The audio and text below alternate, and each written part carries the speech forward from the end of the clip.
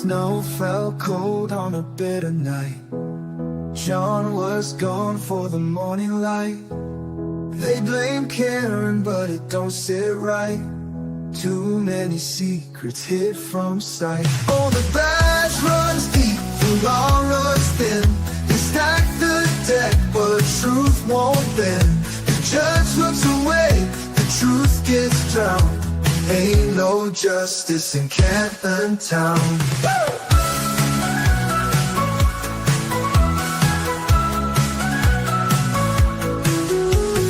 Proctor's story shifts and sways. Cameras vanish, records fade. The Alberts toast while the doubts grow strong. The folks still fight, won't be long. Oh, the badge runs deep, the law runs thin. They stack the deck, but truth won't bend. The judge looks away, the truth gets drowned. Ain't no justice in Canton Town.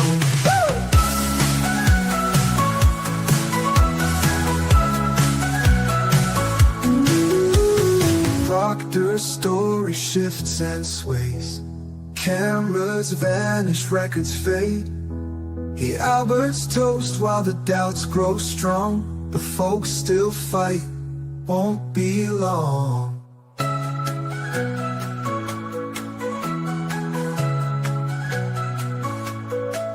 Oh, the badge runs deep, the law runs thin. They stack the deck, but truth won't bend. The judge looks away, the truth gets drowned. Ain't no justice in Canton Town.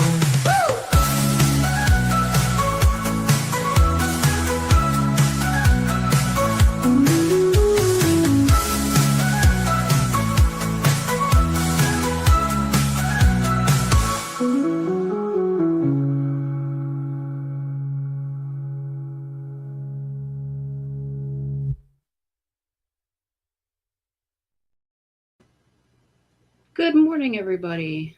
How are we today? Hi, Jamie. Morning. Hi, I don't have any audio. Okay. Bye.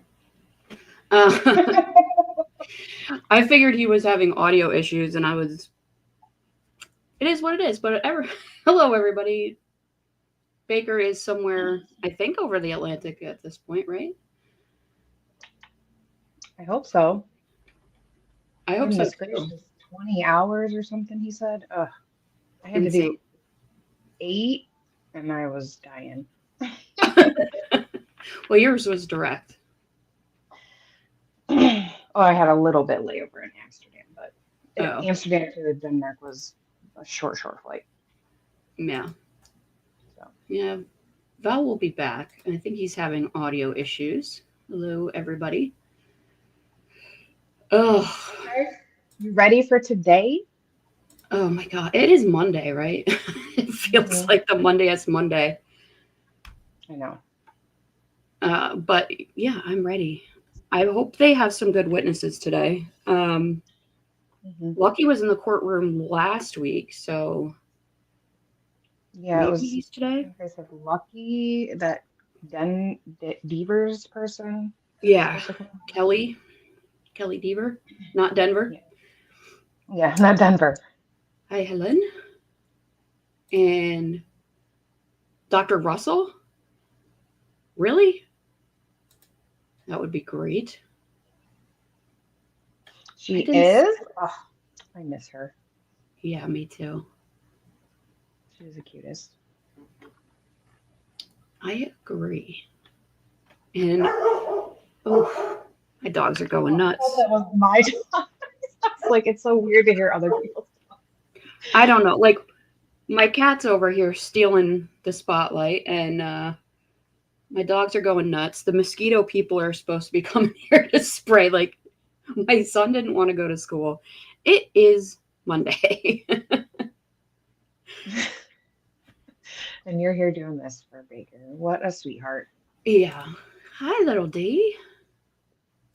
Hi, Danielle. How are you feeling? Hello. Hi, Mo. Hey, Mo. Hello. I'm just gonna put Val here. Are you? I think he's still having audio Stop issues. it with the shirt, Mo. I want that shirt. What does it say? Tommy won't win me? What is that from? Tommy It's boy. from only the best movie ever, yes. Tommy Boy. I haven't seen it in forever, so some of the quotes are. Hey, I It haven't still seen this holds shirt up in very forever, well. nor has it fit in forever. Tommy Oh, used to be up nice. here by my neck. Like the wing was just like barely off the boob. It's Christmas miracle in July. And it's Yeah. not July. Ugh. Fun stuff. How's your Monday going? Let's see. Well, my stepmother is being really kind and took all the functional small people that we had on a vacation. So we're stuck with the boys. And I'm like, this is a bad idea. I didn't realize we sent all the quiet ones away. Yeah, that is true. It could be a double-edged sword.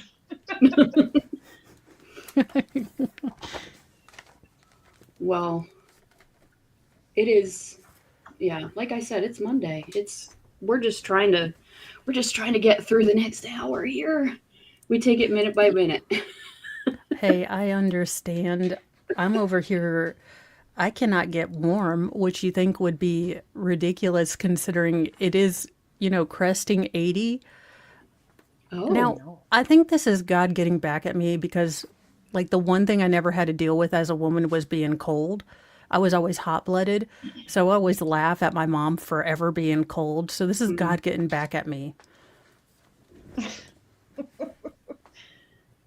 oh my. Yeah, it's not even 60 quite yet here, but Yeah, it's I don't supposed to think be it's a half day. 78 today, so. I don't think it's a half day, but I mean, I wouldn't be upset if it happened to be a half day. I don't think I heard anything about her running half days this week, right? As far as I know. As far as I know, I don't think so. And I thought the only reason we had a half day last week was because one of the jurors had An appointment, a yeah. medical issue or an appointment. Yeah. And I heard from Baker like 5 hours ago, around there, and everything seemed cool. Cool. Hi. Am I getting Val? Can you hear or no hear? He does not hear, so we'll just leave him back there. Yeah, I'm pretty sure if he didn't make a layover, he'd probably be bitching to us somewhere. Is it too early to say that? Probably. He will Nah. never miss anything. He is Mr. Trying to follow him around Denmark is something because he's on a mission. Yeah. I need He's to fix never my- late. Fair. Hopefully, though, it's not his flight's problem because that happened with me with the flight was late an hour, so then it missed my connecting flight because of that. But it wasn't me. I knew what I was doing. Yeah, that's why when I was telling the girls, I was like, okay, so you guys need to make sure you get your layover. I have a friend whose name is Baker, and he's coming from Denmark, and he's going to O'Hare too. So you need to print out these maps of where you're going. And my girls were like, or we could just be functional as adults. And I was like, no, but he's a functional adult, and he's making plans. And they're like, I don't know that has any point to do with anything. Yeah. The kitty's name is Rye. We had a Barley, but she is warm dirt at this point. So Look at him in his little bed. I know, he is. Perfection. That's Got how it. I need my setup for my new room. I think I could handle Karen Reed if I had my own little plushy, cat bed. Yeah, look at him. oh, well, you know what's worse is he's got like a little food bowl and he just kind of leans over and starts eating. To be fair, I would too. Yeah. You He's shouldn't. 12, I mean, you don't want to see me trying to get something off the far end of the couch when I don't want to get up, and you like slug your Yeah. way. What are we talking about? Cats? What are we talking about here? What's Yeah, going on? my There's cat. kitty in the Look at him. background. He's got the life. Look He's at his little watching bed. fish. Oh, he's And, chilling. am I pointing the right way? Yeah. Okay. So yeah, you're pointing. Still, Well, I know the mirror thing. still on Baker's that always side of like, you. Yeah. I know. the I just mirrored end up image- doing this. The mirrored image doesn't change the direction of your house, Marissa. It's the same. Oh my lord. It Val. could. No, is it can't. north the same if Inverted. it's mirrored? Val. I feel like I Yeah. need a cantonologist to explain, like, if my mirrors or my videos interpolated, is right still right? It's always right. uh, Guess Coach Baker. Yep, that makes sense. He's on his way, y'all. I'm excited. mhm. I don't think I'm gonna be able to pick him up from the airport. I'm on the girls every day, Katie Rose. That's old school lore there. Identified as a woman in case I ever go to prison. They better put me in the right one. Oh my goodness. I'll teach you how to do the sports bra, because they're tricky if you get all sweaty. There's an I art to appreciate it, and it usually involves scissors. Ooh. It is Monday, everybody. We're talking about scissors and cats. My damn dog woke me up at like 6:50 this morning. I was not happy. My son slept in because he was Party City yesterday. Nice. What'd you guys do? It was my niece's graduation party, and she had a mechanical bull Oh, Awesome. heck in a yeah. bounce house, basically. Awesome. And Awesome. he rode it, and then just to get flung off on purpose so he could jump around the bounce house part.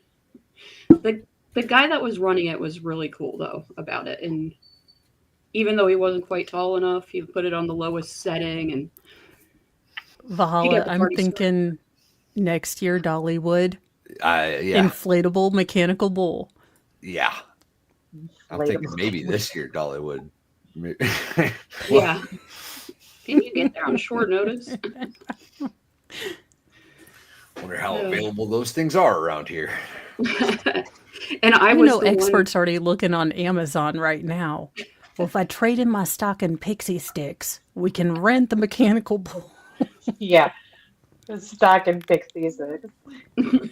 I was the one that was feeding the carny operating the bull. I'm like, did you get a hamburger? We got Not some that paps bad. somewhere. Yeah. There's like See, a bunch of. Wallstrom's on board. Wallstrom's on Yeah. board. Oh, perfect. I know we could Short probably. notice. Good one. Yeah. I mean, I'm that telling would be prime Dollywood pre-gaming, I think. Okay, I'm pretty sure I Valhalla, what could I come up need with you a real bull, but I don't think that's like. Oh, There's gotta okay, be but what I need insurance you to claims do involved or is something. capture the videographic evidence of Baker's face when you tell him we're not going to Dollywood, we're doing bull riding. We're doing bull riding. Oh, his back wouldn't be able to. He wouldn't even. That's He'd just No, can't laugh. I'm- even sit in a plane comfortably, let alone. Well, I know. Just Baker's face is like when Valhalla and I start, and he's just like, "Are you two done? Do I have to turn the trial around?" Yeah. Think of the jury. Yeah. Won't somebody please think of the jury? Oh my god. pregnant pause. Pause. I know. I'm sure he has that in here somewhere, but He does. I just I haven't don't had a think chance. Brennan's ever made a woman take a pregnant pause, though, because fact's not in evidence. I don't think I I just want. don't think that's in his repertoire. I could have I don't done want- without having to think about that my entire life. Yeah, Brennan and pregnant in the same sentence. I've been thinking sounds- about it since 3 a.m., but that's my life. I don't think he can get pregnant. I think he's naturally a man.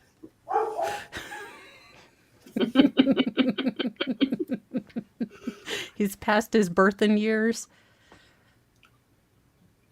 Yeah. Yeah. Yeah. It's got narrow hips. It ain't gonna work. He does. It'd have to be a C-section. It's hard to tell under his ill-fitting suits. I don't want to see underneath his ill-fitting suits. Mm-mm. You know that part in it where they just show you the sparkly lights? Like, that's just what I imagine. You mean like the vampires in Twilight? Oh, yeah. Well, that's what I never wanted to imagine. And yet a book came out with sparkly vampires. It's Lesko Brandon's favorite book. Explains. My dog is protesting because I think he's trapped downstairs and he wants to be on this little plush doggy bed right here. He's not Let him happy. in. Aww. Although I he don't just- really want him up here because then he'll just terrorize the cat and try to eat his food. Oh, here we go. Ooh. Outstanding. Oh, Beth looked like she had a rough weekend. There's not as much oomph to her hair helmet as there usually is. She looks like she had a rough decade. What are you talking about? So, Mr. Lessie, I was told you wanted to see me. Well, I mean, I was trying to be charitable to the lady. That is green. No regrets, Mom. No regrets. You know what? The court reporter has to stand with her face in like Darth Vader's mask. I'm gonna let her wear green. Wait. Closed captioning just picked up some combo there. They're probably trading which color just for men they both use. Where's my booster guy? There it is. Mr. Brennan? Okay, sure. With regard to the lawsuit stuff, you got to go Dr. Russell. He's talking about the lawsuit with Turtle Boy? Dr. Russell. You don't want to. Oh. You don't agree to help. I heard Dr. Russell. Ooh. Lawsuits, Dr. Russell, and don't agree to help. And they muted him. I've resolved the matter with Mr. Brennan that would have been the subject of that. Okay, great. Thank you very much. So I appreciate getting the redacted text messages over the weekend. Ms. Gianetti, this is yours, right? So, Mr. Brennan, I'm letting the text messages in over the Commonwealth's objection. I find that they're properly authenticated and that they do go to... Can I turn this fan off? Yes, can we turn... I hate him. I hate him Did so you hear much. that? She's letting them Yeah. in. She is. Thank you. So, So I do find that they're properly authenticated, and I find that they come in as they go to the state of mind of Trooper Proctor, specifically as that goes to potentially reflecting any bias or omissions in the police investigation. So I'll give a limiting instruction at the time they come in. I understand that what was still remaining with disagreement are in orange. So I've got rulings on those. I don't think we need action. We've heard plenty of argument on this. So regarding the first page with the numbers, I think we should do it the way I inquired about them last week, with just the last two numbers, not the last four. So those reductions will have to be made. I think the first page with disagreement is on page 02537. Is that right? Correct. Okay. She really hates so Proctor. The first one from Bird saying something stinks. I'm going to allow that in. And then there's a message that you both agree to in yellow. And then for the orange, all I'm going to let in out of that is gotta be, and that's where it ends. Oh, that's So not you'll the have to same. redact out the rest of that, Ms. Gianetti. What was that? And the next page, and the only other one was 02539, is that right? Correct. So that comes out. All right, that's it. I don't know whose objections they were. Those are my rulings. All right, can we bring the jury in, please? I guess we will see. Apparently, it's an Yeah. extremely redacted version of the text messages. Yeah, so that's where I'm going to have issues. But if they're able to bring it in without having to call Proctor, this might be a compromise that the defense is willing to take. I know we're all kind of over the place on should they have Proctor come in, should they not. I'm not going to look, Dad's away and I don't want to start fighting because I don't know who gets the talking stick. I mean, I'll This time, fight about it. I get the talking stick every damn time, Mo. Every damn time. well, as our newest honorary lady on Ladies Talk, the Broken Baker on a Budget podcast, you get to have the talking stick first. Me? Valhalla, since he's Oh. our honorary sister. Oh, gotcha. I don't know. I don't know what to I don't know. I think I still would call Proctor, but I guess maybe not. Baker's see always what worried the about this harm. guy. Well, Baker says that Proctor could be a hand grenade. I think it's just as likely as that this guy would be a hand grenade. Like this guy who's never had to testify before. He can get up there and say anything. Yeah. Yeah, I mean, I still don't see the harm in what Proctor could really do. I mean, he's not a sympathetic character. The only And- harm he could do is, What? again, this man has a lot of. If he is not into taking accountability, he can see Karen as the reason his entire life is screwed. Well, how stupid is that going to sound? You know what I mean? Like, I'm not saying that it's that's going to the- sound stupid, like- but you don't think there's not one man baby who had to take accountability for his own actions, who's been blaming the world, society, and the spaghetti monster for years, that isn't going to think, hey, this Proctor has it right. If this Karen thing hadn't gone, if she just pled, he'd still be a Yeah. cop. Honestly, I think that would be a good thing because it would make him look even more non-sympathetic to me, at least. I mean, that's just how I see it. But I see what you're saying. Yeah, I see what you're saying. Yeah, I mean, I can see it both ways. I think the problem is that I think he is a liability depending on what Brennan can get him to say. Mhm. But it also could be strategic that he hates Brennan too. So Well, that's Yeah. the benefit, right? Is if the defense calls Proctor, then Brennan can lead him with questioning wherever you want. And that Yeah. can be dangerous because Brennan's going to be unethical about it. You know what I mean? You know he's going to make him say some nonsense up there. So I guess all Brennan has to say is, regardless of your very immature text, you heard her say, I hit him, I hit him, I hit him. Before the Honorable Beverly Canoni, the Justice of the Superior Court, holding in Dedham, within and for the County of Norfolk.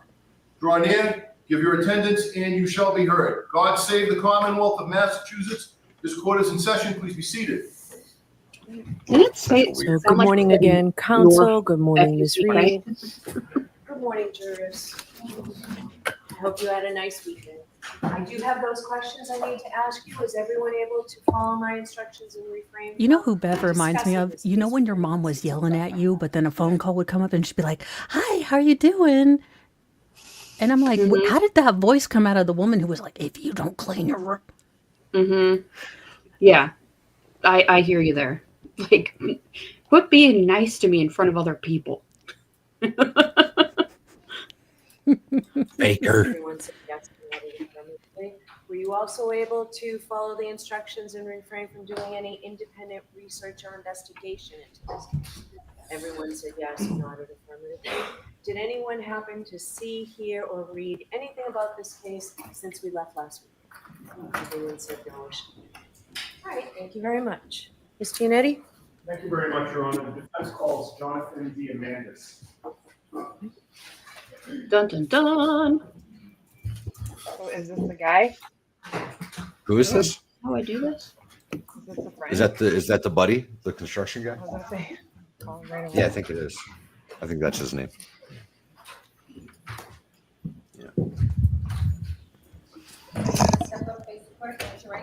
You solemnly swear the evidence you give to the court and jury in the case now and hearing to be the truth, the whole truth, and nothing but the truth, so help you God. Well, let's get into it, y'all. Thank you. Yeah, really. Morning. May I proceed, Your Honor? Yes. Good morning, sir. Would you please state your name and spell your last name? Jonathan Diamandis, Diamandis. Sir, do you know former trooper Michael Proctor? I do. Former. How do you know him? Say it every chance you can. We've been friends since middle school, approximately 30 years. And in what town? Canton, Massachusetts. Did you graduate high school with Michael Proctor? I did. When was that? 2000. How close did you remain in contact with Michael Proctor after high school? Very close. Do you have his Did cell you say number? he peaked I do. in high school? How often have you texted? Did he peak in high school? Proctor or this guy? Proctor. Both. Let's be real, both. Yeah. Because he I was mean- around right when 98 Degrees was, so he could have been Nick Lachey. He probably got a lot of play on that. And now where is Nick Lachey? No idea. Yeah, Still got millions. probably. I'd, yeah. I'd be point. okay with being nowhere with millions. It's kind of my over the life's years? dream. Frequently. And when you text him, is that direct one-to-one or part of a group chat or both? Hey, Ozzy. Both. And I want to direct your attention to one particular group chat that had 9 people on it. Do you know the one I'm referring to? I do. And what one is that? It's one that's been in existence for many years. We've been texting on that text chain for 10 plus years, I would suggest. Okay. And over those 10 years, the members of that group chat, I'm not asking you for names, but if you could tell me, where are these people from? How do you know them? We all grew up together and went to school together at some point. All from Canton? All from Canton. And with regard to the 9 people on that group chat, you're one of them? Correct. And whether or not Michael Proctor is on that group chat with the rest of your high school friends as well? He is, yes. May I have the exhibit that was marked for identification, please? I apologize. I kind of feel bad for this guy. Letter. Yeah. He's about to have to testify against his buddy, who's already in And his in wife had to low go spot, to Just shall for we say. Men.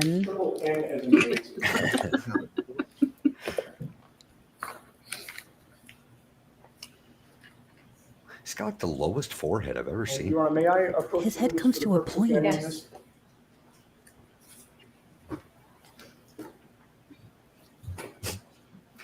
Conehead?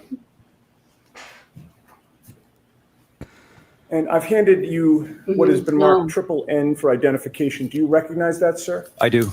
Have you seen that before? Yes, I was shown it last Friday. No, none yet. This is the And what do you friend. recognize it to be? A portion of our text chain. Okay, and when you say a portion, it's a limited time period within a much longer text chain. Is that fair to say? That's correct.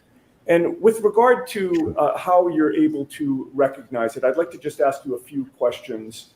First of all, on the first page of that document, do you see a series of phone numbers? I do. And do you recognize your phone number on that text chain? Yes. And having reviewed that text chain on Friday, did you see that you had actually sent one text of the whole body of text that's included in what has been marked triple N for identification? Yes. In order to send that text message as of late January, early February of 2022, did your phone have a passcode on it? Yes. Have you had that for several years? Yes. In order to send a text chain, do you have to enter the passcode to your phone first to unlock it? Correct. And so it would have been you who sent that message. Yes. And having reviewed the content of that text chain, were you able to identify which entries were typed and sent by Michael Proctor? Yes. Who is he on that text chain? He's listed as local user. Okay, and it says local user, and there's a bunch of letters and numbers after that. Correct. Everybody else is identified by a phone number. Yes, or a nickname. And actually, Even the ones with a nickname have a phone number, correct? Correct, yes. So 3 of them have nicknames, correct?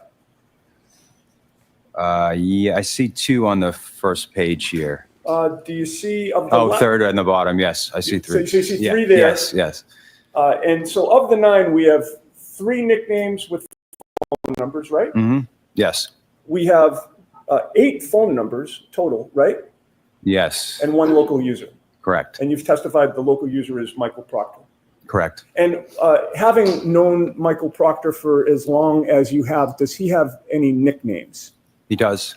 And what are his nicknames? Chip and Bear, Chip, C-H-I-P, yes. and Bear, B-E-A-R.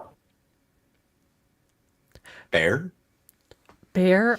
So his parents were a big fan of, well, obviously Chips and Smokey and the Bandit. Well, he's not hairy enough to be the bear I was expecting. Yeah, he's not bearish. Marissa, you're muted. Dang. Too early for that. Anyway. I got you, girl. I got you. Bear? That's a interesting one. Correct. And having reviewed that text chain, is that a true and accurate document documenting the texts that were sent in that chain for the time period that is listed on N for identification? Yes. Your Honor, I would offer that subject to our discussions outside the presence of the jury. Okay. Oh, really? I didn't know that. That's interesting. May I take it back from the witness? Ugh, 209.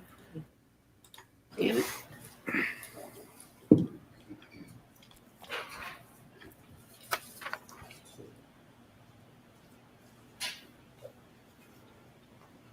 I have no further questions. Thank you, sir. Thank you. Ready? Can I have exhibit 209 when it's ready, please? What?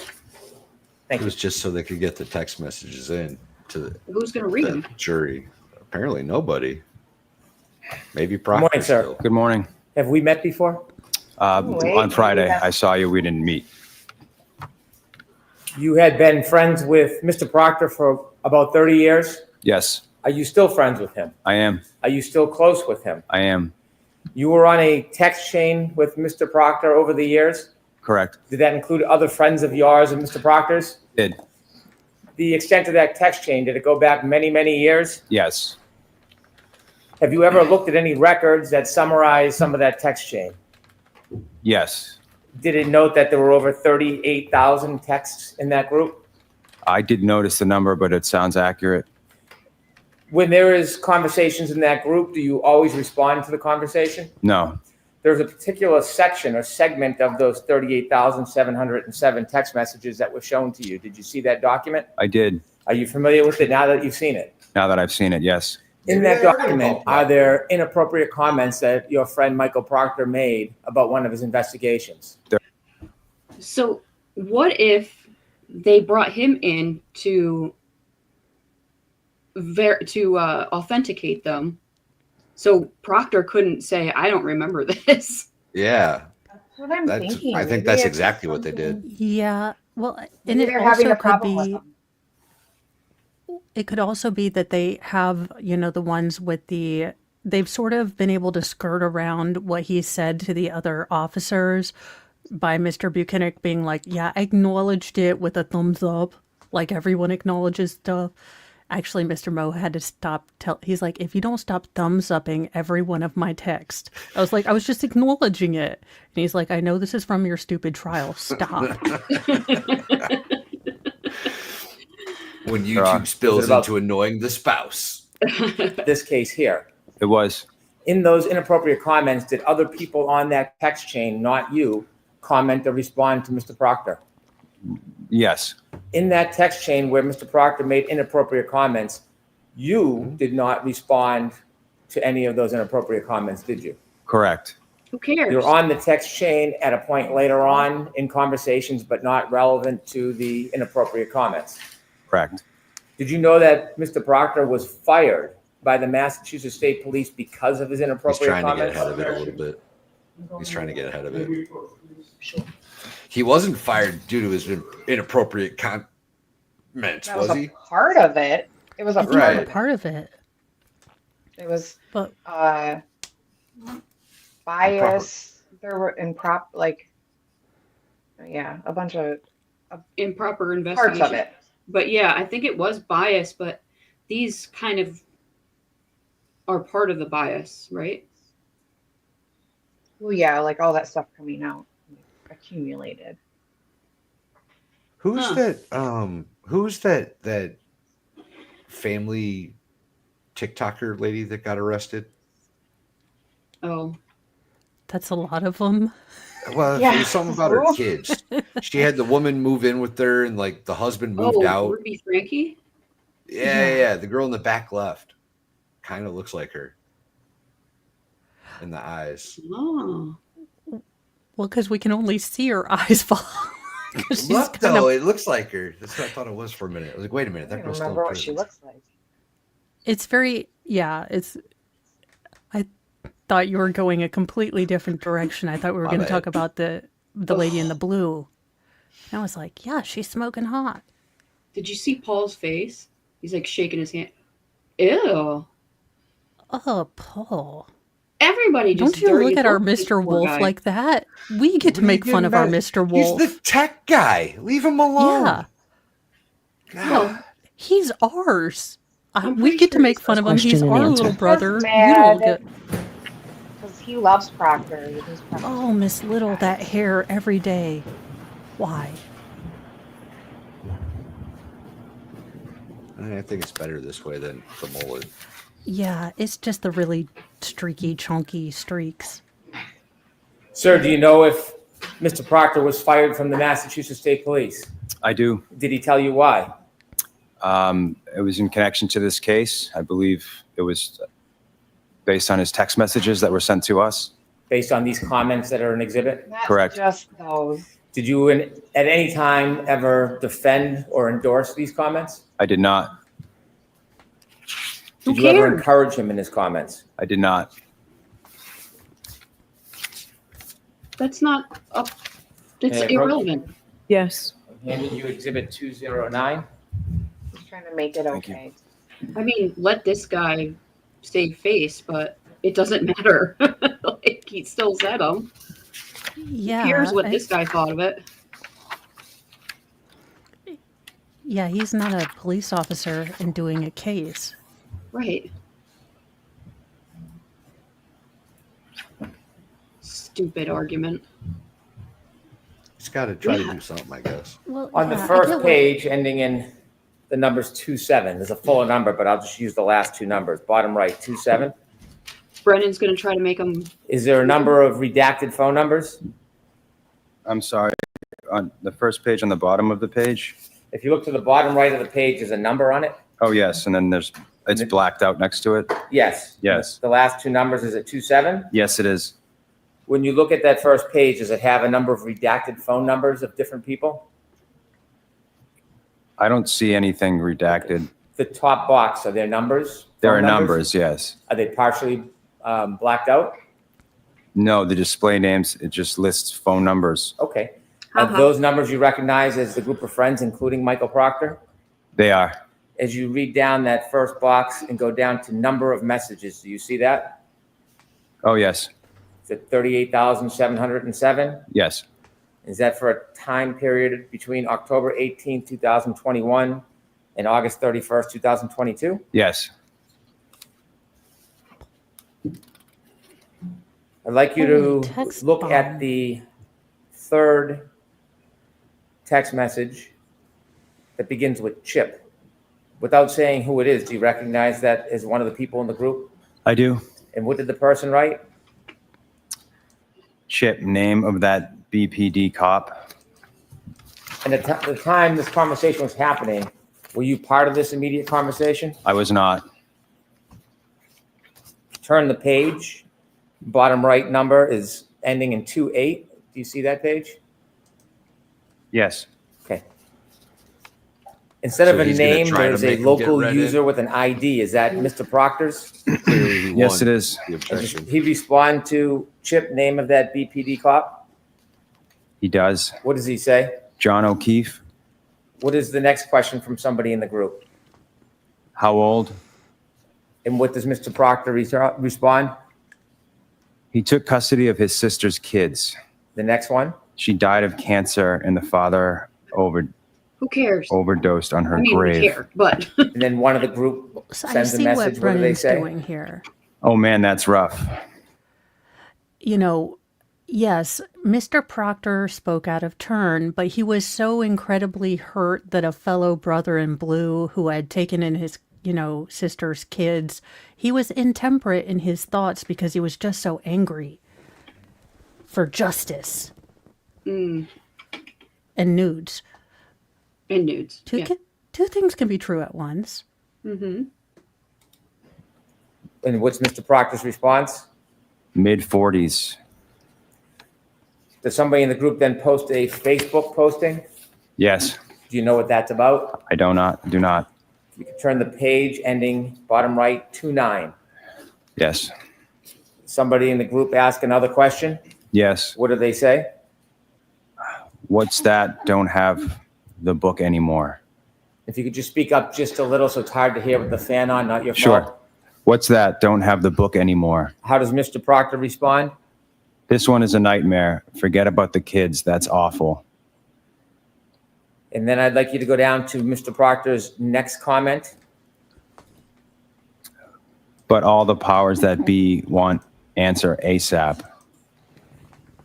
And what does one of the group respond with? Gotcha. Mr. Proctor, Couldn't open it either. do you know what he was talking about when he said he couldn't open it? I'm guessing the Facebook link. I'd like you to turn forward to bottom right 3-1. Do you see what that is? Yes, I do. What is it? John O'Keefe's Facebook page. What does it tell us about John O'Keefe? He went to Braintree High School, studied criminal justice at Northeastern, joined Facebook in 2008. Turn the page, please.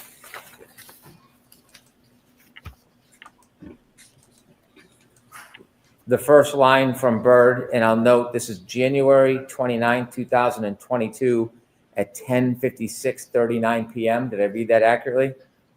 Yes, And what does the person say? I'm sure the owner of the house will receive some shit. And could you read Mr. Proctor's two responses? Nope. Homeowner is a Boston cop too. If you could turn to the next page ending on 33.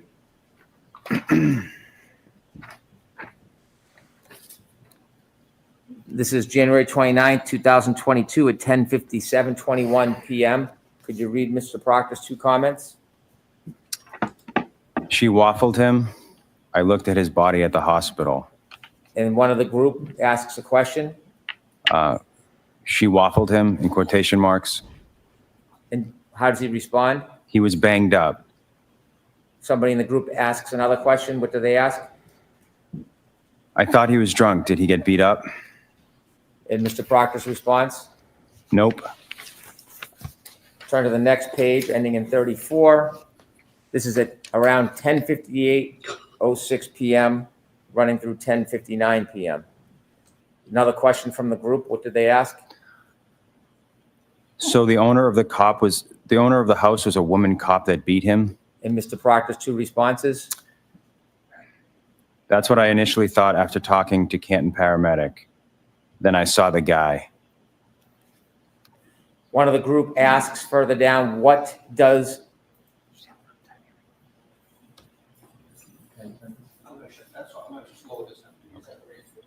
Sir, if you could either speak much louder or bring the microphone closer. We have a couple fans back here. It's just difficult to hear you. Okay, sorry about that. That's not your fault. If we can keep our voice up. So one of the group asks, what does, quote, she waffled him, quote, end quote, mean? And then asks, what's the story? Does Mr. Proctor return? He does. What does he say? She hit him with her car. Turn to the next page, please, ending in 3-5. And these texts are from 10:59:13 p.m. to 11:08 p.m. The person by the name of Bird asks a question. What does he ask? Or what does he say? Okay, that's fucked up. How does Mr. Proctor respond? Intentional or not? And somebody in the group again? Gotcha. He was frozen in the driveway and she didn't see him. Mr. Proctor's 2 responses.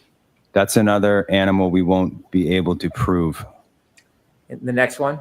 Oh. They arrived at the house together, got into an argument. She was driving and left. What does the friend say? What's the name of the Canton cop living in Canton? The other one involved. What does Mr. Proctor say? Biffed him.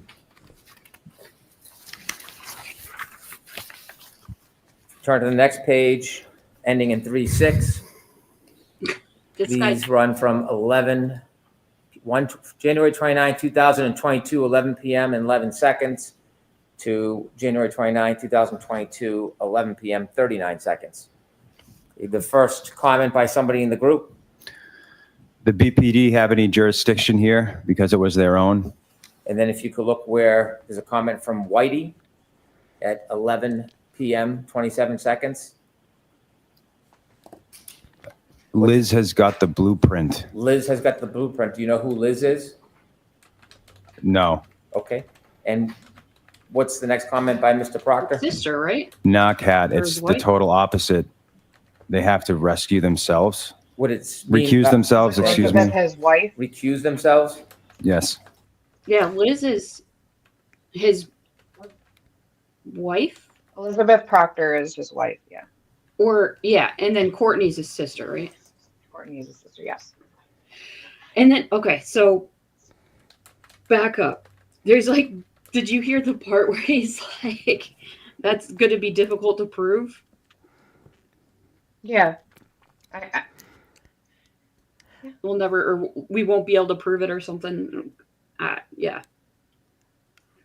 This is weird. Can we just talk about how this could be a group of men in my local Hill-Tucky part of Indiana? We got Whitey, Bear, and Chip. Now, if they're not pulling off at least several misdemeanors at the liquor store right now, I mean, I feel like I'm at home. Canton, Hill-Tucky, Indiana. It's like we understand each other. Yeah, and also that text was in the last trial too. Like, this isn't new stuff. It's I don't weird read- that the Commonwealth is having him do it, though. I get why, right? So that it, like Ozzy was saying, it'll limit Proctor's testimony if they ever get to that or whatever. do you see every time they flip to a new page, he's like reading it and he's looking more and more pissed off? Yeah. A little piece of his soul leaves his body every text he has to read out. He's comfortable reading out loud. I don't think. But then also, how do you make the C word sound classy in court? Yeah. You've got Bev looking at you just pissed off and bevved, and it's Monday and she's got to be sober. Like, oh, crap. And then a comment by somebody in the group. Laughed at. Liz has got the blueprint. On the next page, Mr. Proctor's comment. Same with Canton. I don't know what that means, but Recused. At January 29, 2022, 11:02 p.m. and 15 seconds, there's a comment from one person in the group, number ending in 5051. Could you read that? But I assume you guys are out to make it cut and dry since it involves cops. Next comment by Bird. Something stinks. And why is he using the comment by nicknames? Mr. Proctor. Yeah, but there will be some serious charges brought on the girl. And the beginning of the next sentence is gotta be. And finally, the last comment on that page. She hot at least. That's a question mark. Yes. Turn the page, please. ending in 3/8. And this is the one These where messages his begin at soul- 11:05, 57 p.m., run through 11:06, 39 It's p.m. weird that on January you're making 29, him do this. 2022. It's so weird. Do you see him shaking too? Like he's pissed. Proctor, you better have my man a whole 3 packs of Yinglings, like, and not the sale, like, for having to read your leaky balloon knot comment Right? in front of God and everybody in his parole suit. Yeah. Does it begin with comments from Mr. Proctor? It does. Could you read all of them, please? These are not my words. I'm not really comfortable reading these. Do I have to say these words out loud? So I'm going to see you at sidebar. Yeah. I feel bad for this guy. I mean, It should be Proctor saying those words out loud. It actually might look favorable to the defense that Yeah. Brandon's the one having to do this to this guy, right? This guy does not want to do it. I don't blame him. This is horrible. I Especially wouldn't. if he didn't say those words, having to say what Proctor said. We all know what it Like was. if I ever get called to court and have to read the text messages that Mo sends to the group chat, I'm going to feel very uncomfortable. yeah, usually it's like, take your shirts off. The sexual harassment has gotten bad. I'm trying to work on it, y'all. Uncomfortable. I know. I'm always like, just do the bend and snap just a little bit. They're both like, no, you're married. Go ahead, Mr. Brown. Thank you. Sir, I'm appreciating that you're not comfortable with these words. These are not your words, are they? No, they're not. You didn't see them at the time? I did not. You've never condoned them or adopted them? No, In fact, you would denounce these, wouldn't you? I would. I don't want you to say words that are not yours, so I'll say the words, and I'm going to ask you if I'm reading accurately. Is that better? Yes. Is that a fairer way to do it? Yes, it is. Thank you. The C word. Flip it. Everybody get ready. On Would you January like to 29, revisit that we're still 2022, friends, me and Proctor? 11 p.m., 5 minutes, 57 seconds. And this page ends at 11 p.m., 6 minutes, 39 seconds on January 29, 2022, ending in numbers 3-8. Did I read that correctly? Yes. Mr. Proctor says, from all accounts, he didn't do a thing wrong. She's a whack job, and then uses the C word to describe. No. Is that accurate? That's accurate. Say it. He then says, yeah, she's a babe. No. Weird Fall River What's the accent, C though. word? No ass. Are those the words that he wrote? Those are the words. And there's a response at the bottom from one member in the group stating, oh, she's skating. Yes. Let's turn the page, ending in 3-9. These begin in January 29, 2022, 11:06 p.m., 55 seconds. Is that accurate? Yes, it is. Mr. Proctor responds, 0 chance she skated. She's effed. She's fucked. Yes, Is that what he said? That one? it is. And then one person in the group says, no ass bitch. Accurate? Yes, that's accurate. Mr. Proctor, there's a response, laughed at, quote, no ass bitch. Yes.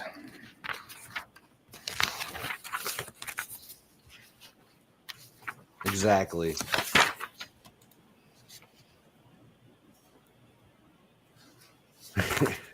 This guy We turn really hates to this the page that ends in 4-3.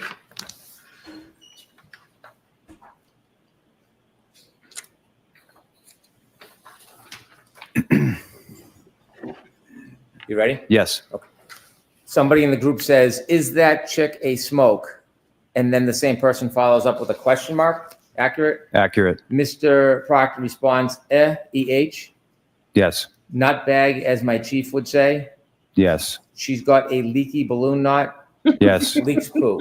Yes. Are those the words of Mr. Proctor? They are. Did I read those accurately? You did. And then a person in the group says, what are you guzzling on? And this is on, well, let me take a step back to be more clear. The comments I just read, those weren't on January 29th. Those were on February 2nd, 2022. Correct. And the time is 12:50 p.m. Hold up. Did he say what he was guzzling on after a leaky balloon knot? I mean, This Yeah, it. Did we have this last time? Or were we I just so don't think so. distracted? What are 12:50 you and 5 guzzling seconds on? PM begin the Oh, page? yes, beginning of the page, So yes. these are different in time than the ones we read before, the series of text messages. Correct. Okay. And then at the bottom, one of the members of the group says, "What are you guzzling on?" Correct. And that's still February Say it 2nd, again, Brennan. 2022, and that's at 1:51:33 PM. Yes. And then if you can turn to page that ends on with numbers 44. Yes. And this is on February 2nd, 2022, 1:52:24. Mr. Proctor says, "Nothing, writing a warrant." That's accurate. There are no further text messages? From Mr. Proctor? Yes, or anybody in this group that you have as part of this exhibit? That was not the last comment. Okay, let me look. Oh, do tell us what else was said. Is there another YouTube video? There is. You were not part of It's any of raining, these man. conversations with Mr. Proctor, No, but you're still friends with him? I am. And he's I'm a gonna good need you In to your say that with a conversations with straight Mr. Proctor, face. has he ever suggested that he planted evidence in this case or any other case? No. Objection. In your conversations with Mr. Proctor, has he ever suggested framing I'm a okay with defendant, this, including this defendant? Keep putting Absolutely that not. idea out there.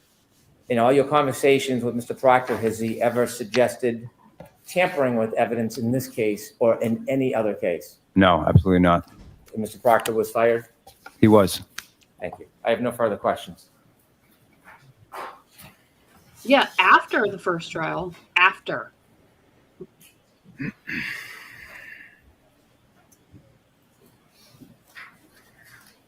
Come on, Unetti. Sir, at the time Michael Proctor was revealing this information on this high school group chat, was this information public? Hey, Tim. I have no memory one way or the other. Convenient. Mm-hmm.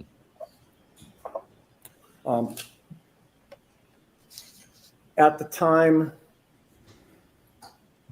Michael Proctor was texting these messages to you and your other high school friends, were Ms. Reed's medical conditions public? Did you know anything about Ms. Reed's medical conditions? I didn't know anything about this case at all. Well, you did. Michael Proctor Proctor was the told one you. revealing those details about the case to you Yes. and anybody on the chat who cared to read them, correct? Correct. And you were asked questions about why Michael Proctor was fired, and I believe you answered in a shorthand way for these text messages. Were you aware he was fired for being biased? I'm not aware of that. Objection. So the answer will stand. He's not aware. Were you aware that he was fired for revealing confidential information about an investigation? I was not aware of that. And were you aware that he was also fired for conduct unbecoming a state trooper and a lead investigator in this case? I was not aware of that. Good job, Unetti. I have no further questions. Good job. That's all you needed. You're not aware that he was fired for conduct unbecoming because of these text messages? My understanding was it was due to the text messages. I don't know the other details of the situation. Do you know he was not fired for any accusations of planting or tampering with evidence? I do not know that. Do you know that he was not fired for doing anything to compromise the integrity of the evidence in this investigation? I do not know that.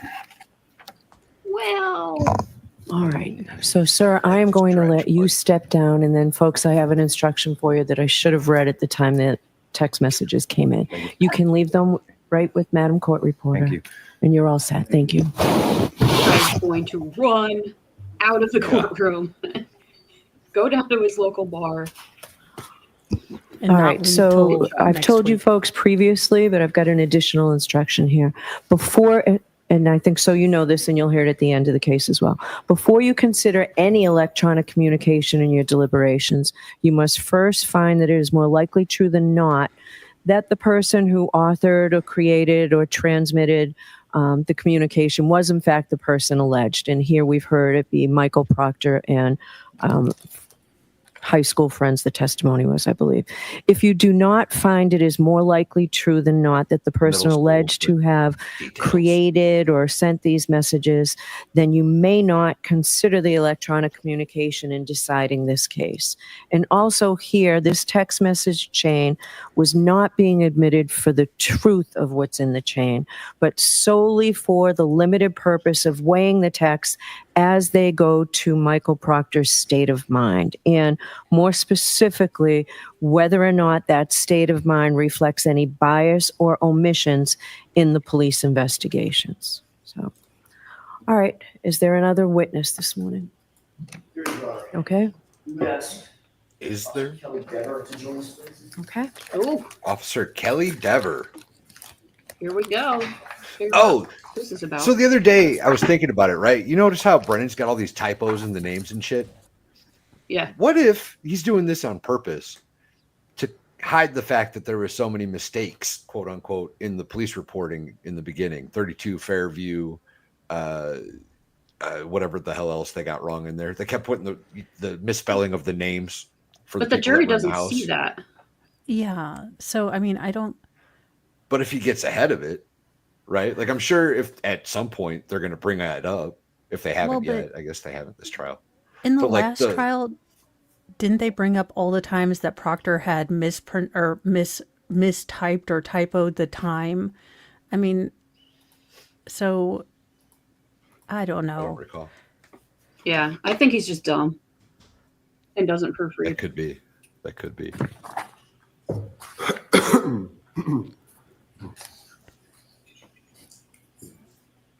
I think it's just harder to hunt the word too, or search it.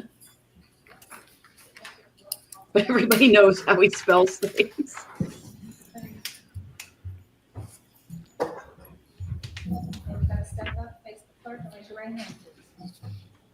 So this chick might actually have some contrary Truth, the whole truth, and nothing but the truth, so help you God. opinions, Good I morning. guess. Morning. Morning, ma'am. May I inquire? Yes. Good morning. Could you state your name and spell your last name for the jurors, please? Kelly Dever, last name Dever. And what do you do for a living? Presently? I'm a police officer. Where are you employed? Boston Police. How long have you been so employed with the Boston Police Department? 2 years and a little over 2 months. She sounds like. Where'd you work before that? I worked for the Canton Police. Were you a sworn officer at that time? At what time? When you I was worked for the employed there? When you were employed by the Canton Police Department? Yes, I was. As a sworn police officer? Yes. Okay. What was your duty assignment in January of 2022? I was a patrol officer. You're familiar with the case that's presently before the bench, correct? In some capacity, yes. Commonwealth versus Karen Reed. Yes. All right. Did you ever prepare any kind of report based on any of your conduct or your connection with this case, if there was any connection with this case, while you were a Canton police officer? No. Were you ever interviewed by any member of the Canton Police Department in furtherance of their investigation related to the death of John O'Keefe? No. Were you ever interviewed by the Massachusetts State Police? No. Let me finish the question. I got to finish the question, then you can answer. It works a little better that way. Were you ever interviewed by any member of the Massachusetts State Police She hates in furtherance of their investigation into the death of She John hates everyone. No. Mm-hmm. Were you ever interviewed by either the Canton Police Department or the Massachusetts State Police with regard to any of your observations on January 28th or January 29th, 2022? No. And you never wrote a report about your observations or any observations that you had on January 28th or January 29th, 2022, correct? No. That was a double negative. Let me try that a different way. Did you ever write a report about your observations related to January 28th, 2022, January 29th, 2022? No. Thank you. As a matter of fact, the first time you were ever interviewed in connection with anything having to do with this case or this investigation related to the death of John O'Keefe was by a separate law enforcement agency, not the Massachusetts State Police, not the Canton Police Department, correct? The FBI, Yep. perhaps? That was in August of 2023. Is that right? Yes. Do you remember the exact date? No. August 9th, 2023. Does that sound right? So she About made right? statements to the FBI. I know it was the summer of 2020. The FBI. Where's Emily D. Baker's FBI button? I love that thing. The FBI. Yeah. Okay, well, now. Let's see what she told the feds. Yeah. 23. So Do you think it would refresh your recollection to take a look at a report of that interview? yes, because I've never seen it before. Just insofar as the date is concerned, may I approach? Yes. Thank you. Take a look at the bottom of that page. Just glance at that and tell me once you familiarize yourself with that face page of that report. Okay. May I approach? Yes. Thank you. Do you have that date in mind? Yes. Does that refresh your recollection that it was August 9th, 2023? Yes. Okay. I want to direct your attention, Officer Dever, to January 28th, 2022. Where were you working? What was your duty assignment on that day, January 28th, moving into January 29th? Well, 3.5 years later, I remember I was on patrol. I don't remember anything further about this night. Oh, please. Did you work overnight, like a late shift going into the morning of January 29th? That was my assigned shift, so yes. Okay. Who else was working with you on that particular day, if you recall? Sergeant Good, Officer Mullaney, Officer Seraph, and Officer Pasquarelli. All right, remember that. And what generally was your assignment when you went into work that night on January 28th? Patrol. At some point, She works with the public. either that evening in the early morning hours of January 29th, did you note that a call came in related to a person found in the snow, unresponsive in the snow? Yes. Tell me about that, the nature of the call, and where were you? I was in my cruiser. A call came in that said person in a snowbank, something along those lines. Immediately followed by that transmission, my sergeant requested that I come to take over dispatch. Is that Sergeant Good? Yes. Okay. Did you, in fact, respond back to Canton PD to take over dispatch? Yes, so I was already in the parking lot of the Canton Police while this took place, so I was already at the station. Did you note whether or not Sergeant Good and or any of the others responded to the location while you stayed back to handle dispatch at the police department? Yes, that's why I went inside so he could respond.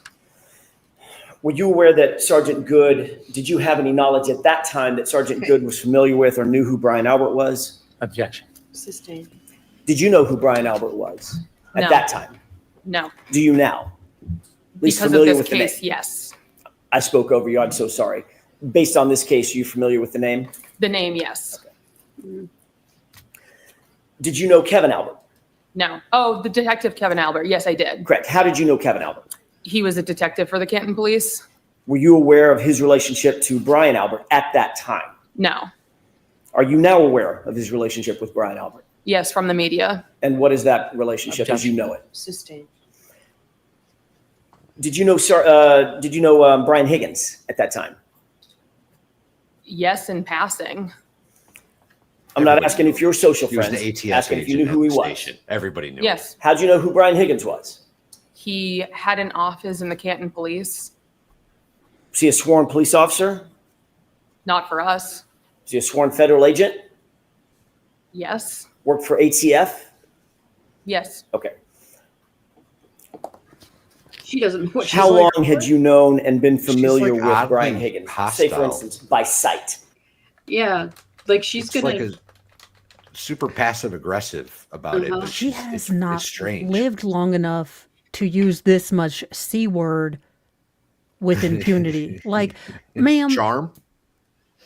yeah, but I'm just saying, like, when you're my age and you want to yell to Wanda, you can do it because you're older and have better insurance. This chick has all of the attitude and rage of a middle-aged woman, but not the gravitas to pull it off. Wait till life gives you your first hot flash and crow's foot in the same day, ma'am. Yeah, really. Oh God. Well, To be able to recognize who he was. Sometime during 2020 is when I was probably first familiarized with him, because that's when I was employed with the Canton Police Department first. Okay. Pass him in the hallways, hi, bye, things like that. Yes. Sustained as to form, Mr. Jackson. Understood. Did you know him by sight? Yes. Could you recognize him if you saw him? 2.5 years later, no, but at the time, yes. so I'm you work thinking that finding people? they're getting to. There's been a rumor that she saw Higgins and Berkey doing something in the Sally Port when the car was in there. Okay. And I Good. think Jedi Jess is right. Oh, of course. Yeah. Yeah, she is. Yeah. So she's like, dang you for making me say this, and now I'm gonna get Now shit. you got me testifying I'm against not a asking fellow cop. Yeah. you about right now. I'm asking you back in January 2022. Could you recognize him by sight? Yes. Did you know who Kenneth Berkowitz was? Yes. Who's Kenneth Berkowitz? He was the chief of the Canton Police. Yep. Obviously very familiar with him. He was your boss, correct? Yes.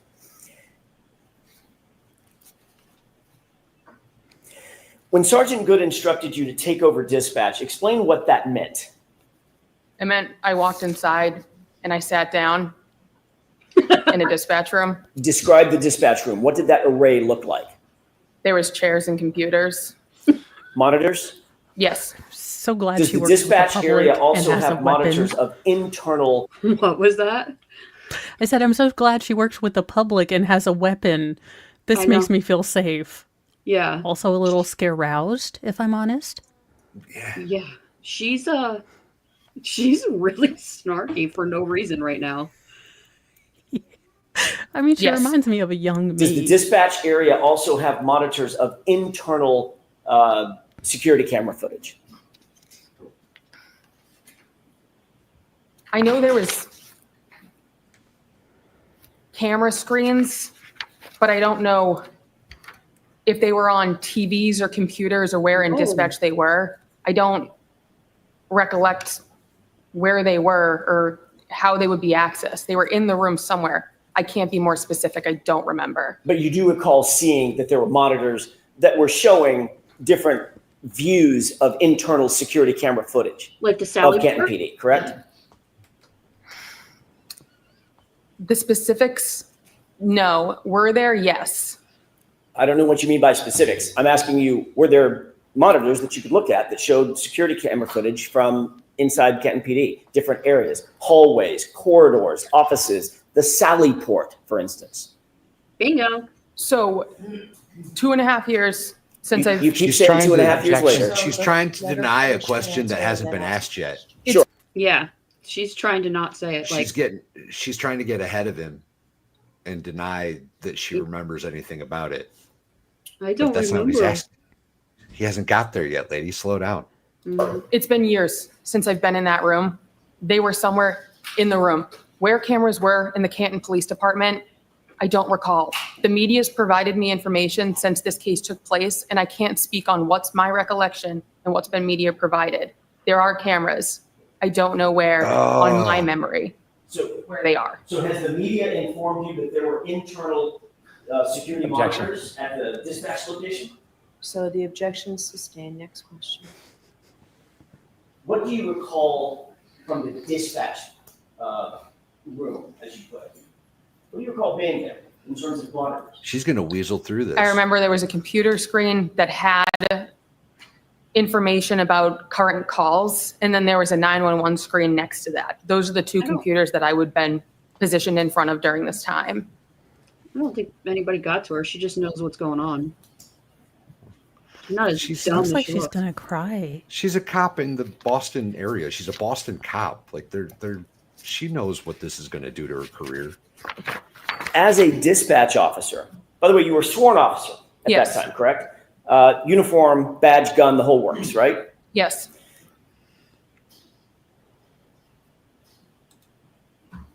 Had you ever been in Sallyport at Canton PD? Yes.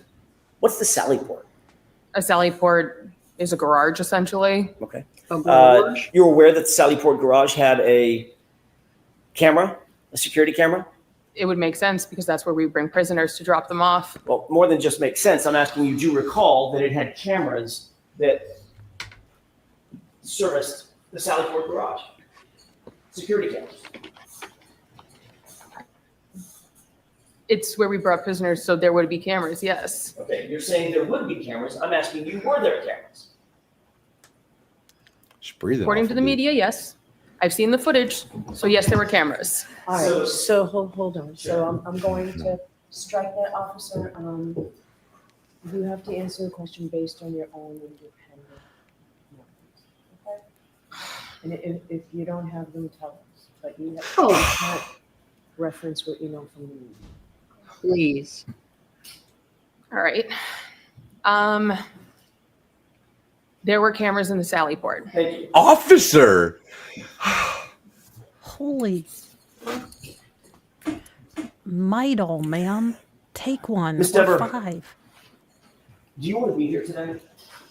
I have no relation to this case, I so didn't ask you that. I asked you if you want to be here today. Objection, Dang. this isn't direct. So it's your witness. I understand. It is direct. No comments, just questions. Not, I understand that. Do you want to be here today now?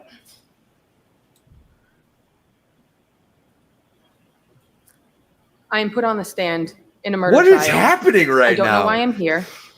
I have no connection to this case. You have no idea why you're here? You've never talked to me. Nobody on the fence seems to talk to me since prior to the first trial. So I don't have any idea why I'm here. No clue whatsoever, as you sit here, why you might have been called to the stand. No. Are you uncomfortable testifying? No, it's part of my job. You're a professional police officer, correct? She's a cop. Correct. That means you're a professional witness to a certain degree, correct? In the crimes that I've gone on the stand before, yes, I have been. And you understand the oath? Yes, I do. What is that oath? The oath is to tell the truth. The whole truth and nothing but the truth, correct? Objection. Sustained. I'll rephrase it. Is there more to that oath when you raise your right hand as a witness? I'm objecting. So I'm going to see it side by for just a Sure. This is bizarre. This whole day has been bizarre. Very bizarre. Oh, and we're at the fan. So I would refresh her memory with her report and just read. Yeah. I mean, and Bev's let people get away with a lot. This is actually the first time I've heard her tell a witness, like, you need to chill the hell out. And I mean, as much as she's like, you can't say what the media said.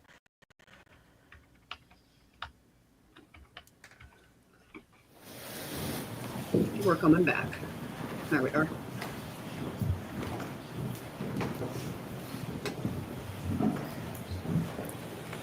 Thank you, Your Honor. May I inquire? Yes. Thank you.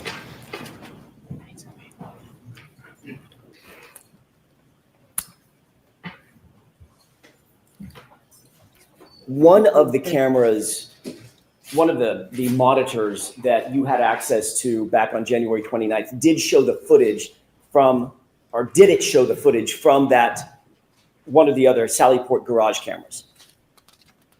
Can you rephrase the question? Sure, it was a little bit clunky on my part. Did one of the monitors that you looked at, that you had access to at the dispatch area, did it show the video footage or the video feed from the Sallyport garage?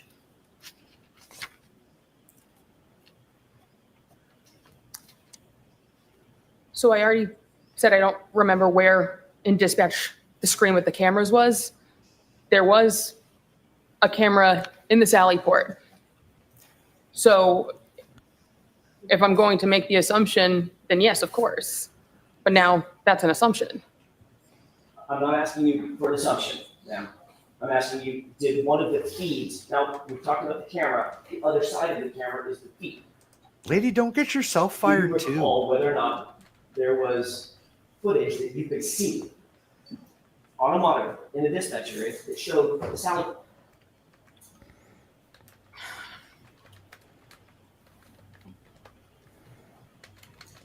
I'm going to go with yes. Okay. That clarification. How long? So I don't know what that means. So what do you mean you're going to go with yes? Is your answer yes? Don't lie, woman. You know what always convinces me that Youngest Most Feral's telling the truth? Watching him formulate the story that he's going to tell me. Yes. Thank you. What time about did you take over the dispatch desk that morning? Immediately following when the 911 call came in. Would have been 6-ish in the morning. Does that sound about right?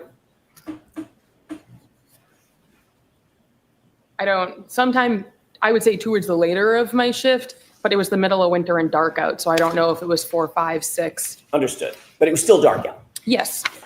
Once you took over the dispatch desk, did you stay there even past your normal shift ending to support the investigation that was ongoing? Not to support the investigation. I was just on overtime. Okay. So you stayed past your normal end time of your shift that day? Yes, on overtime. You stayed into the afternoon, exactly correct? like Allie McCabe. I believe the shift ended at 3:45 p.m. for the Canton Police. But you stayed past your ending shift time, correct? I'm sorry, I'll rephrase it. Did you stay past your ending shift time? For my regular shift, yes, because I was on overtime on the day shift. Did you observe anything unusual that stood out in your mind that occurred, pardon me, in the sally port while you were on that shift? So we've discussed this previously. I can't make that statement on the stand because I've been provided information released by the defense that it was not a memory, that it was a distorted memory. Therefore, I can't state it because at this point it would be a lie. I cannot make that statement that you're wanting me to make on the stand because I've advised that that would be a lie. Ms. Dever, I've never asked you to make a statement one way or the other on the stand. I'm asking you an open-ended question. Okay, Did so you? prior to let the me ask first you a question. Did you observe something in the Sallyport garage on January 29th, 2022 that you found unusual, that stuck out in your mind?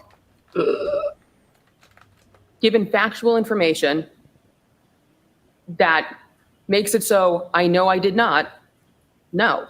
So the answer is no. Correct. Do you remember being interviewed on August 9th, 2023? I do. The report. That was by a separate He's law getting there. enforcement agency, correct? Yes. Two separate law enforcement agents, is that right? Yes. And you were advised during the course of that interview on August 29th of something, correct? Can you rephrase I'm sorry, that? August 9th. So what was I advised of? Can you rephrase that? Sure. Were you advised that lying to those officers would be a Lying crime? to the FBI. So it was a will. No, I think she came in with a lawyer last week. So I think her lawyer told her, like, just don't fucking lie. Or sorry. Okay. But So now she's going with I had like too many gummies when I was talking to the feds and I made up this entire conspiracy. So now that I've remembered that I had a gummy, I know that would be do what now? So she's trying to claim that the current video is the accurate video, so she couldn't have seen what she saw. Is that what she's going with? I think she's just trying to pretend that she doesn't have independent memory recollection of. He did say agents, Jessica Thomas. He did say agents. He did. Not Other insurance law agents enforcement either. Agents. Law enforcement. And you were advised during the course of that interview on August 29th of something, correct? Can you rephrase I'm sorry, that? August 9th. So what was I advised of? Can you rephrase that? Sure. were you advised that lying to those officers would be a crime? So it was a willing conversation. I've spoken with their legal team. Because of the fact I was providing factual information that showed a statement of mine was a false memory, it was not a lie. Therefore, I made it in good faith, and I retracted given information that it could not be accurate. Ms. Dever, did you understand my question? Yes, I did. You threatened to charge me with perjury during our phone call prior to the first trial if I didn't lie on the stand right now. What? I'm telling you. Holy shit! I didn't. What just happened? First of all, the defense can't charge anyone with perjury. What just happened?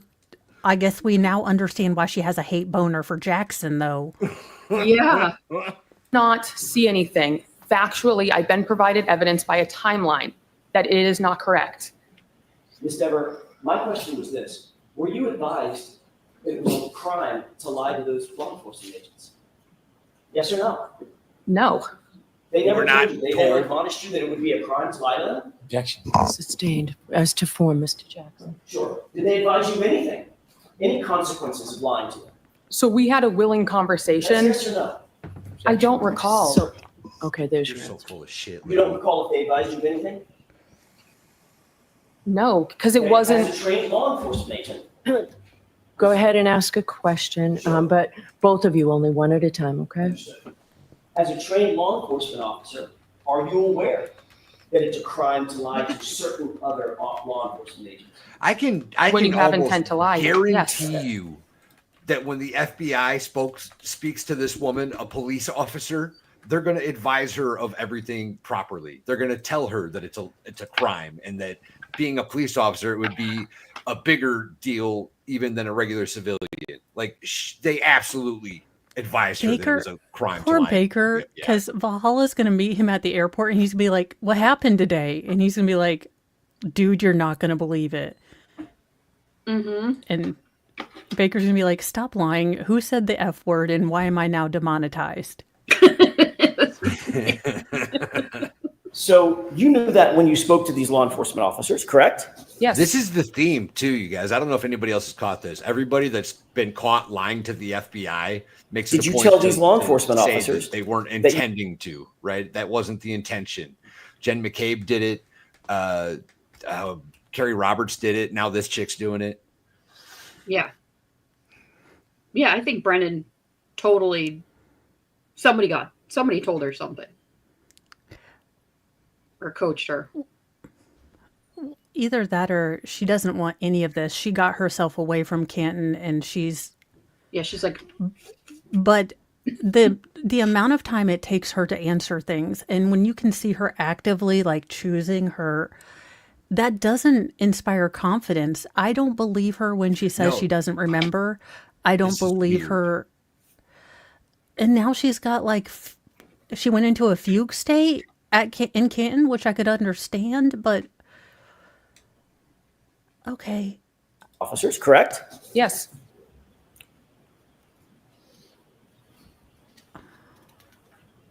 Did you tell these law enforcement officers that you, in fact, saw Brian Higgins and Chief Berkowitz go into the Sallyport with the Objection. SUV?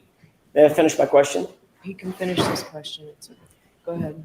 Did you tell those law enforcement agents on August 9th, 2023, that you saw Brian Higgins and Chief Berkowitz go into the Sallyport together and alone with the SUV for a wildly long time? That was my recollection at the time. So you did say that? At the time, that is what I recollected. For a wildly long time.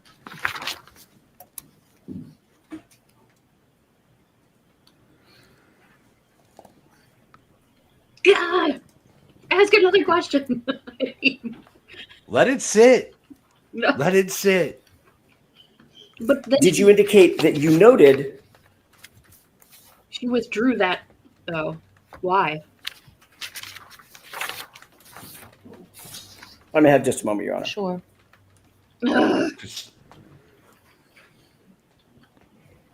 Yes, the jury is present. And according to You and I reports, spoke they're like head bobbing. along with Mr. Unetti According to who? and Ms. Little on a conference call last year sometime. You remember that? Jess Machado on Twitter is saying like they're like, what is happening? Nice. Like head bobbing back and forth. Like it's a tennis match. Yeah. Between the time that you were interviewed on August 9th, 2023, and when we spoke sometime in maybe it was April or so of last year, does that sound about right? Yes. Did you have any conversation with any other party about your potential involvement in this case? No. Did you have a conversation with anybody in the commissioner's office at Boston Police Department? Not about anything malicious. I didn't use the word malicious. Why do you say malicious? Yeah. Stop I had a trying to get ahead of his conversation. questions. But it was my makes you department look saying, regardless horrible. of what I need to say on the stand, they support me. You were asked to go to the commissioner's office, correct? Yes. How long had you been on the Boston Police Department at the time that you were invited to go up to the Commissioner Michael Cox's office? Regardless of what you say on the stand, they support you. So whether you lie or tell the truth, they're going to support you either way. Seems strange. Seems like a strange thing for a supervisor to tell his officers. Also, what I need to say on the stand versus regardless of, you know, what happens that fall out from the truth I need to tell. Yeah. I You mean, wouldn't, that you would be wouldn't what say anything to jeopardize your career, right? Paige and Dr. Freud. Wow. Wow. This chick's amazing. It had to have been before the first trial. So, Say it again. Say it again. and I know it was when the agency released information to outside people. That's not my question. The agency? Okay, so I don't recall. The agency? You don't recall how long you had been on the force, generally, at the time that you were called? She's going to say FBI. On the Boston Police Department. No. Was it 5 years, 2 years, 2 months? Give me a ballpark. So I've been on the department for 2 years and 2 months. I would say somewhere in the range of a year. Okay. Huh. Did you find it unusual for would you call yourself a rookie back then? Yes.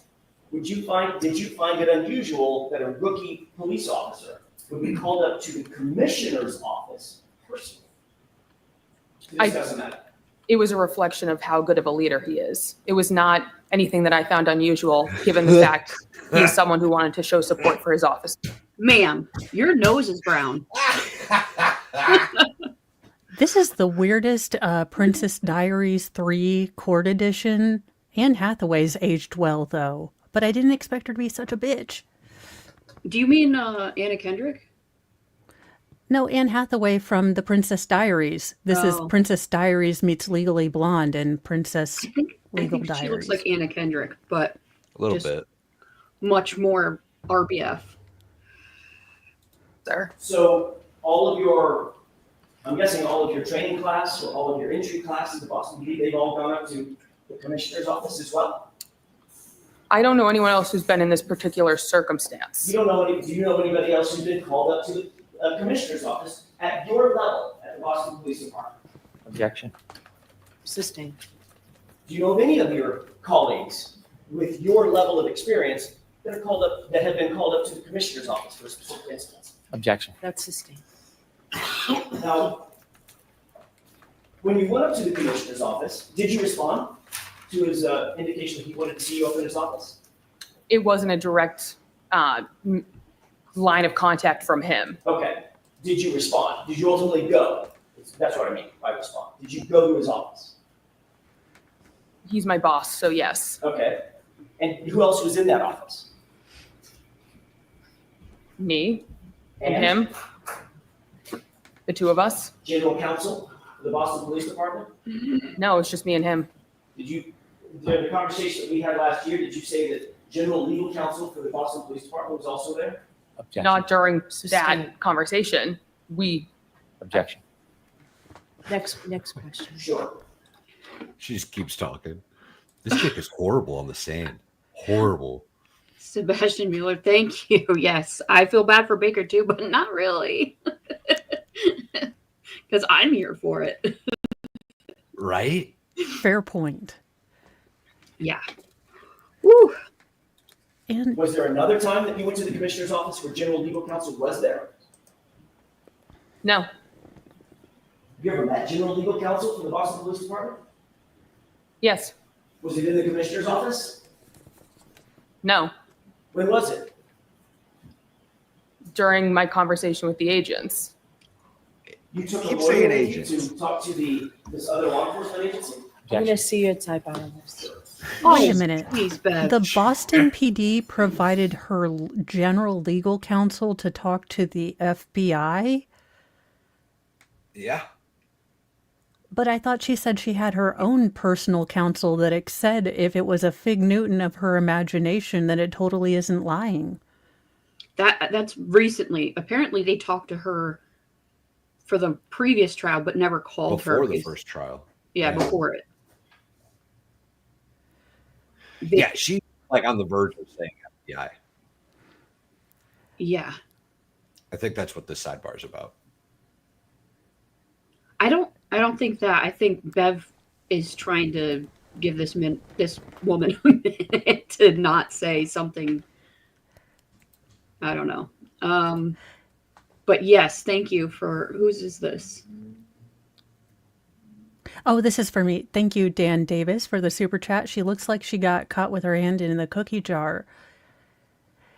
Either that or it looks like she's so judiciously trying not to say something that it looks incredibly suspect.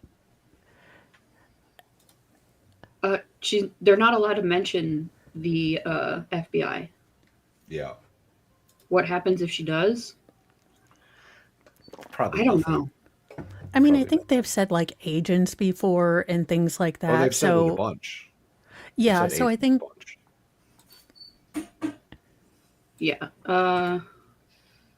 This Baker? Oh, no. Jason JJJ, $5. And this proves me right again. Cops lie to make arrest. Cops lie in the stand to get a conviction. Prove me wrong. Well, at least in Canton, it does seem to be the general rule, which is why I'm never going to Massachusetts. Yeah. Oh, okay. I'm going to go. Oh, what's happening here? If you hit the arrow keys, it'll skip like 5 or 10 seconds or something. Interesting.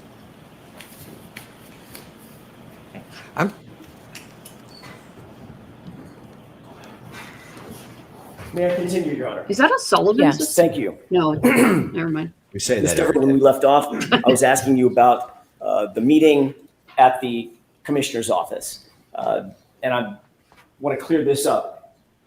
Was general legal counsel in that office or not when you had a meeting with the commissioner, Michael Cox? No, it was just me and the commissioner. At some point, did the commissioner say to you that Boston Police Department, insofar as your connection to this case is concerned, Boston Police Department fully supports you? Yes. Did he also say, do the right thing?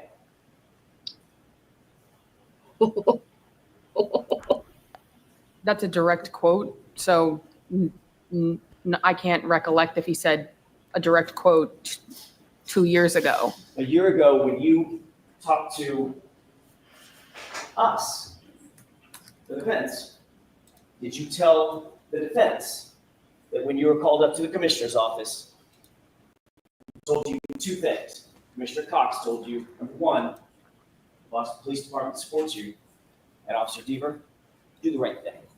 So he said my name correctly. He said Dever. And That's fine. So, Mr. Jackson, let's go ahead and answer, please. yes, and You remember that, do you? That he part said you remember. nothing with the intent of guiding me one way or the I didn't ask you other. what his intent was, madam. I asked you what he said to you. What were his words to you?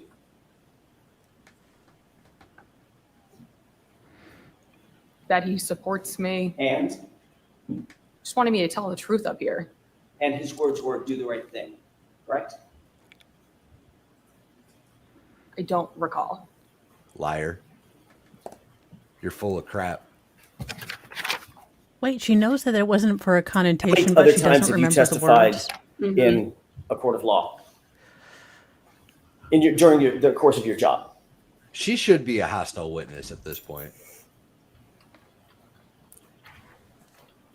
2 dozen, 3 dozen. Actually testified probably ballpark a dozen times. In any of those other cases, has Commissioner Michael Cox called you up to his office to discuss your testimony in any of those cases? Good point. Good question. Yes or no? Good question.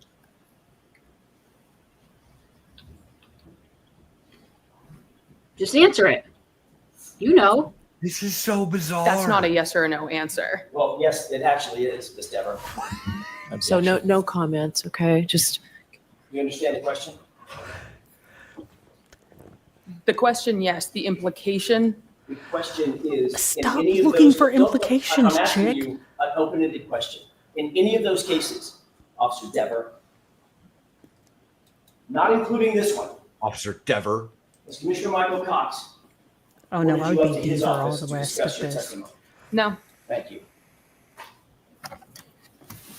The implication is there because it's true. Yeah. Like, why would he call you for this Mr. one? Brennan? Oh God, please Oh, enlighten Lord. me, Mr. Brennan. Tell me. Wow. Good morning. Morning, sir. My name's Hank Brennan. We have never met before. Correct. Have you ever spoken to me before? No. Move on. I'm bored of you. Who cares, Brennan? The defense Ask her if she team, knows Lally. Attorney Jackson asked you some questions this morning. Yes. It sounds like you've met them before. Only by phone call. How many times have you spoken to Attorney Jackson or anybody on the defense team before today? Prior to the first trial, it was one phone call where we discussed the case. Outside of that, there may have been one other phone call before the first trial, but it wasn't a discussion of the case. And then prior to this trial, I received a phone call that said, confirm you will be available for one of these days. Other than confirming you'd be. Sorry, I got rid of that. Where'd it go?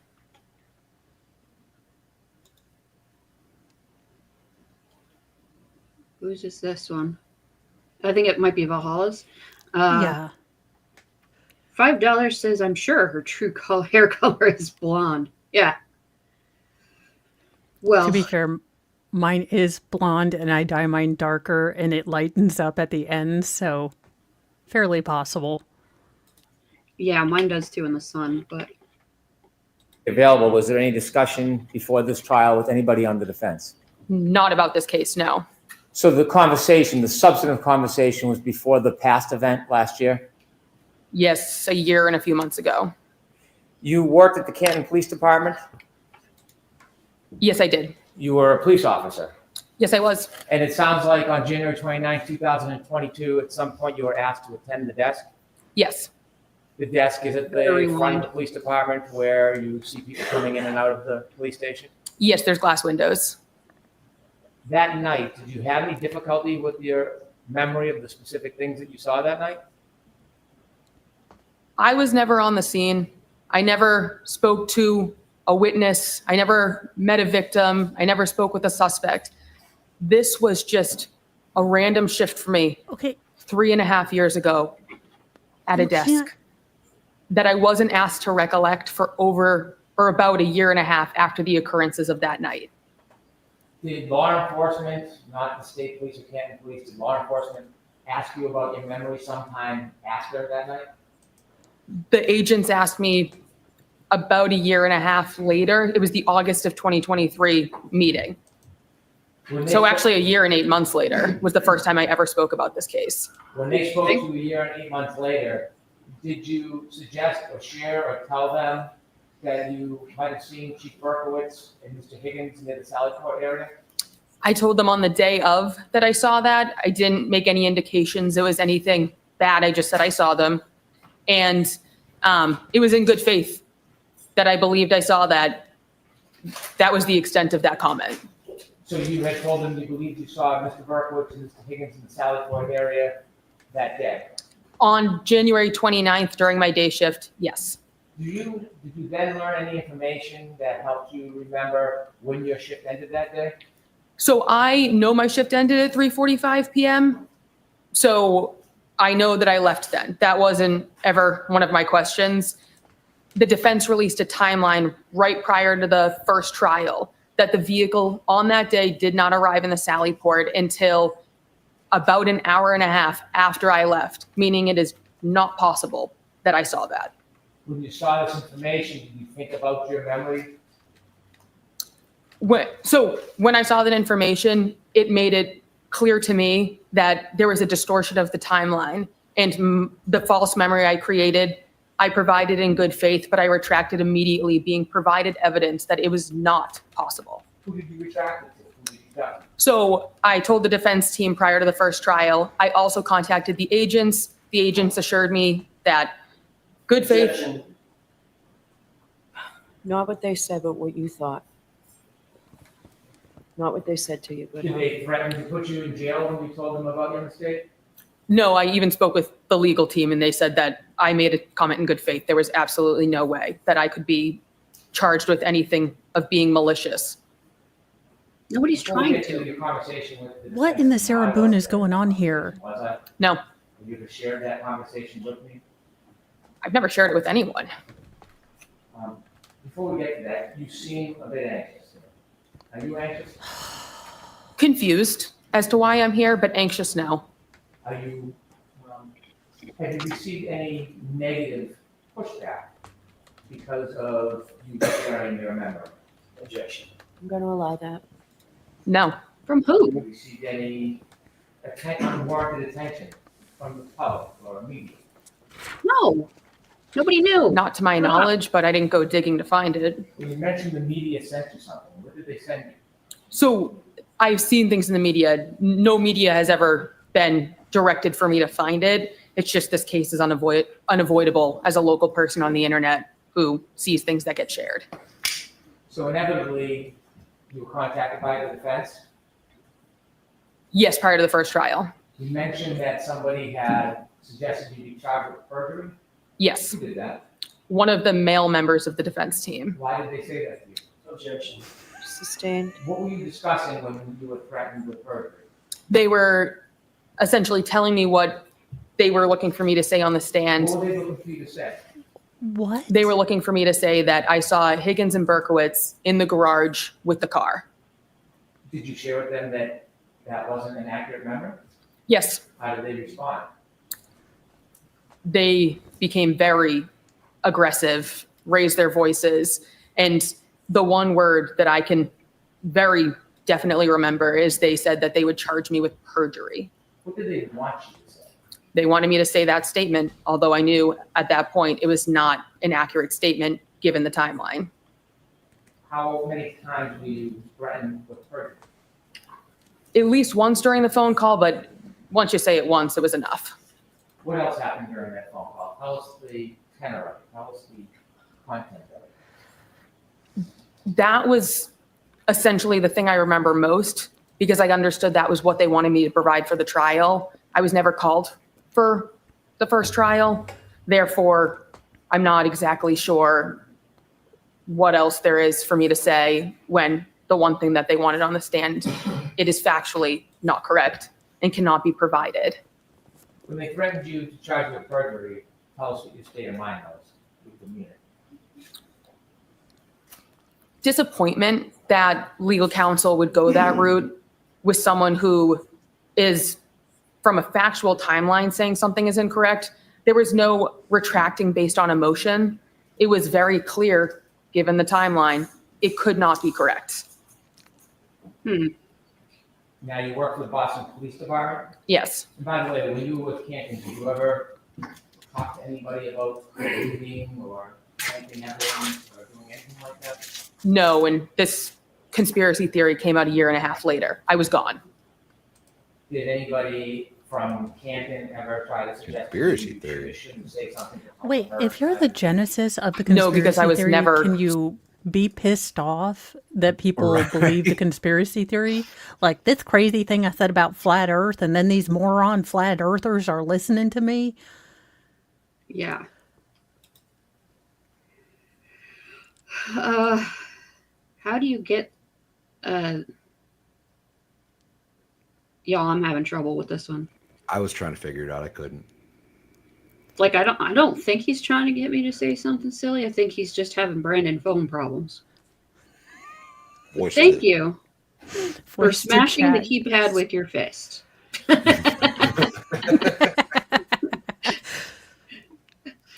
I'm sorry that your phone stinks.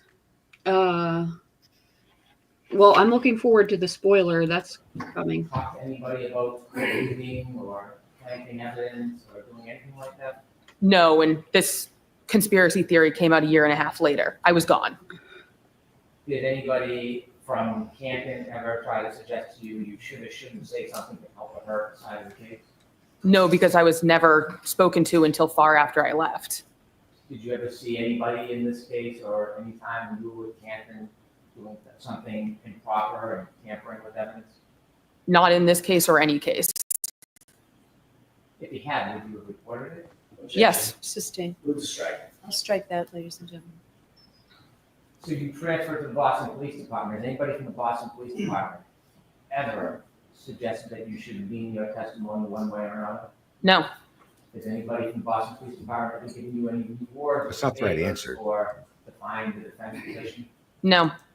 The right answer should have been yes. They told me to be truthful. Unhelpful to the defense? No. Has the Norfolk County District Attorney's Office ever encouraged you to testify in any way other than the truth? No.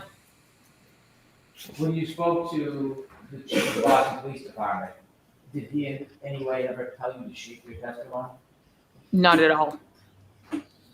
When you met with the Boston Police Department Commissioner, did he ever ask you the substance of what your testimony would or wouldn't be under oath? He made it very clear he did not want to discuss the case at all. When you spoke to the people at the Boston Police Department, have they ever weighed in any way on what they think you should or shouldn't say? No. As you're testifying here today, are you Again, she under should any have. That's not the right answer. tension, undue influence, stress, threat? There is discomfort with the way that there's attempting to guide what my testimony is, but I don't feel any need to fall into it because I'm here to speak the truth on the stand. That's my livelihood. She's a strong, independent When woman. you Don't need were no man. threatened with perjury, how long was that conversation with the defense? I believe it was just about an hour on the phone. My phone log on my physical phone would not go back far enough for me to be able to retrieve the date or the time that that phone call took place. That conversation lasted an hour?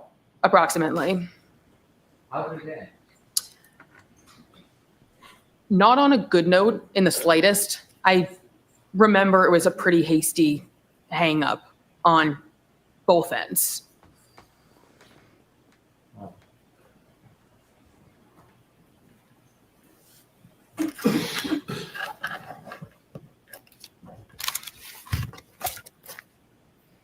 Thank you for your time. Mm-hmm.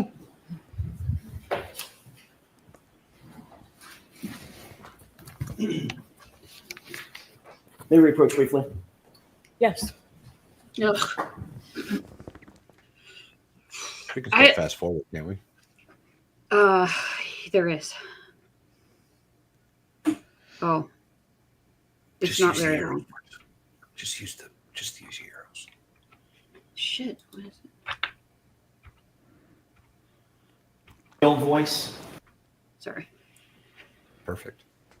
A male voice on that phone call threatened to charge you with perjury. Yes. You're a police officer, correct? Yes. Who charges people with crimes? She's a cop. If a She crime knows is that. committed, there can be a report of it. Who So charges people with crimes? in the end, it's going to go through the court system. So the district attorney, the ADAs, that's who pursues it in a court Right. setting. Have you ever seen a defense attorney charge anybody with a crime? So you can seek out reporting someone for it. Have you ever seen a defense attorney charge someone with a crime, ma'am? Personally, no. Right. Fact of the matter is, nobody ever threatened you with perjury, did they? Oh, they did. Yes, That's 'cause that's I contacted the FBI regarding it. Oh, did you? I did. I knew it. I have an email conversation where I sent the 2 questions I had. She responded, I will pass these along. I was contacted by their legal team. They reassured me perjury was not applicable because I made a statement in good faith. Upon further information, I retracted it, corrected it, and made it clear that I could no longer say it because I knew that it was not a clear reflection of the events that took place. That's a mouthful. Yes. My question is, That's you a have mouthful. report from the FBI saying that you reported that someone on the Bevel Carolina smash. team threatened to Best charge you, your words, with perjury. You No. have a report to that effect? No. No.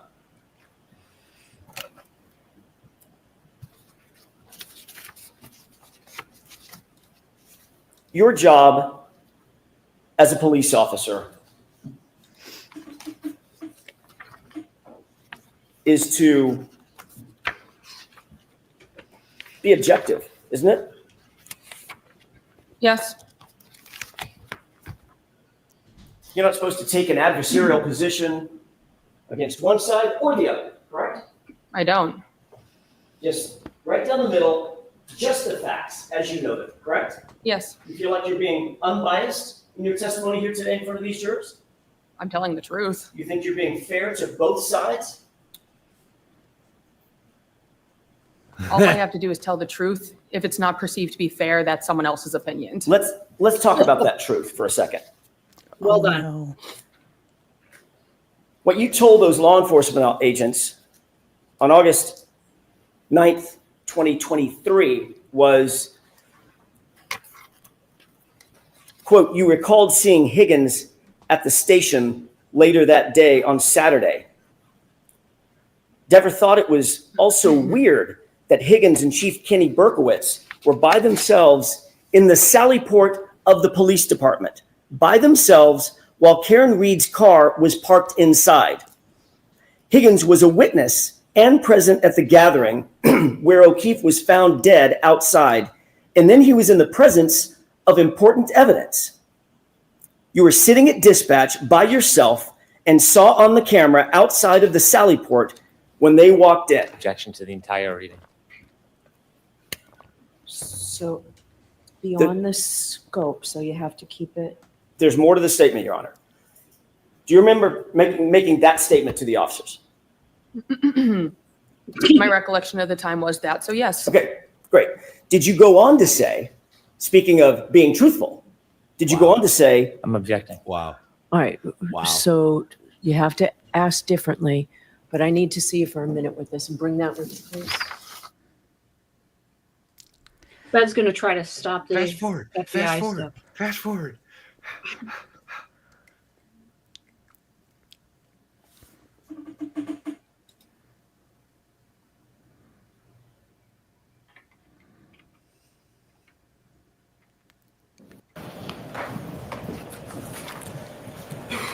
Oh, Hanky mad.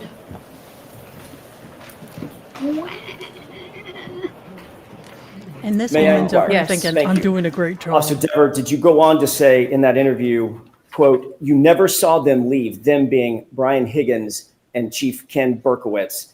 You never saw them leave, but you recalled thinking to yourself that they were in the sally port for a wildly long time together in there, end quote. Did you say that? That was my recollection of the time. Okay. So yes.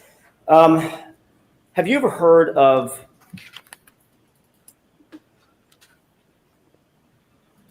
By the way, you indicated under questioning by Mr. Brennan that you knew what they wanted from me, meaning the defense, what they wanted from me. You Yes. understand that? Yes. Do you remember on that phone call that we read directly from the exact same report that I just read from? You remember that? And I told you the same thing then. That's not Yes. a question. Objection. Sustained. My question is, just answer my question, Officer Dever. Did we read to you, were you read the exact same thing that I just read to you on that phone call? Like you can't remember my name. I don't remember. I can remember your name. Okay, so the answer is I don't remember. No comment. More than that, Jeff. I think they all. All right, so no comments, just questions, please. This is my favorite day ever. This is like tailored. Do you recall us telling you most that we were looking chasm. for the truth about your Objection. comments? I'm going to allow it. That we were looking for the truth.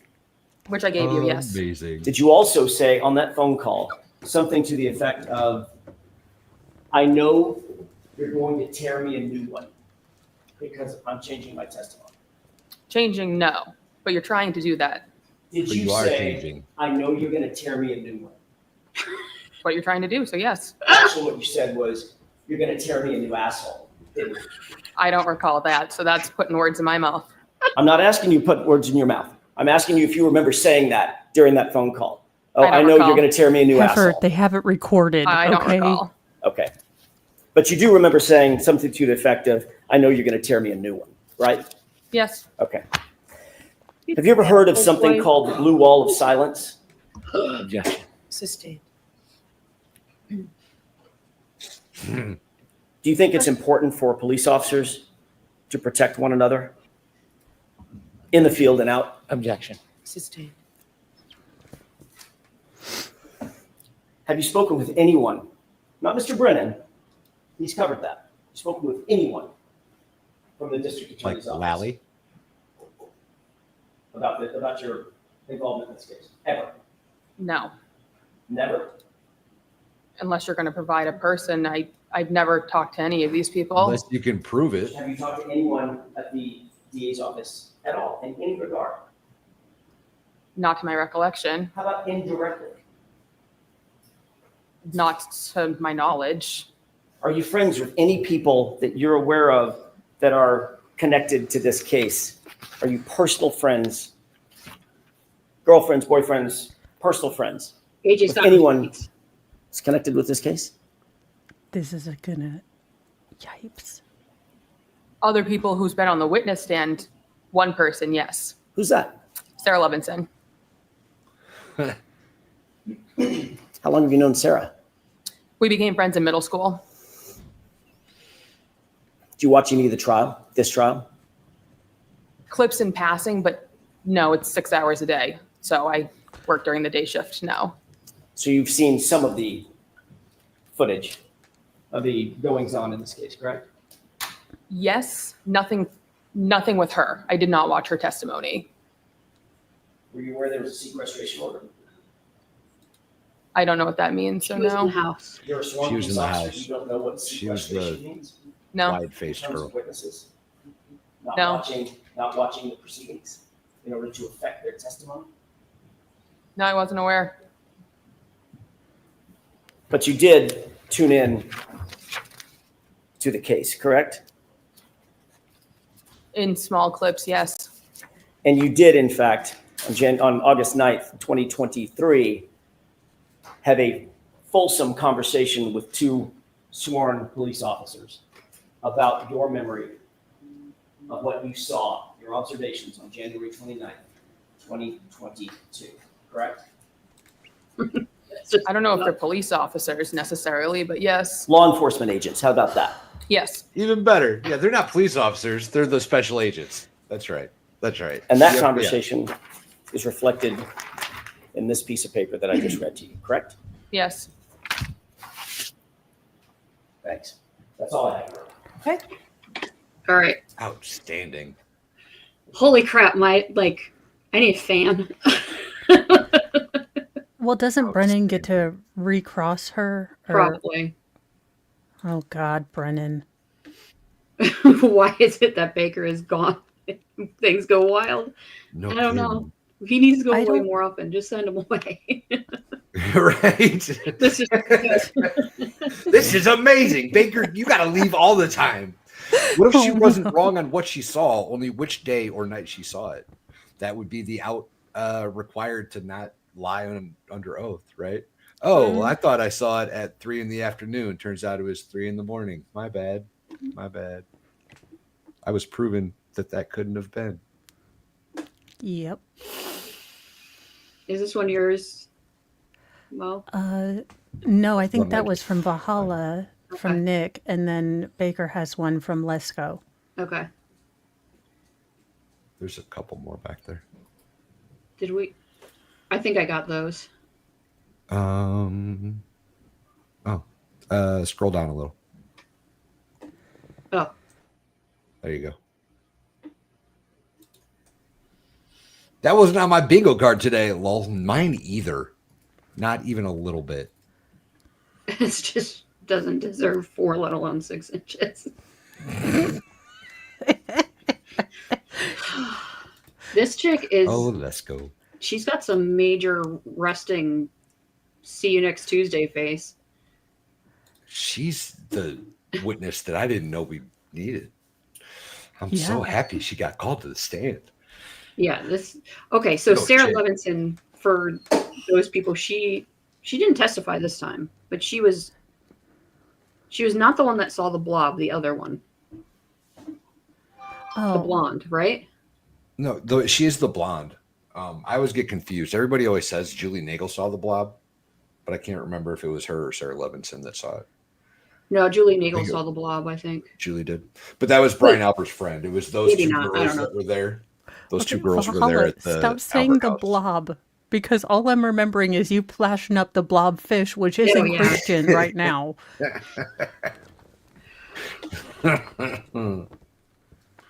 Yes. Yes. She's the one that All right. looks like the blobfish. Let's see if I said it. Brennan basically has her testify for the defense again.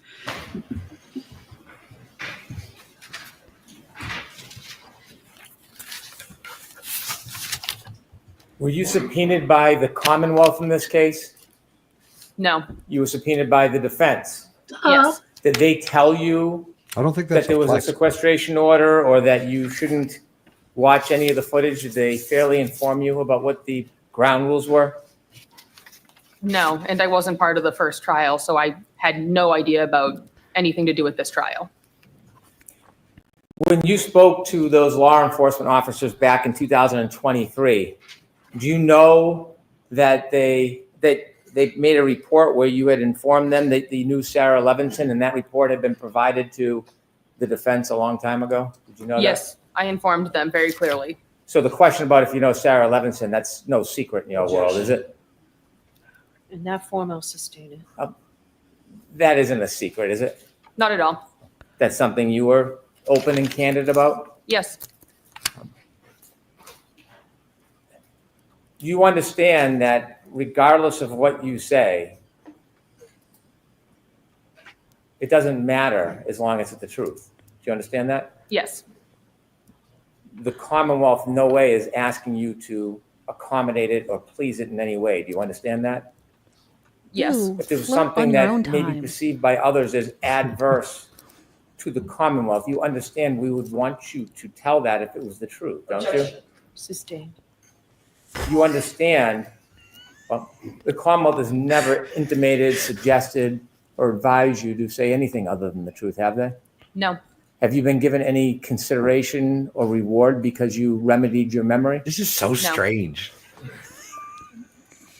After being shown the evidence that you left that day, January 29, 2022 at 3:45, and learning that the defendant's car did not get to the Sallyport at 5:30 or so p.m., is there any way you could have seen Mr. Berkowitz and Mr. Higgins in the Sallyport with the defendant's car that night before you left for work?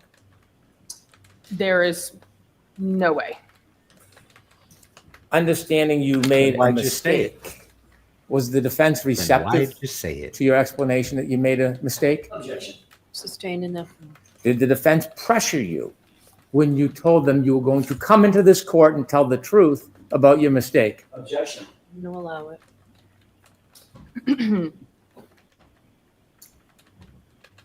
Can you rephrase it? Yes.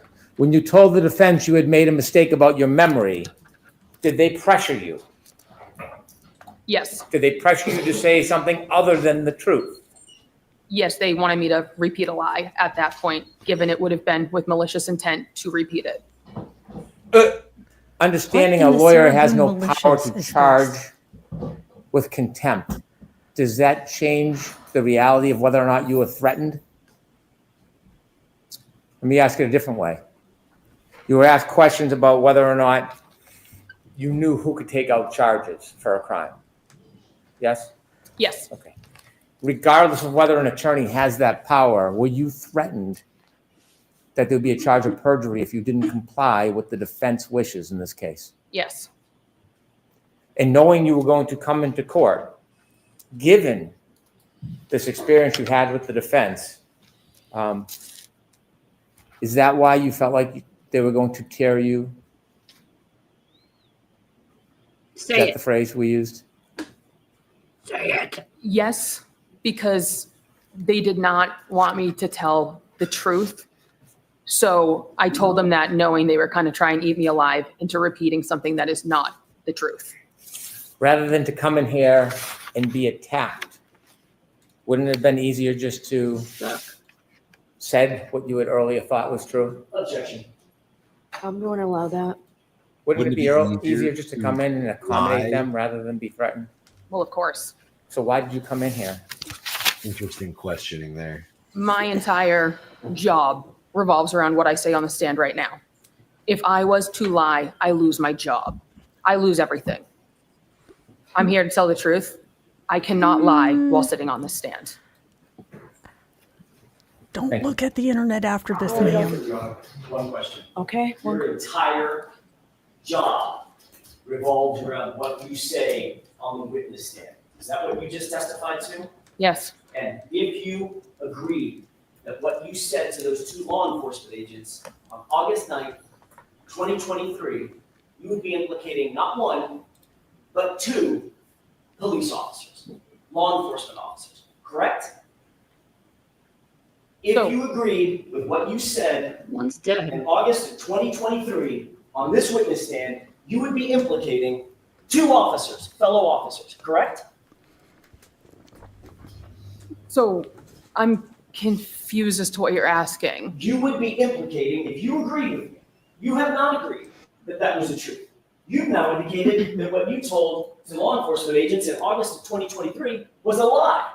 No. If you agreed with that statement here on the witness stand, you would be implicating two officers as having been in the Sally Port, weirdly, for a wildly long time with the SUV, implicating not one, but two fellow officers, correct? That's what you would be doing. It's not possible I If saw you that. agreed with me, would you be implicating the reputations of two officers? If I was to lie, then yes. And your entire job revolves around what you say on that witness stand. That's what you said, correct? I'm still. That's what you just said, don't want to say Officer Dever, correct? I still don't really understand the question. You just said, all I'm asking you is what you just said. I wrote it down. You just said, my entire job revolves around what I say on the witness stand, correct? Yes to that Thank question. you. That's all I have. I'm confused. When you spoke to those agents, Oh you my didn't God. implicate Chief How many Brockwitz times in do they get to anything recross? criminal, This is did you? No, they were friends. Bizarre. That's why Higgins had an office there. You didn't implicate them ever suggesting they had tampered with evidence, did you? No, You never implicated them saying that they had framed anybody, did you? no. So when you talked to those agents, did you ever suggest that Mr. Higgins and Mr. Berkowitz did anything to touch or tamper with the defendant's Lexus at all? No, Never. no. Is there anybody you're protecting? I have no one to protect. Do you need to protect anybody? No. All right, Officer Dever, you're awesome. Thank you, Your Honor. All right, jurors will take a morning recess, 20 minutes. All rise, please. Close your notebooks and follow me. Well, that was titillating. Yeah. So What did I just watch? never more today than any other day in this trial do I feel like the guy from Airplane. I picked the wrong day to stop huffing glue. What am I watching here? Because I feel like I'm just too sober for this testimony. Yeah. That is unreal. Well, the jury now knows that the FBI was involved. Yeah. Now I bet they're not going to make the mistake that Arco was hired by Turtle Boy again this time. We are, Valhalla, you are banking on the collective intelligence of juries. So I jumped over. So I feel like I need that advice. I jumped over to a silly chat for a second, and I don't understand how they're watching the same trial. They got from this over on the elite IQ crew, shall we say. They're talking about how now they've heard that the defense has asked this lady to lie, so what are they going to think when Arca takes the stand? Not the fact that they were hired by the FBI, apparently. That one on the right is Sarah Levinson. Yep, that's the one. That's the unfortunate. Why do they have the same face, though? I mean, they could be related. Well, it's just frown. Everybody has a frown in Canton. Everybody. Yeah. Living in Canton apparently just makes the corners of your mouth lower an inch and a half. I'm still like I think my brain is trying to catch up. Like, holy crap. Well, I do find it interesting. Again, okay, let's take her at her word and steelman her. Her behavior on the stand was so incredibly, it looked like she was being, obtuse. She was hiding things. She was picking her words very carefully. She looked every bit sus. I mean, for someone going on like I'm speaking all the truth. Yeah. So her initial report apparently to the FBI was that she saw Berkowitz and Proctor, somebody Higgy. in and the Berkowitz. Sallyport for unattended with Karen Reed's car for a long period of time, longer than she felt normal. And somehow or another that has changed now. Now there's a timeline exists that proves that couldn't have happened somehow when she was talking to the FBI, who she told the jury all about. Well, here's where that breaks down, Valhalla. So let's make this a Hollywood movie. Okay, now 2 years on, she doesn't remember what she didn't sort of maybe could saw, and she doesn't even remember where the monitors or cameras, if there were any, were, except they put in the criminals there, so we must have a security camera. And then how can you call it a conspiracy theory when you are the Alex Jones of that theory? You can't both disprove yourself and say Alex Jones was right in the same sentence if you are in fact Alex Jones. She made the statement originally, right? It was her statement that she made to the FBI. And I don't know about you guys, but I wouldn't think that the initial response is to lie to the FBI about seeing something that you believe to be inappropriate and potentially criminal. Well, also you have this core memory and then, I saw something on Dateline and I realized I super serial forgot. That's unbelievable. Unbelievable, yo. I mean, she was saying, he laid the foundation that, they told her a ton of times that, if she lied, it would be whatever. And she can't lie. And then she denied that and then lied. Like, she knows you can't lie to the FBI. She's a cop. Of course she knows that. But she's going to say, they didn't tell me. A cop who doesn't understand that defense attorneys don't charge people and what's a sequestration order. Yeah, she would absolutely know that too, right? Because that's the wording she used. She said you were going to charge me with. She wasn't on the perjury. witness list until like last week. Yeah, she was a late. Fair point. Addition. Probably because they didn't want Brennan to know. They didn't want her to get coached up real good. It's probably why she got so flustered, because they didn't have time to coach her through it. Although like if they did Jen McCabe with her little glow up. If anyone has the technology skills and can dub Miss Devers with, look, I know we're going to get copyright, but, you know, oh gosh, Destiny Child, say my name. Yeah.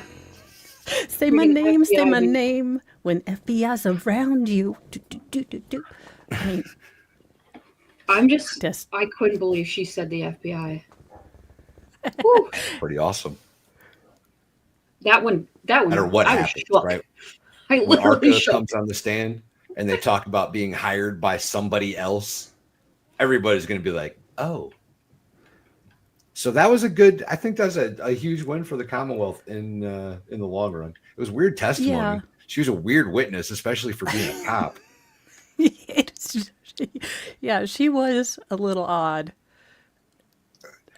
She literally like huffed and sighed like a despondent teenage girl. It was not something I would have expected out of an officer on the stand. No. Yeah. Not the Commonwealth, And the defense. My bad. I went for the Yeah, and let's say bad. you do believe Karen is all the guilty, and you'd think that she is pointing out that the defense is trying to push her to say something. The problem is that she didn't come off as credible, even being objective. Because I can generally just look at things from all sides. She didn't come off as objectively having like, well, again, just some of her choices, like do a good job, this kind of thing. She was there to score points against Jackson, and that's about it. I don't think it worked. No, because she let slip the FBI thing. She had a lot of Freudian phraseology slips. The demeanor between her and Jackson and her answering Brennan's questions was.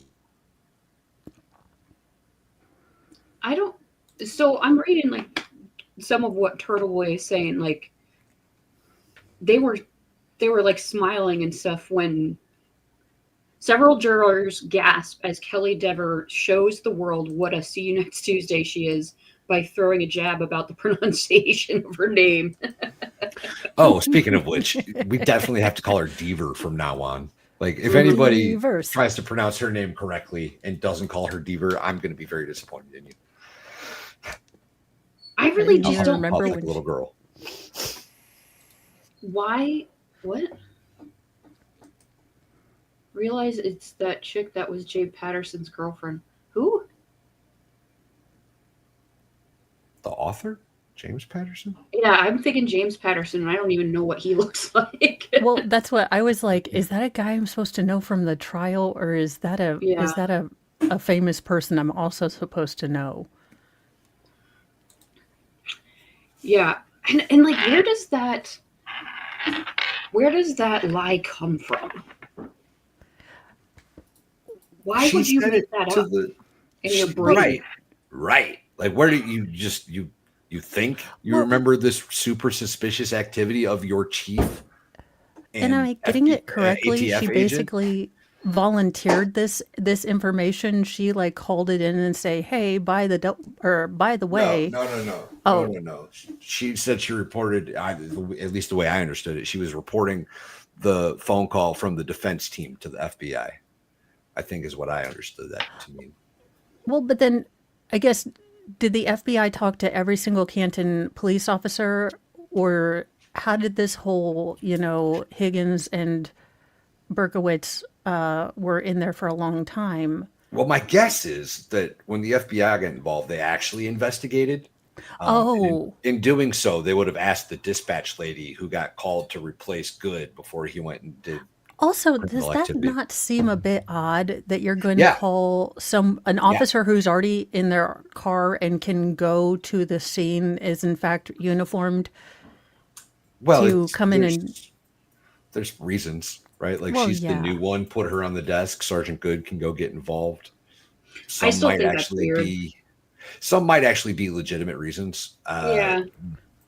It sure seems shady, though. You've got nothing but like lieutenants out there. Lieutenant Tolley, Sergeant Good, Lieutenant O'Hare, like all the guys that are out there are super high ranking for some reason. Yeah. Almost like it's their inner club, the boys club. Thank you, Brandon. Clearly. Hammered per department protocol. Clearly. Twitter is always on fire. But what now, Sue? What specifically? Oh my I think gosh. you missed a Zach super chat back there. Did I? Okay. I think so. I did. Oh.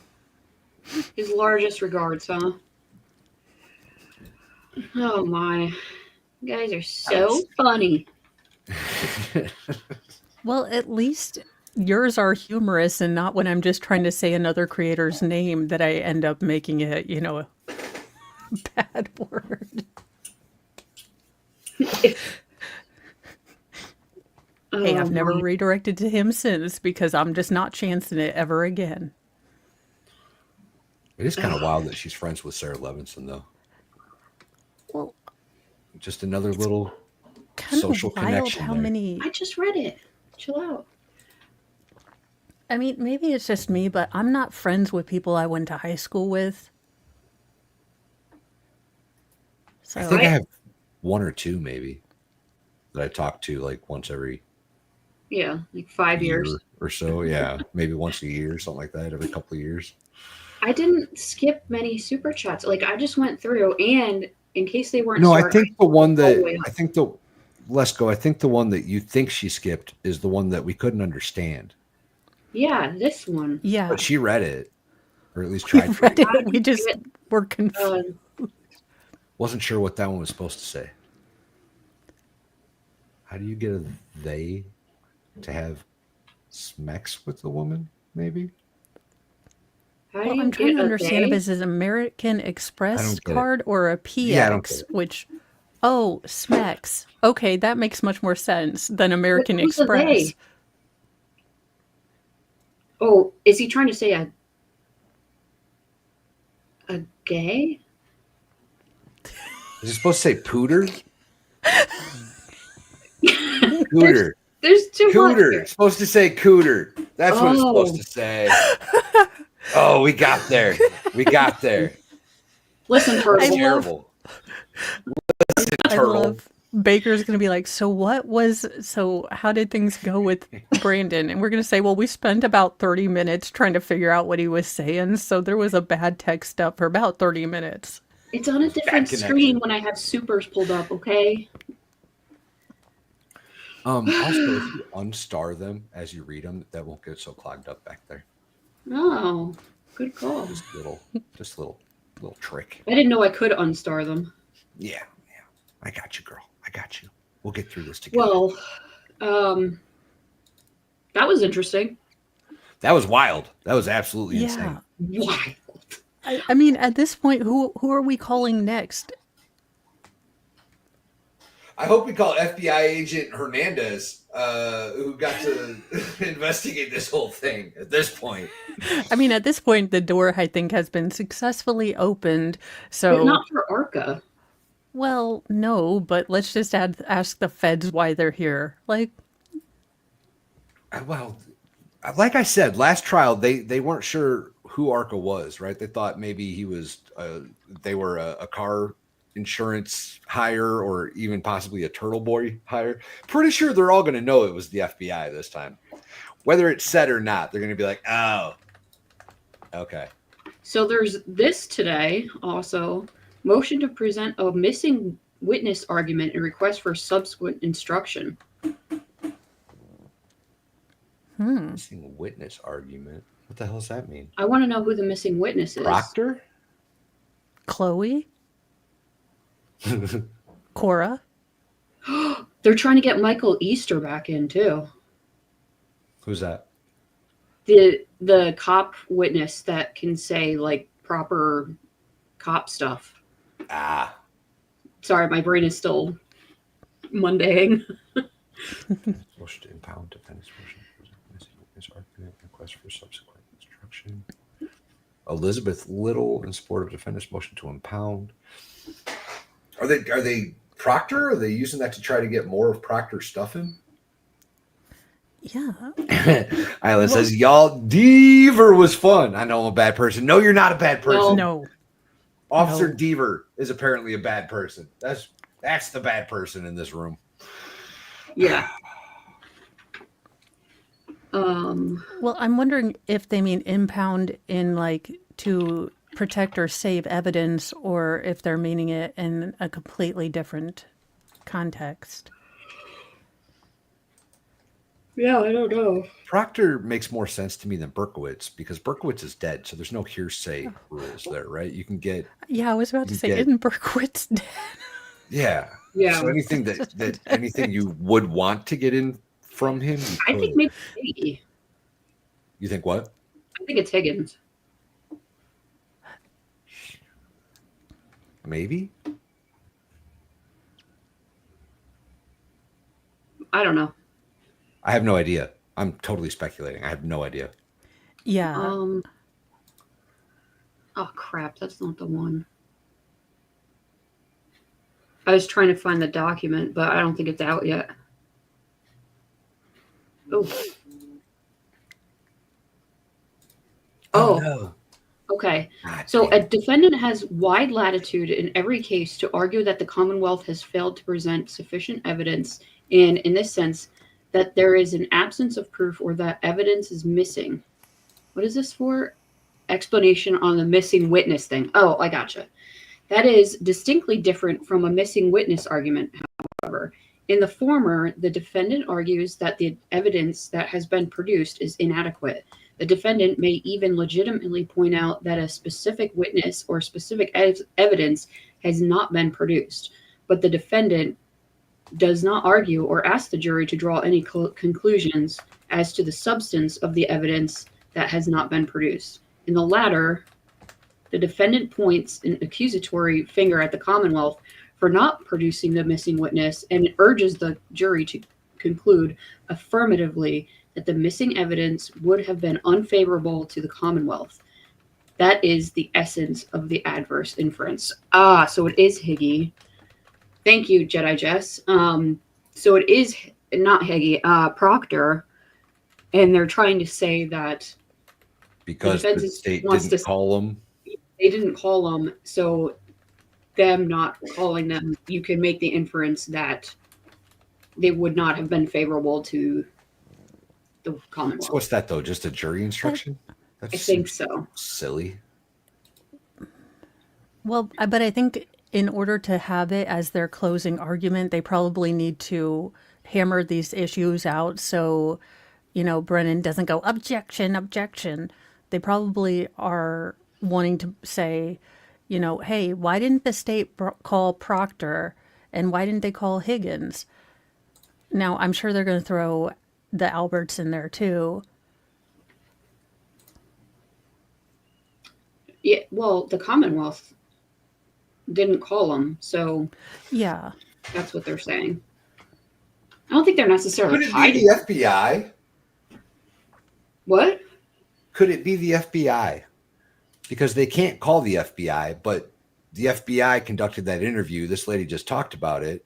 So they need to do this just so the court acknowledges that there was FBI testimony that can't come in. I don't think so. Totally speculating. I have no idea. Yes. Welcome to When Baker's Not Here Speculation Station. We're back. Oh. Hold on. Oh, we're not back. We have a fan, but we have audio, so we're probably getting there. And I am live. Poop. We'll look at the fan for a minute.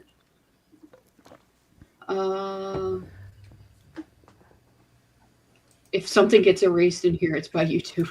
Yeah. I don't think Zach deleted anybody. If anything, it's Brandon and Baker's chat because he puts his phone in his pocket. Put it back in session, you mean? And not intentional.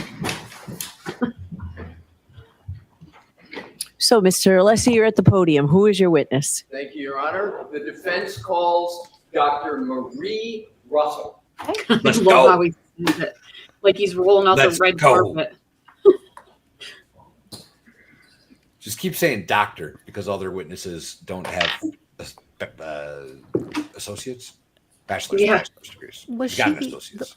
Was she the one that was a trauma doctor as well as as well as a She was a cop. trauma. She was an ER doctor. She ran the ER department, I believe, in like Los Angeles. She was a cop that did the dog bite work. She and literally wrote Lolly was like, paperwork. she doesn't have experience. Yeah, this is the single most qualified witness I have ever seen involved in a court Doggone case. bio break. During the case now, we're hearing the truth, the whole truth, and nothing but the truth, so help you God. I do.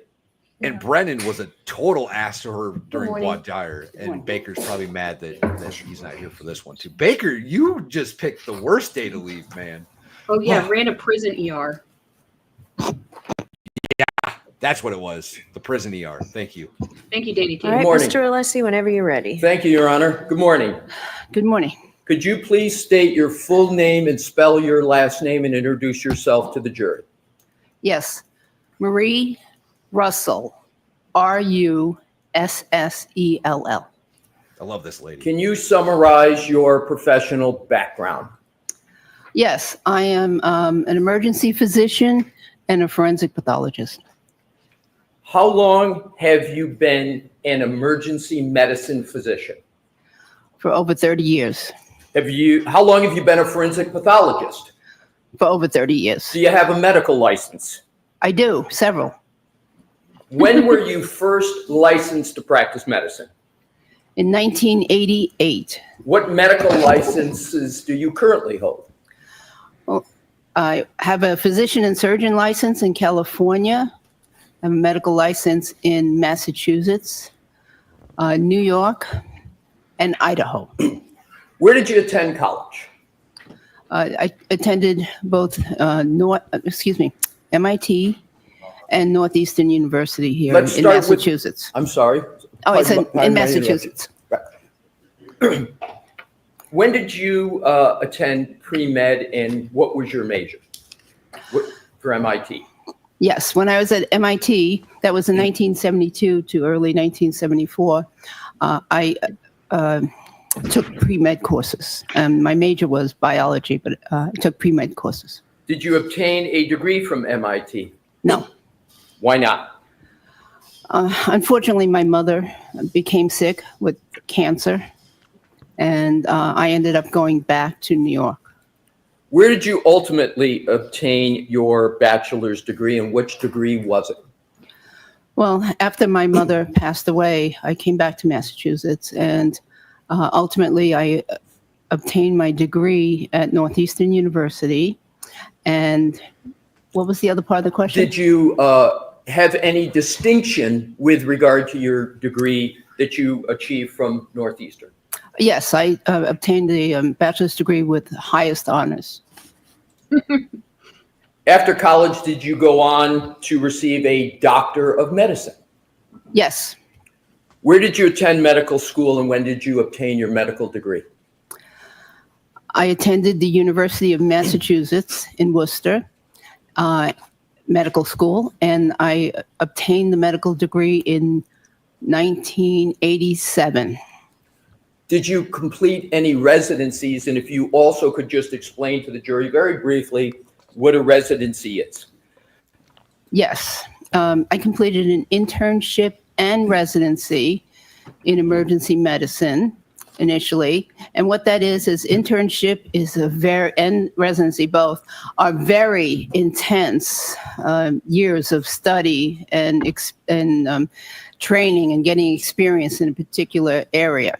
So I obtained the internship, I completed the internship and residency in emergency medicine. Where did you obtain those internships and residencies? Well, I was interested in emergency medicine, so I went to Los Angeles because they had a very, very busy emergency medicine program. And it may be obvious, but let's just make it perfectly clear. Why is Los Angeles very busy for an emergency medicine practice? Well, it's a big city, and in this particular hospital that I was at, it was right in the heart of the city. It was in the, near the downtown, but it was in a very, very busy and underserved area, so it was very busy. Did you complete any fellowships, and could you please explain to the jury the significance and prestige of a fellowship? Yes, so after my residency in emergency medicine, I then decided to do a second residency, and that was in pathology, in anatomic pathology.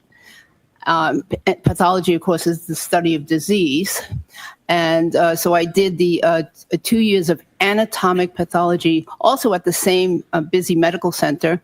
And after that, I did a fellowship, 2-year fellowship in forensic pathology at the Los Angeles County Medical Examiner's Office.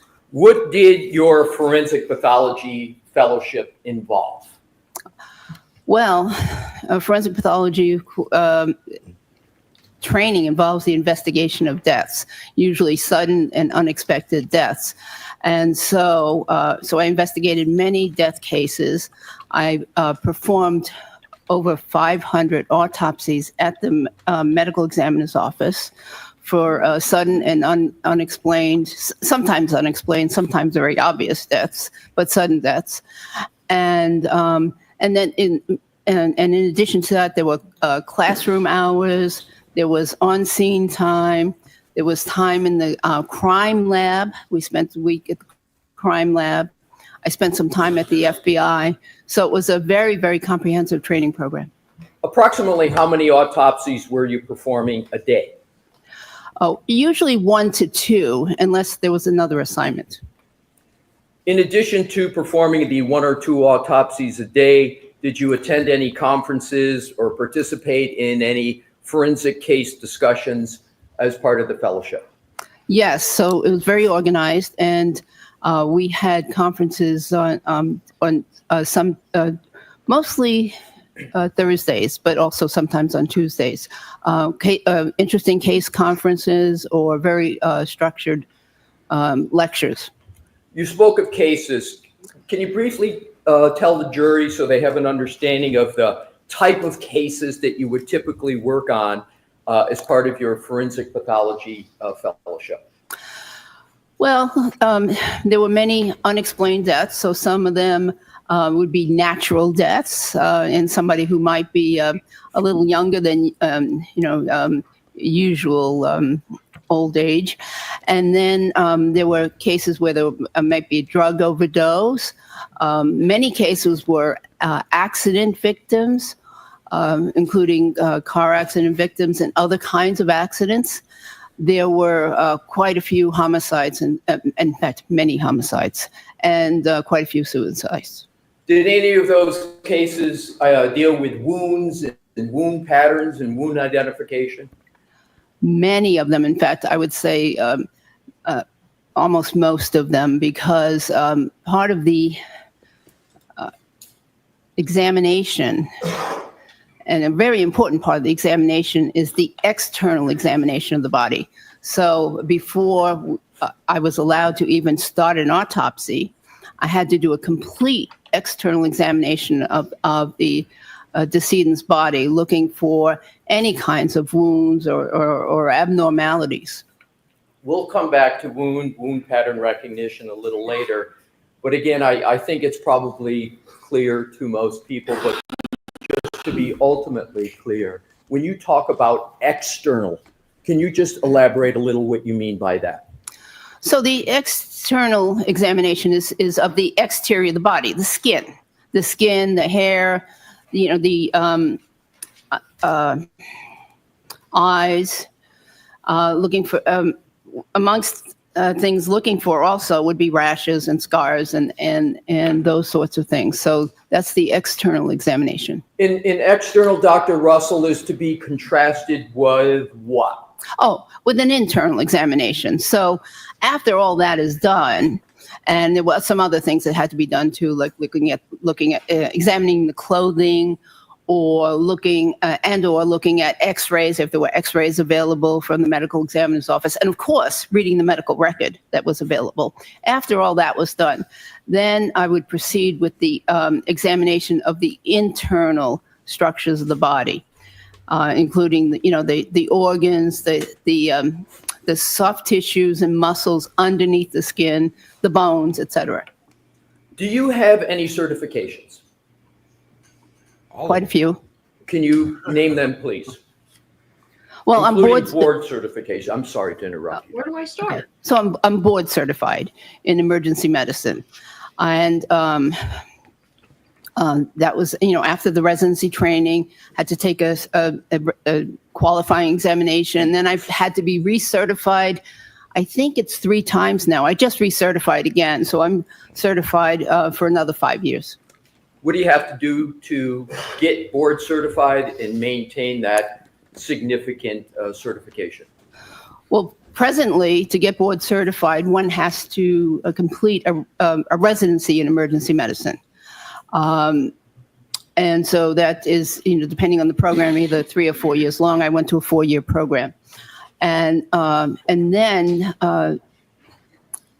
I had to take examination, both a written examination, very long written examination, and then an oral examination where I was questioned by many established emergency physicians on the various kinds of cases that might present to the emergency department. They would give you an unknown, and you would have to talk about how you would care for that person. Do you have any affiliations with any professional organizations? Yes.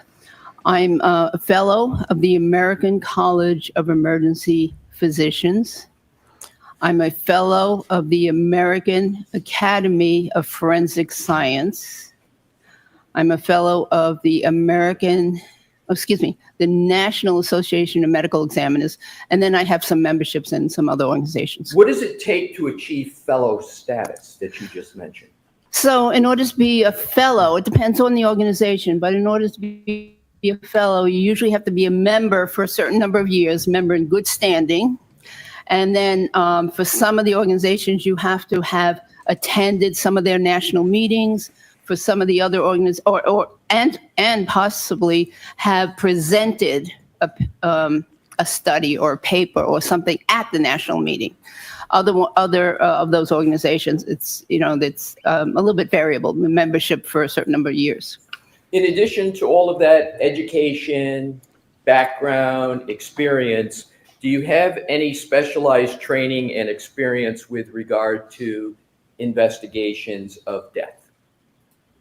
Well, yes. So again, the focus of the forensic pathology was investigations of death, but also in my job as an emergency physician at the hospital I was at for 29 years, I had both clinical responsibilities, meaning in the ER, taking care of patients, and administrative responsibilities, meaning committees and, office type work. And so one of my responsibilities during that time was to be director of the Quality Improvement Committee. And as director of the Quality Improvement Committee, of course, I had to do death reviews. So analyzing, studying the people who came to the emergency department and was subsequently either pronounced dead or died in the emergency department. So now let's move to a slightly different topic. Let's discuss your work experience. What do you currently do for work? I work for the Medical Board of California, and I do some private consultation work. Describe your work briefly for the Medical Board of California, including what is the board, what's its responsibilities, and what do you do in your role in working for the Medical Board of California? So the medical board is a part of government, I think, that is established to basically police the doctors and some other health professionals. So what the role of the medical board is to protect the public health, to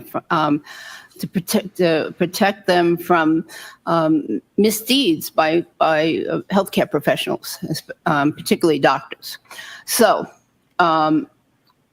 would you like me to go on? So in terms of the medical board, just a last question with regard to that. What type of knowledge do you have to have with regard to the practice of medicine to be able to assist the board in evaluating whether certain doctors have met the standard of care in a whole host of areas of the practice of medicine? What type of knowledge do you have to have? Well, you certainly have to be up to date. You have to be quite knowledgeable on current treatment standards, what is considered the actual standard practice of medicine, and be up to date on literature and what, things that are currently accepted as the good practice of medicine. Prior to your current role, where did you work and when? Well, before becoming a doctor, Just so we can do it for maybe a little more for the jury, if you could go just before the medical board where you work, or do you want to do it from the beginning? Whatever way is best for you, doctor. Doesn't really matter. Most recently, I worked for the state of California, the prison system. I was the medical director of the, or what they call the chief medical executive of one of the high security prisons in California. I did that for 5 years after retiring from my Los Angeles County job, which I held for 29 years.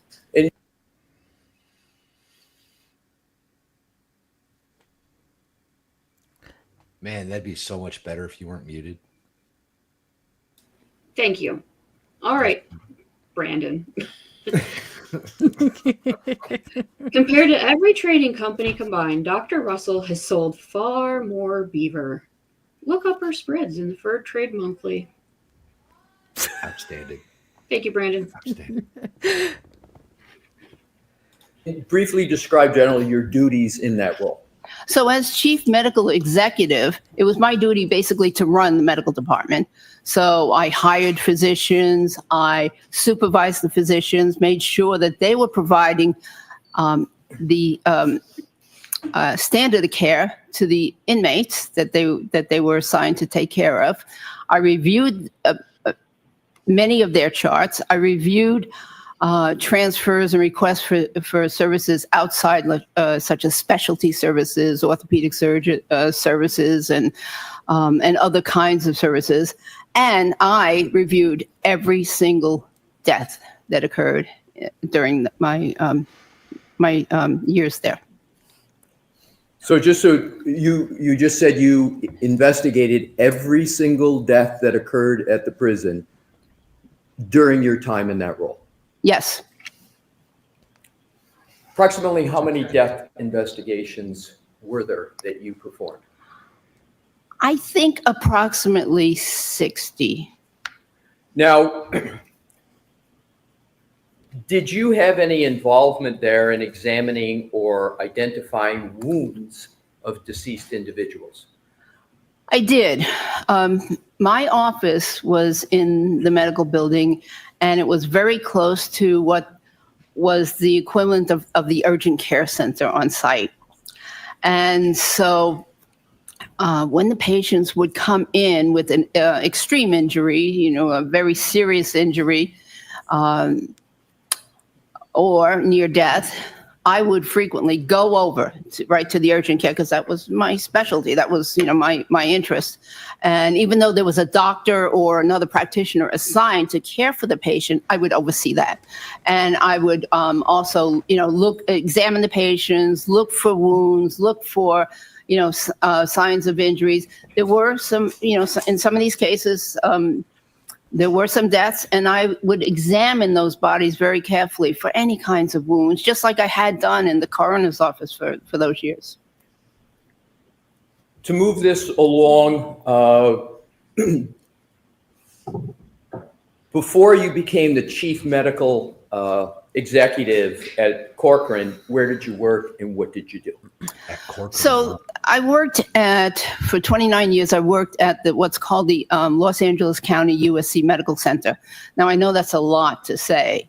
It was a county hospital that was affiliated with a medical school. It used to be called, prior to that, prior to when I got there, it was called General Hospital. It was a 19-story building, General Hospital, well known. And now it's actually called General LA General or something of that nature. So anyways, that's where I worked for 29 years, and as I said, I had a variety of different roles there. Can you just briefly name off the roles that you had while at the general hospital? So as I mentioned earlier, there was always a clinical component to what I did. I always had shifts in the emergency department where I had to see patients and supervise interns, residents, physician assistants, nurse practitioners. So in addition to seeing my own patients, I would also supervise them as they were seeing their patients. So that was the clinical role. Then there was an administrative role, and my administrative roles ranged from director of what they called life support training, which provided training to the trauma surgeons and the neurosurgeons regarding things such as advanced trauma life support, and also to ER doctors. So director of life support training, director of QA. For many years, I was director of the jail unit, which was a very unique unit at this hospital. For a hospital, it was a very unique unit in that it had three components: a dedicated ER, for jail patients or patients in custody, a dedicated clinic for in custody patients, and a dedicated inpatient. So it's three sections dedicated to in custody services. I was medical director of that for a while. In addition to all that, were you also a professor? I was an assistant professor. Assistant professor. And what did you teach? Just a brief summary of what you taught. Well, most of my teaching was clinical, bedside teaching, rather than in lecture halls. I would occasionally give lectures to the residents, the residency group, which was about 50 doctors. And those residents are medical doctors, correct? Yes, they are. Yes, Yep. they're medical doctors. So I would occasionally give lectures to them, but a lot of the teaching was actual bedside teaching. Switching gears just a little bit and segueing, over your course of your career as an emergency department physician and otherwise, did you treat individuals with animal-inflicted injuries? Yes. And did any of those animal-inflicted injuries involve dogs? Yes. And generally, is it correct to say that in terms of dogs, there's sort of the canine police dogs, and then there's the civilian dogs with which most people have experience? Yes. Are those two categories that you're familiar with, you're comfortable, as we discussed dogs, to have canine versus civilian?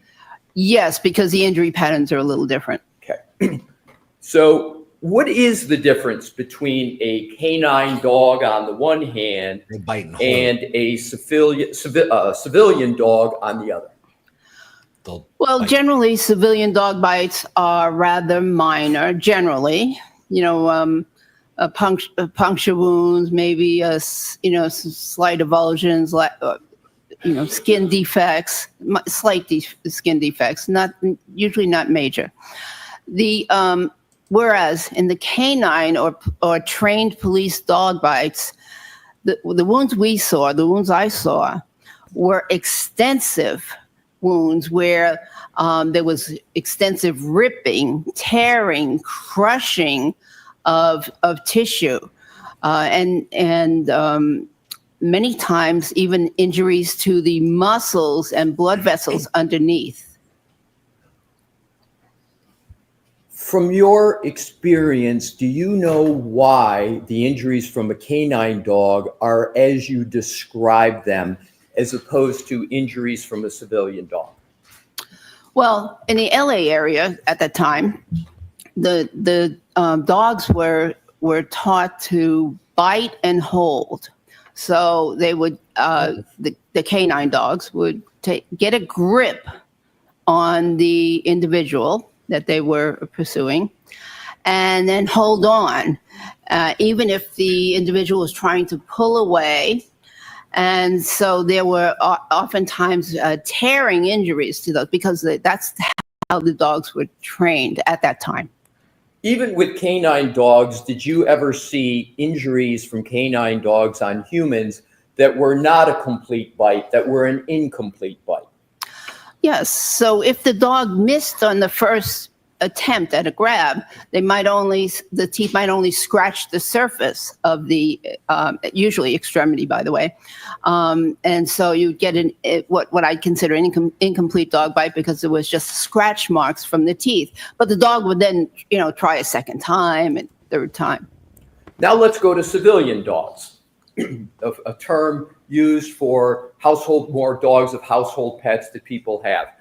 Can you describe from your experience the type of wounds from those civilian dogs that you would see and contrast it with what you just described for a canine dog?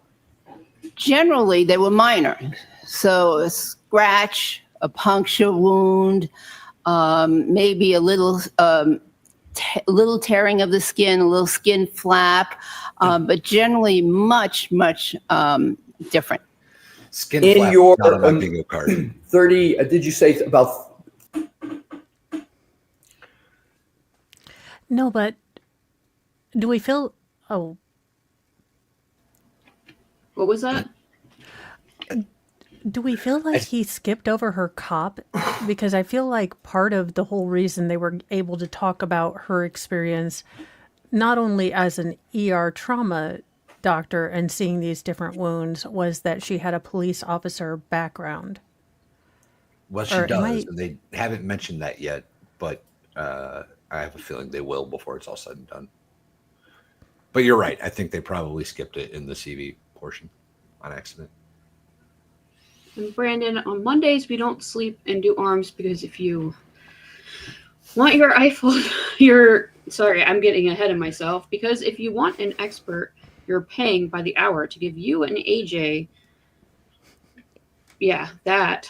Your arms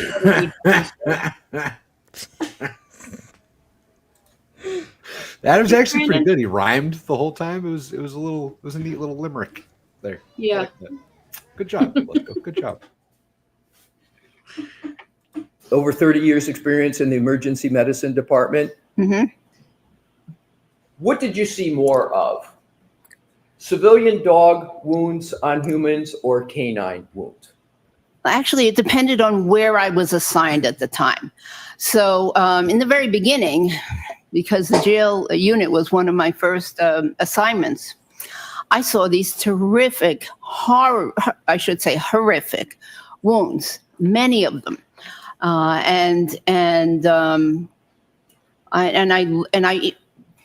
I learned that what was in the textbooks about how to treat them was so wrong because these patients many of them needed hospital admission, intravenous antibiotics, and many of them needed surgery.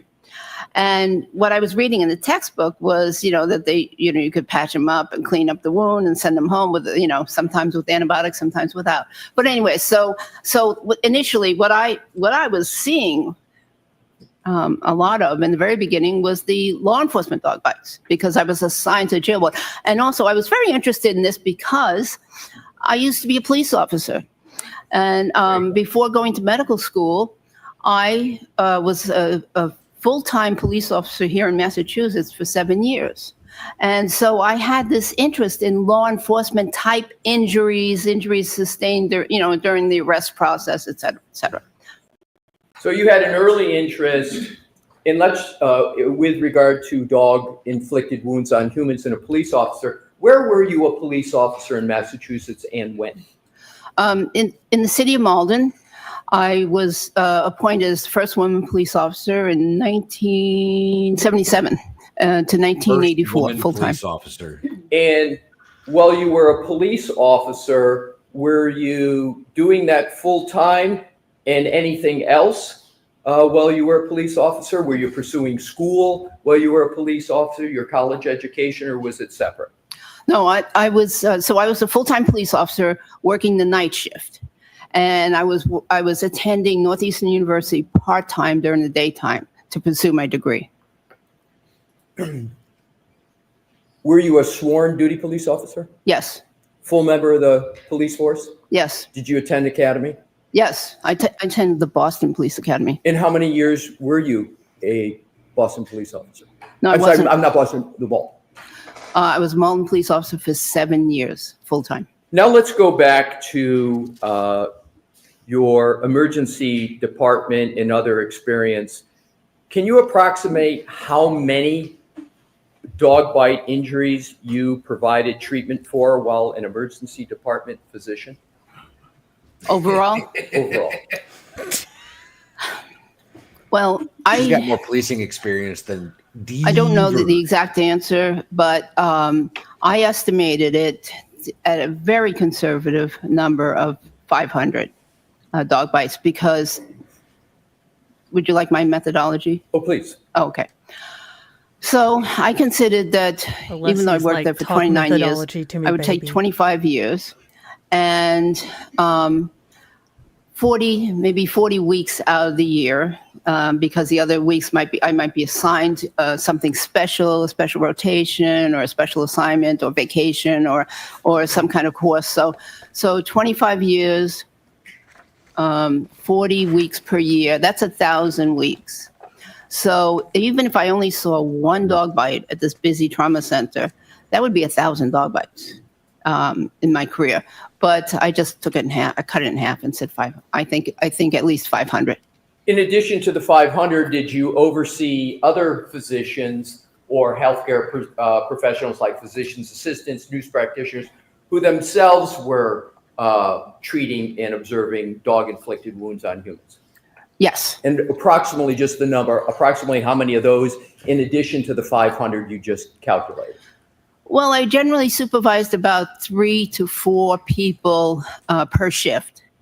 You know, med students and interns, residents, whatever, all those people. And so I would say very conservatively another 500. In terms of other work, I want to shift just a little bit in the emergency department. Did you encounter injuries from persons involved in motor vehicle accidents? Many. And you mentioned you were in Los Angeles, and she's in pain. In terms of those, can you approximate how many humans you saw and treated and diagnosed in the emergency medicine department from motor vehicle accidents? Well, it was a very busy level 1 trauma center. What is a level 1 trauma center? So level 1 trauma center is the highest designation that a trauma center can have. And there are many requirements in place in order for a medical center to be a level 1, including 24-hour in-house neurosurgery, 24-hour in-house orthopedics, and an active research program, and many, many, many more requirements.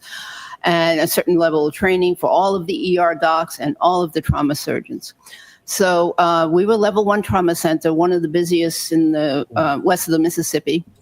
And the hospital was located near some major freeways. So we saw lots of patients from motor vehicle accidents.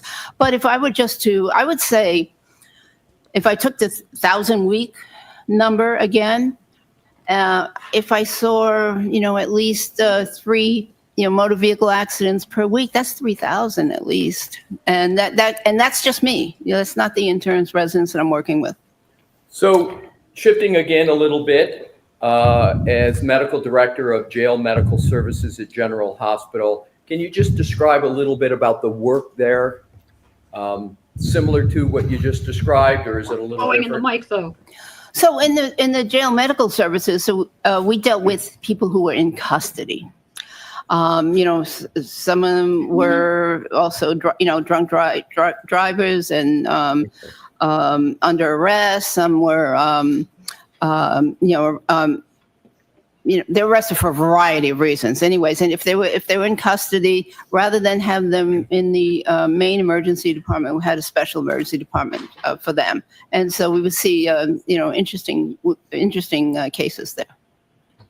In terms of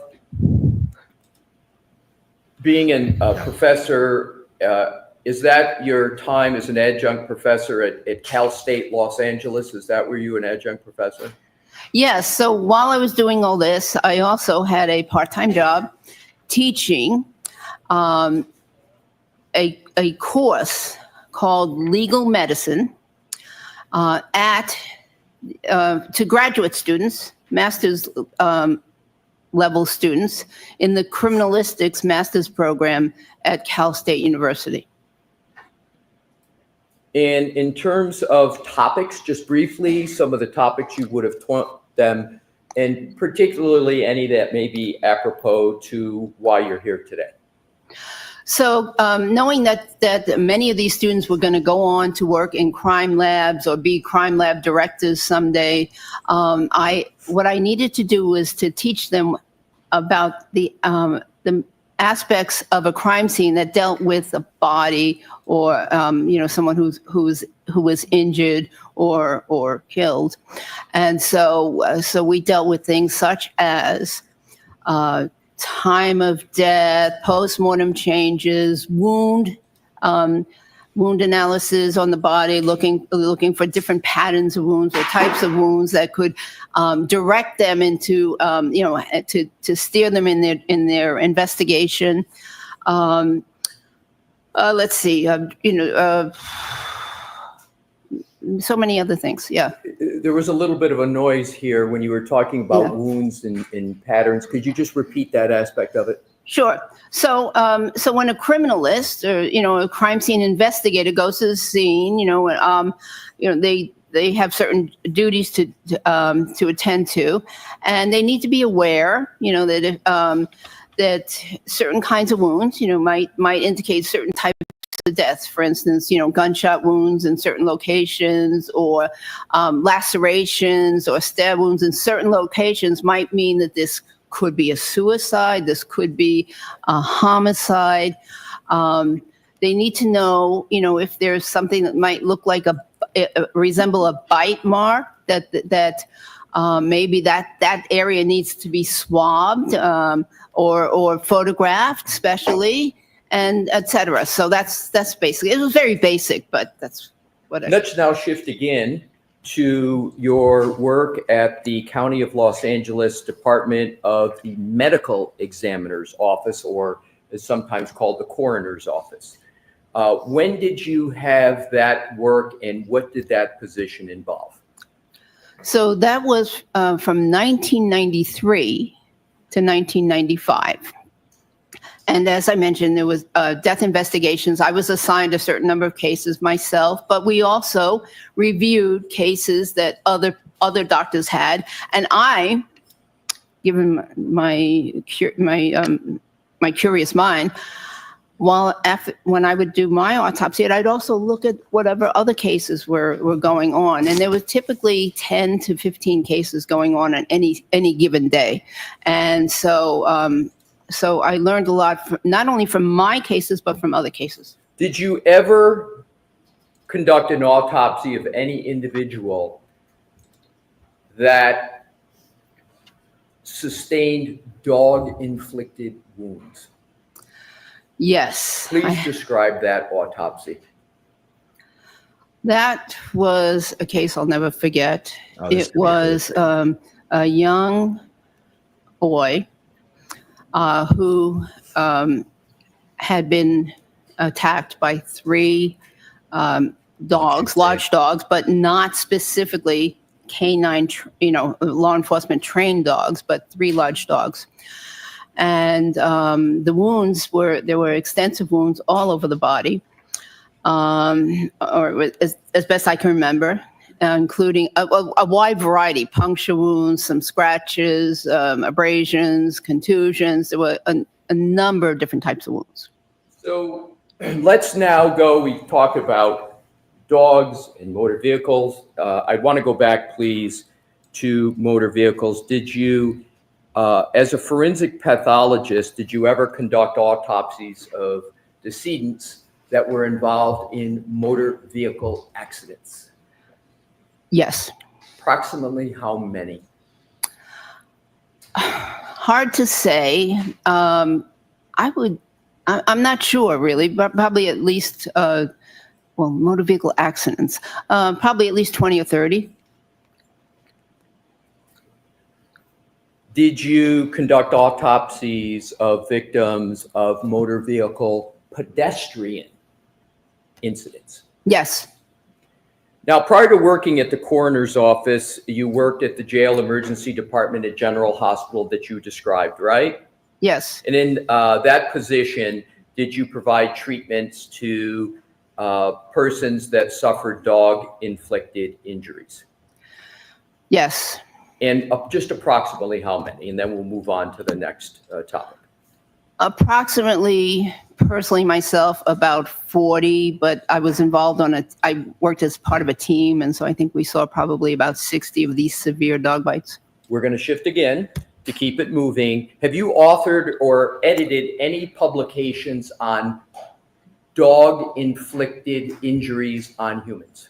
Yes. And what publications, please? So I was a co-author on 2 peer-review articles in major emergency medicine journals. One of them was describing the law enforcement dog bites, injury patterns, and another one was more focused on the management of the law enforcement dog bites. And did you, those are ones you co-authored, correct? Yes. Did you ever edit the work of others' articles or books as part of a peer review process? Yes. Describe that, please. Yes. I was asked to be a co-editor of a 2-volume series on forensic emergency medicine in a peer review article series. And one of the chapters in one of those issues was on was on bite wounds. It was written by Dr. Gerald Vale, Vale, and who is a renowned board-certified forensic odontologist. In terms of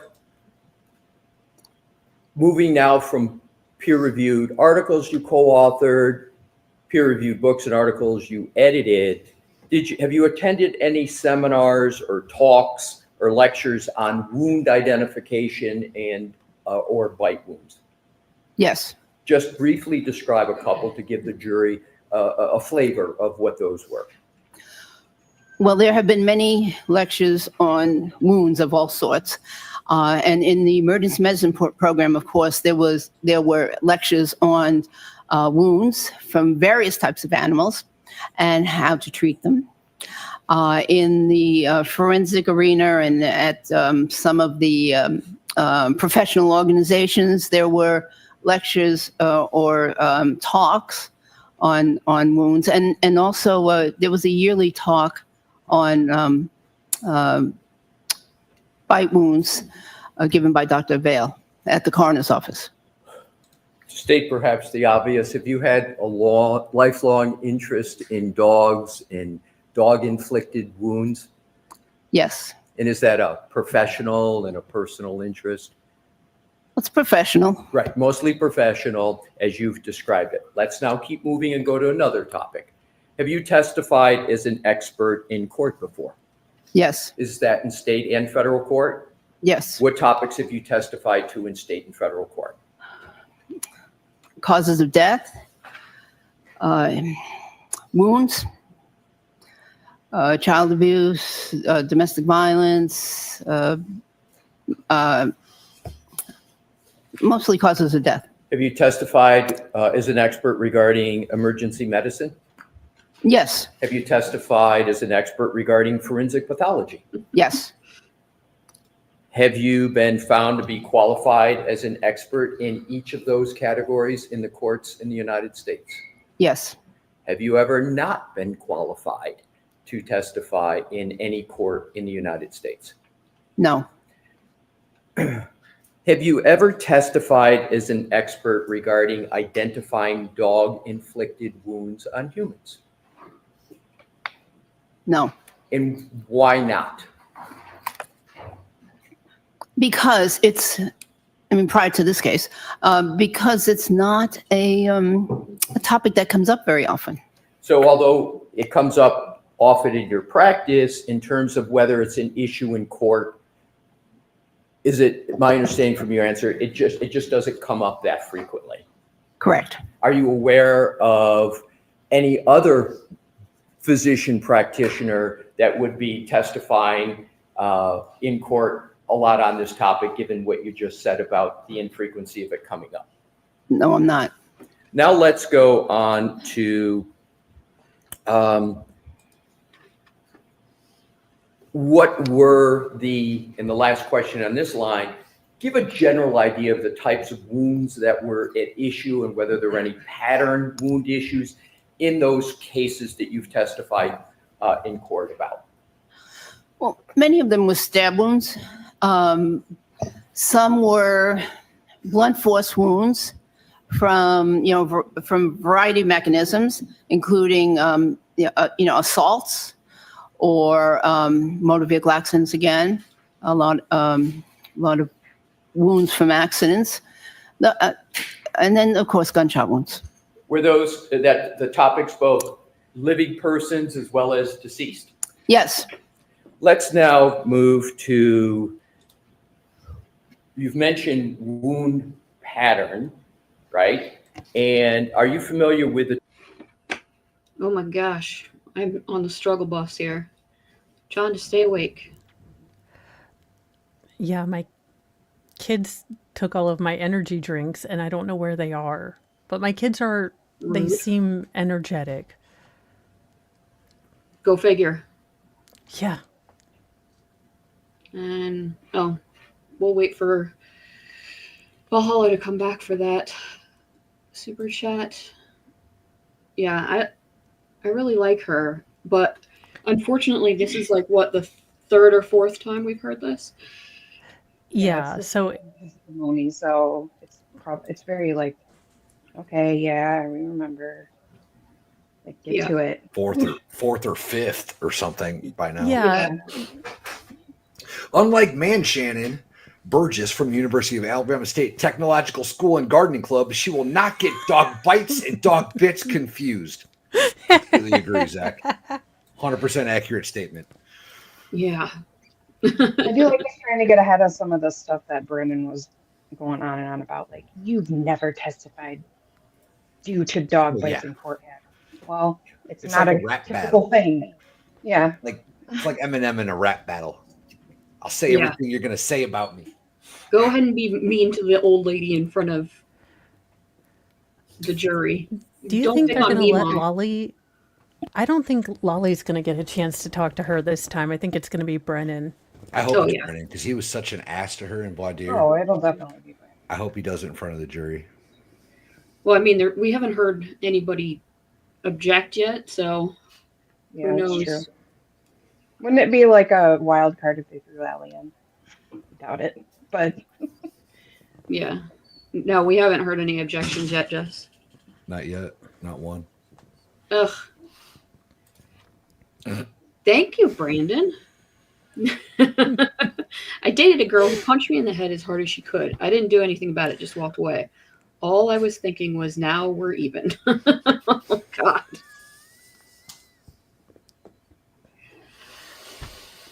Oh. That a boy. Anyway. Topic in the area of wound pattern recognition.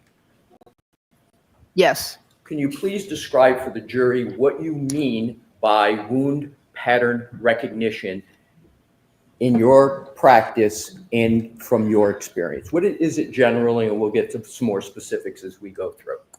Well, generally, pattern recognition is very important in medicine. It's important in a lot of different fields of medicine, including radiology. They look for patterns on x-rays. Pathologists under a microscope looks for certain patterns to identify cancerous cells, for instance. So pattern recognition is very important. And then as a subset, wound pattern recognition is of course, very important to physicians that deal with patients that, come in from the street, so to speak, from,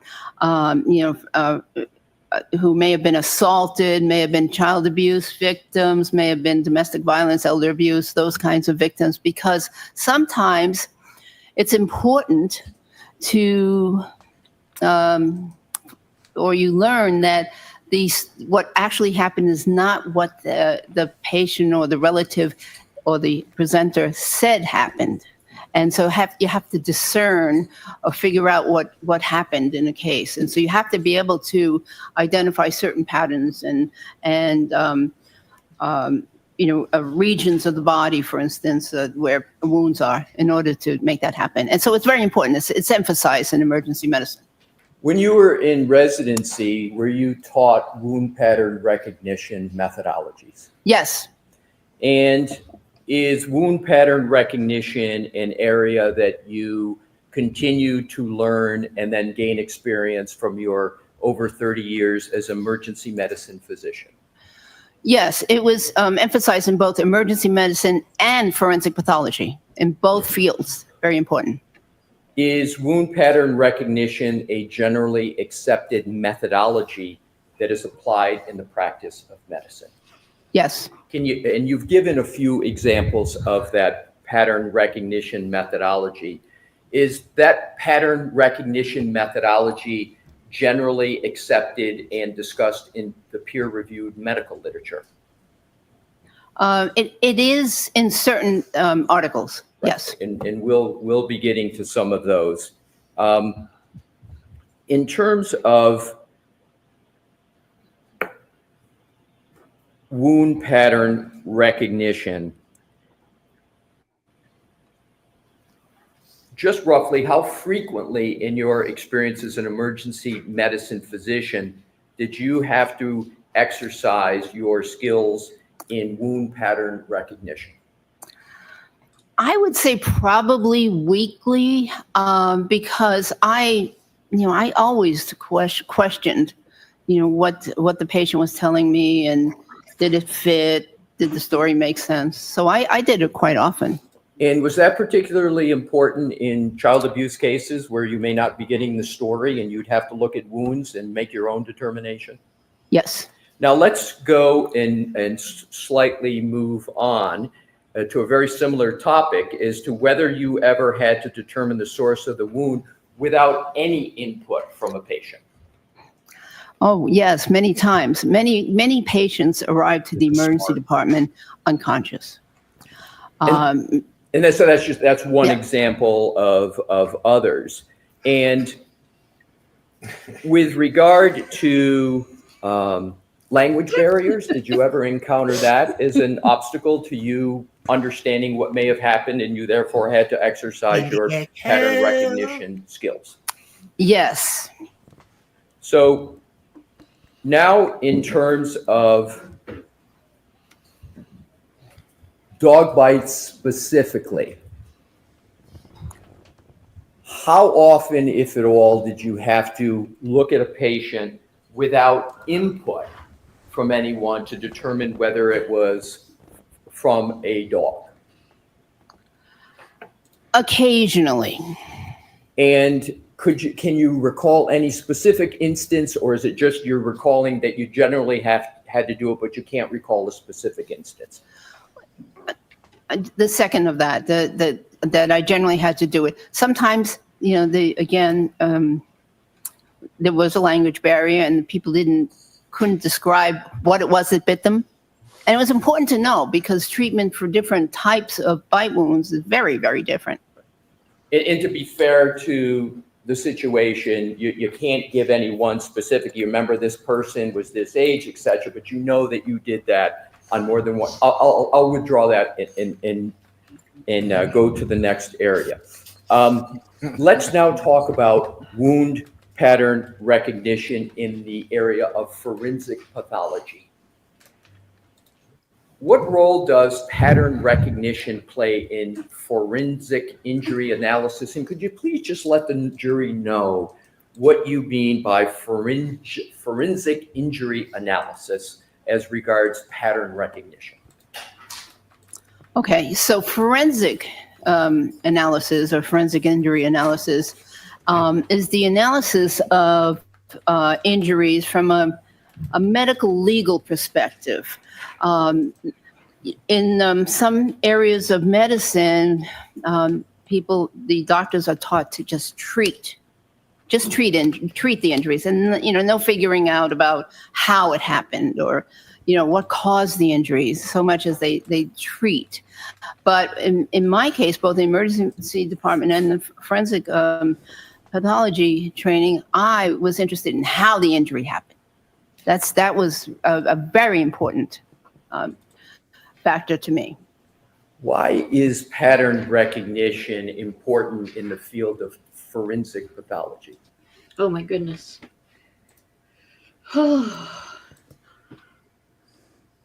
You're right. I got that one already. Yeah, I was about to say This one's new.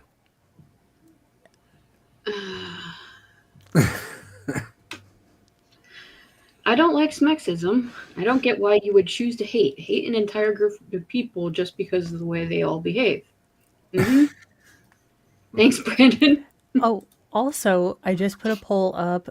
Strangest animal bite she's seen: liger, ferret, Kardashian. Huh. Mm. Yeah. That's a good one. There was one more. There you go. That was the one. I saw this one. What's the difference between a good ear and a great ear? One is a tire, and the other one is 365 used condoms. That a girl, Marissa. Thanks, Brandon.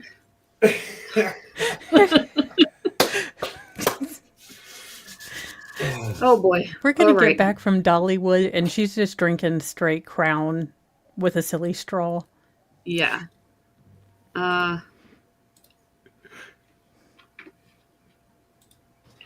Well, you could look at a wound all by itself, an abrasion, for instance. Abrasion is a scratch. And in and of itself, it might not tell you how the wound occurred all by itself. But if there are a series of scratches or a series of lacerations or cuts, they can tell you more about how it happened. And have you applied wound pattern recognition skills in your practice as a forensic pathologist? Many times. Could you just give the jury a flavor by just a few examples? Maybe two. Okay. Self-defense wounds, for instance. An issue comes up often in court if certain wounds were inflicted on purpose versus were they inflicted self-defense, and things like appearance and location can help you determine that. What was the question again? It's just a few examples of applying pattern recognition skills in forensic pathology. Oh yes, Thank you, doctor. More? No, more, yes. Oh yeah, motor vehicle accident. People who are struck by cars. There are certain patterns that one expects to see when a individual is struck by a car, and we're taught to look for certain patterns, and that can help you determine if they were struck by a car. In terms of motor vehicle accidents and patterns, can you give an example of some of the patterns you would expect to see in someone, and that you have seen in someone that is struck by a motor vehicle? Oftentimes lower extremity fractures, for instance. Lower extremity bruises and fractures are commonplace for someone who is struck by a car. And in your practice as an emergency medicine physician, a rough approximation of how many lower extremity injuries you have examined and evaluated with regard to motor vehicle accidents, including in the Los Angeles area? Oh, I think probably hundreds. She's like, alrighty, so now let's continue with the topic that you were talking about. You called it defense injuries and wounds. I want to cover that topic. Are you familiar with the term posterior surface? Yes, in terms of anatomy? In terms of human anatomy. And with Your Honor's permission, could Dr. Russell point to her arm to show what she's referring to with regard to posterior surface for a defense injury? Sure, go right ahead. So let me explain just in general. Sure. Anterior is the front of the body. And Excuse me, Dr. Russell, I'm sorry, if you want to stand up so the jury with Your Honor's permission. Yes, are you comfortable standing up and doing this? Yes. Okay. So many years ago, anatomists decided on a nomenclature for describing parts of the body, and so the way the body the descriptions go is that you take a person in what they call the standard anatomic position, which is upright with their arms, their palms facing forward. palms facing forward. So that is the standard anatomic position. So anything in the front is anterior, anything in the back is posterior. Could you point to the arm when you talk about anterior and posterior, please? Yes. So with regard to the arm, if the palm is facing forward, that's the anterior. So the posterior part of the arm would be the back part that I'm touching right now. This back part of the arm and the back part of the forearm would be right here. So that's the posterior of the arm. In what relation does the posterior of the arm have in determining whether or not a wound is a defensive wound? Well, oftentimes, when someone is being attacked, they will put their arm up to defend or protect their face, their neck, their chest, their vital organs, the vital parts of their body. So they put their arms up. And in doing so, the posterior part of the arm becomes presented to whoever is attacking them or whatever is attacking them. So this is the part of the arm that oftentimes gets injured when someone is defending themselves. Thank you, Doctor. How often have you observed and concluded regarding defensive wounds to the forearm? Many times. I don't know. I don't have a number. 20, 30, I don't know. In terms of decedents. And then in terms of live people, many, many more. And if we just start with the posterior part of the forearm that you've described and you encounter wounds there, are those wounds indicative or highly indicative of anything? Well, they're indicative of defensive wounds being caused during a defensive action. In your experience as a resident, a fellow, emergency room physician, and a forensic pathologist, and your time at Cochrane, have you experienced and taught the topic of defensive wounds? Yes. Now let's move on to another topic. Do you have knowledge of the dental features of dogs? Yes. Where did you gain your knowledge about the dental features of dogs? Generally from reading articles. And in terms of examining patients with dog-inflicted wounds, did that inform you anything about dog dentition or not?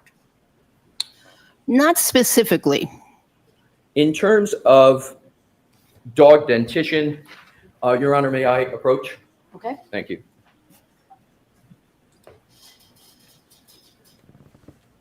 May I approach, Your Honor? Yes. Your Honor, may I have this depiction marked as an exhibit for identification? So for ID? For ID only, yes. Oh, for identification? Thank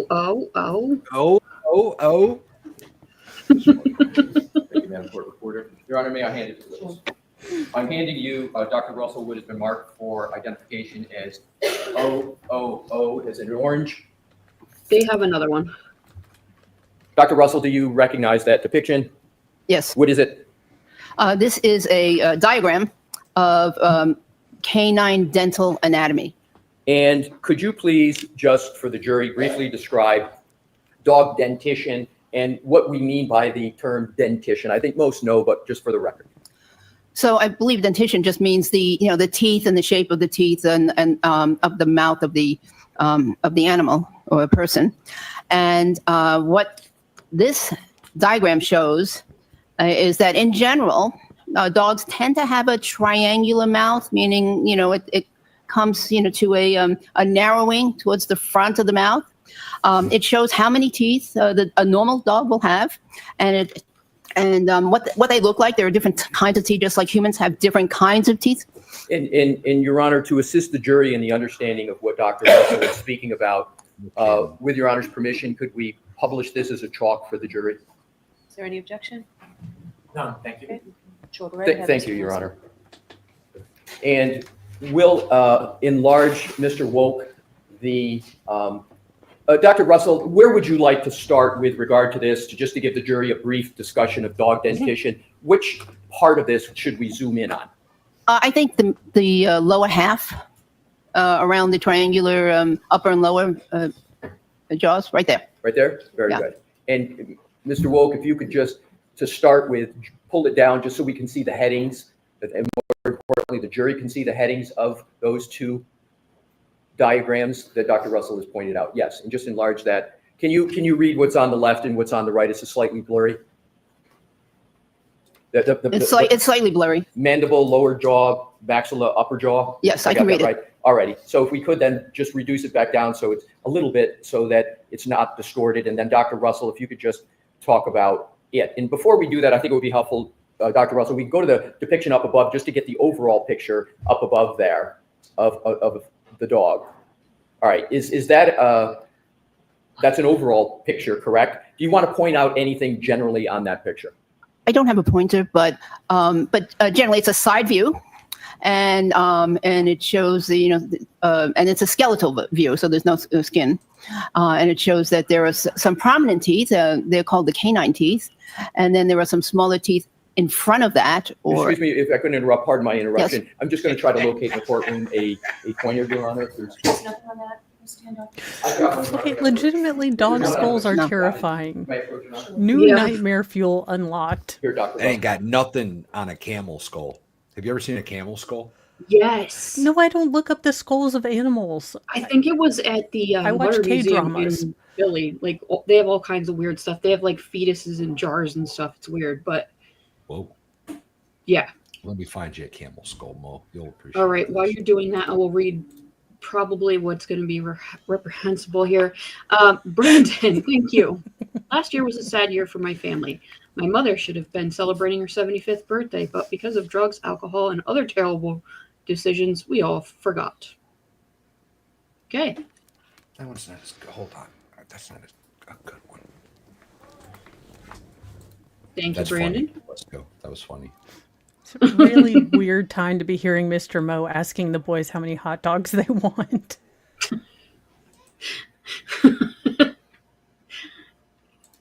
All right, we got off track here. I need to start back. Yeah, this won't work, I guess.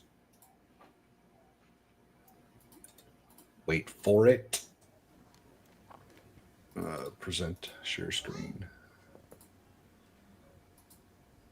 There you go. Oh. You have to stop sharing the current screen. There you go. Or bring it down, rather. Look at the canines on a camel. Yeah, you Does would that think make they're more any like damn horse. sense? Right. Aren't they? Gnarly. Are they omnivores? No, they're not. They're definitely like dry grass fiber eaters. Good. Weird. But they might have been in the past or something. They're actually, so camels are fascinating, y'all. They're currently like thought of as a desert animal and they're built for the desert. However, evolutionarily, they were built for the tundra. They're from like the North Pole area. Like Okay. They're from Arctic landscapes. Science, we need a woolly camel yesterday. Forget the woolly mammoth. Let's bring back the woolly camel. Give him another 50 years. Oh God. So hopefully that will work for you. Thank you. Excuse me. Okay, so this is a side view, and it shows many teeth, and and it's a skeletal view, obviously, and it shows these prominent teeth, which are called the canine teeth. Humans also have canine teeth, and ours are not quite as prominent. And then there are some teeth in front of that, which are called incisors. So that's the overview. Right. And just to put this in context, we are looking at this and talking about dogs. Have you had the opportunity to review any photos of the right arm of the decedent in this case? Yes. And is one of the topics you're going to address whether those wounds are from a dog? Yes. And so this background in terms of dog dentition part of what you're going to cover for the jury later on? Yes, and I want to make one more comment, if I may. Please. Just when a dog bites, they usually don't bite with all of the teeth. They usually don't get all the teeth impacted on the individual. So that's important to know. Oftentimes, it's the anterior or the front teeth. Why, doctor, is it the case that a dog doesn't always have a complete bite, get all of the teeth? Why is that the case? Well, there's oftentimes movement. Oftentimes the dogs aren't really trained on biting techniques. And so, yeah, there's oftentimes the person who's being bitten is pulling away and trying to avoid the bite. So oftentimes there's only impact with a few of the teeth in the front. Great. Please continue, Doctor, with your. Dr. Russell, could I ask you to use this screen? Oh, yes. Because I think it's easier for counsel. Oh, okay. So overview, these large canine teeth, these are the anterior teeth. And as I said, it's very rare for all the teeth to be involved in the bite. It's usually just the front teeth and canine teeth. Are there certain teeth that are on this depiction that cause certain types of injuries, abrasions, tears, punctures? Is there any relation to the teeth in any of those categories, or can it be just general? Well, oftentimes, because the canine teeth are so long compared to the others, they are the ones that seem to cause the the puncture wounds, and those are the ones that appear to get the grip on the person's skin. Is there a medical term for a puncture wound from a canine, or is it just it's a punctate wound from canines? I'm not sure there's a medical term. Okay, please continue. Okay. That's about it on this side view. And is there any other view on the exhibit that you would like to discuss with the jury? Well, I was going to show that it's triangular. Again, the upper and lower jaws. Yeah, they tend to be somewhat triangular. Is that also sometimes the shape referred to as an hourglass, or is it triangular, or you prefer triangular? I've heard it referred to as hourglass. I don't see an hourglass, but yeah, maybe in some dog breeds, because the different dog breeds have different shapes of their mouths. But this is just a generalization. Okay, please continue. I don't know that there's anything else. All right, and so you. Actually, yeah. So here you can see. Go back, please. So here you can see again the canines, and it's oftentimes this is the upper jaw, the maxilla jaw. It's oftentimes these teeth that do the impacting. I'm sorry, I didn't hear you say it's often these teeth that what? That do the impact. The upper jaw is oftentimes the part that actually makes contact with the skin. That's all. Thank you. We can take that down, Mr. Wolf. Thank you, Your Honor. Now let's go to dog-inflicted injuries on humans generally. What type of injuries to humans can be caused by dog-inflicted bites? Well, there are lots of different types of injuries. So they could be extremely minor, from a minor scratch to puncture wounds by individual teeth to actual puncture and punctures by several teeth. There could be several abrasions because there are multiple teeth involved, and if they don't puncture, they at least scratch. They can scratch the skin. That's what I call abrasion, is a scratch. So they scratch the skin, but in parallel because the teeth are lined up. So they oftentimes have parallel lines. And then, of course, there are bruises that could occur because of the crushing injury, and there can be what we call avulsions, which are where an actual flap of the skin is removed. And I can go further, but there's a wide extent of injuries. So there's a wide extent, a wide range. And can you just give one or two factors that are going to determine whether you're on the more minor side of the range to the more major part as regard to the type of bite that the dog is able to get? Well, I think that when there is penetration of the skin and pulling away of some of the tissue, I would consider that a more significant bite because of what's needed for treatment. Just bear a moment, please. Thank you. So in terms of the nails and claws of a dog, what type of injury, if any, can those cause? So the nails they're also somewhat pointy or triangular in configuration or shape, and so they can cause scratches, and actually they can cause even deeper wounds if the nail catches the victim's skin a certain way. But most of the time, just scratches. From your experience, what type of medical experience, peer-reviewed article experience, your whole professional experience with dog-inflicted wounds on humans, do you have experience with just a part of the range or the whole range of injuries that a dog can inflict? Well, I think I have a very wide range of experiences because those very serious ones we talked about in the very beginning, where there were crushing and ripping injuries, so those were the trained canine dog bites. Most emergency physicians don't even get to see those. They're so uncommon.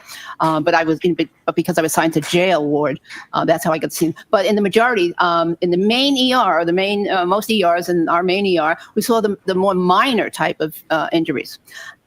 So in terms of if someone is bitten by a dog, where are they? Again, I think most people understand this, but just to be clear for the record, when someone gets a dog-inflicted wound, where do they usually go? Well, Sustained.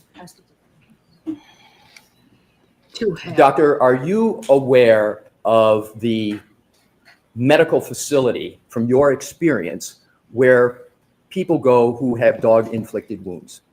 Like the ER?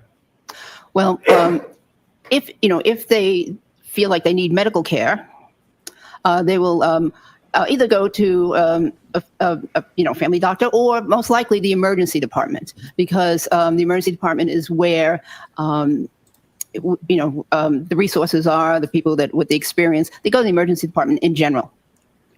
From your experience for people in your literature review and authoring of documents, do people with dog-inflicted wounds go to a veterinarian for treatment?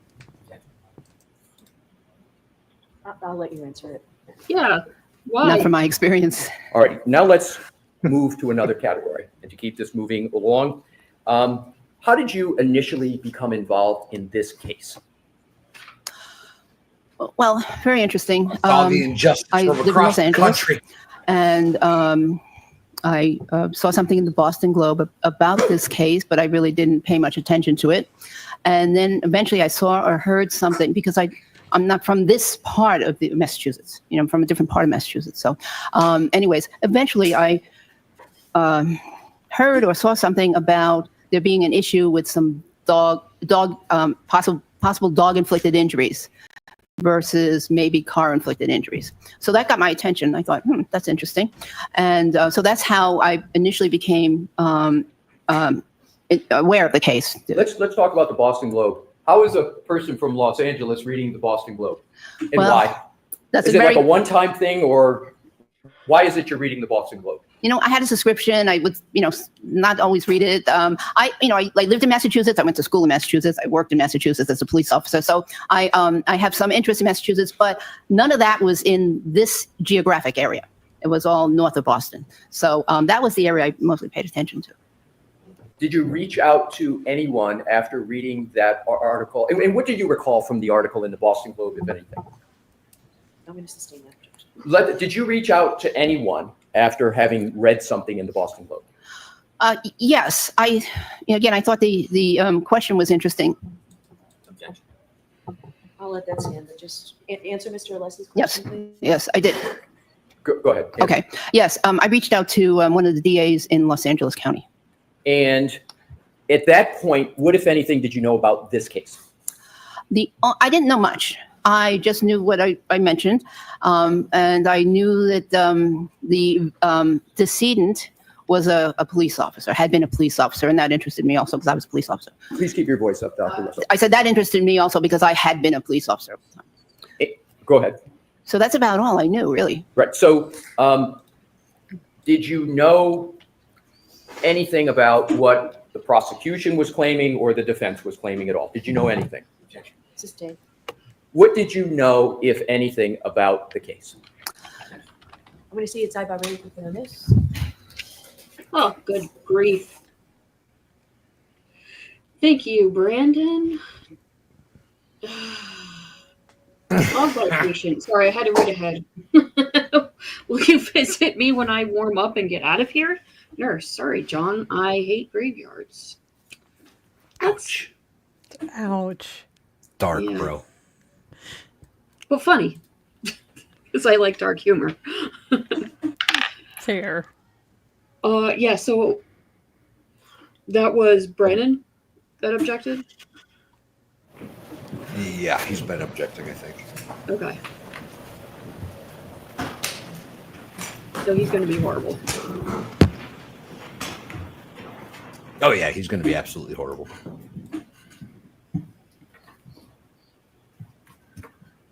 Moment, Your Honor. Okay.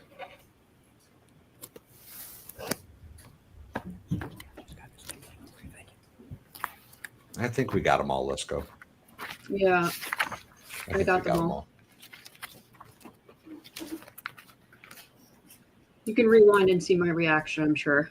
Dr. Have, in terms of, Mr. Wolk, if we could please, and Your Honor, may we publish what is already in evidence, which is Exhibit 167? Okay.